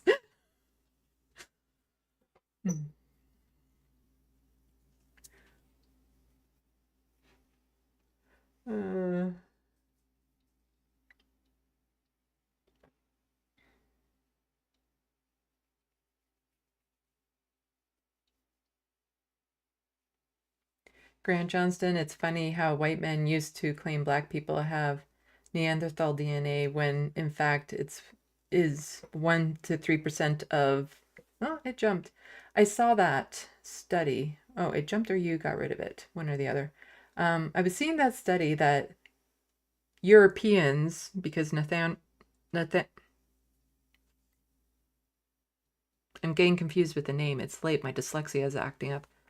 Neanderthals were northern creatures. And so Africans actually have 0% Neanderthal DNA, whereas Europeans have a certain percentage of it. Not that I think it matters, but some people care. I don't know why. Talking about things that happened like hundreds of thousands of years ago.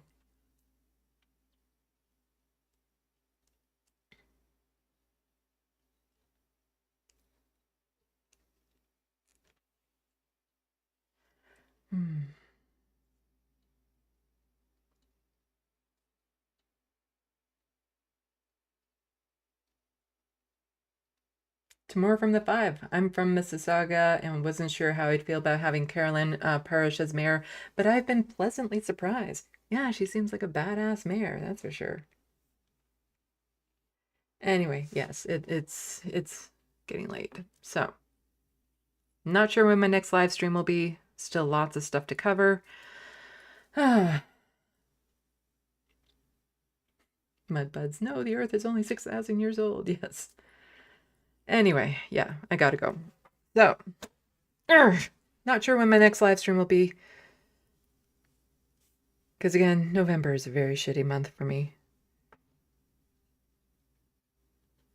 There are a few things that could possibly turn it around, but they're unlikely to happen.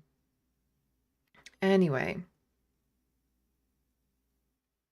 buy my book. Check out my art. In my next art project, if I'm able to actually do what I plan on doing, it will be very poignant, I guess you could say. It's a political piece that I have in mind. Artwork. Anyway. Salut, à la prochaine. Thank you for watching and stay tuned. I'm Sandy, wishing your tomorrow is better than your today.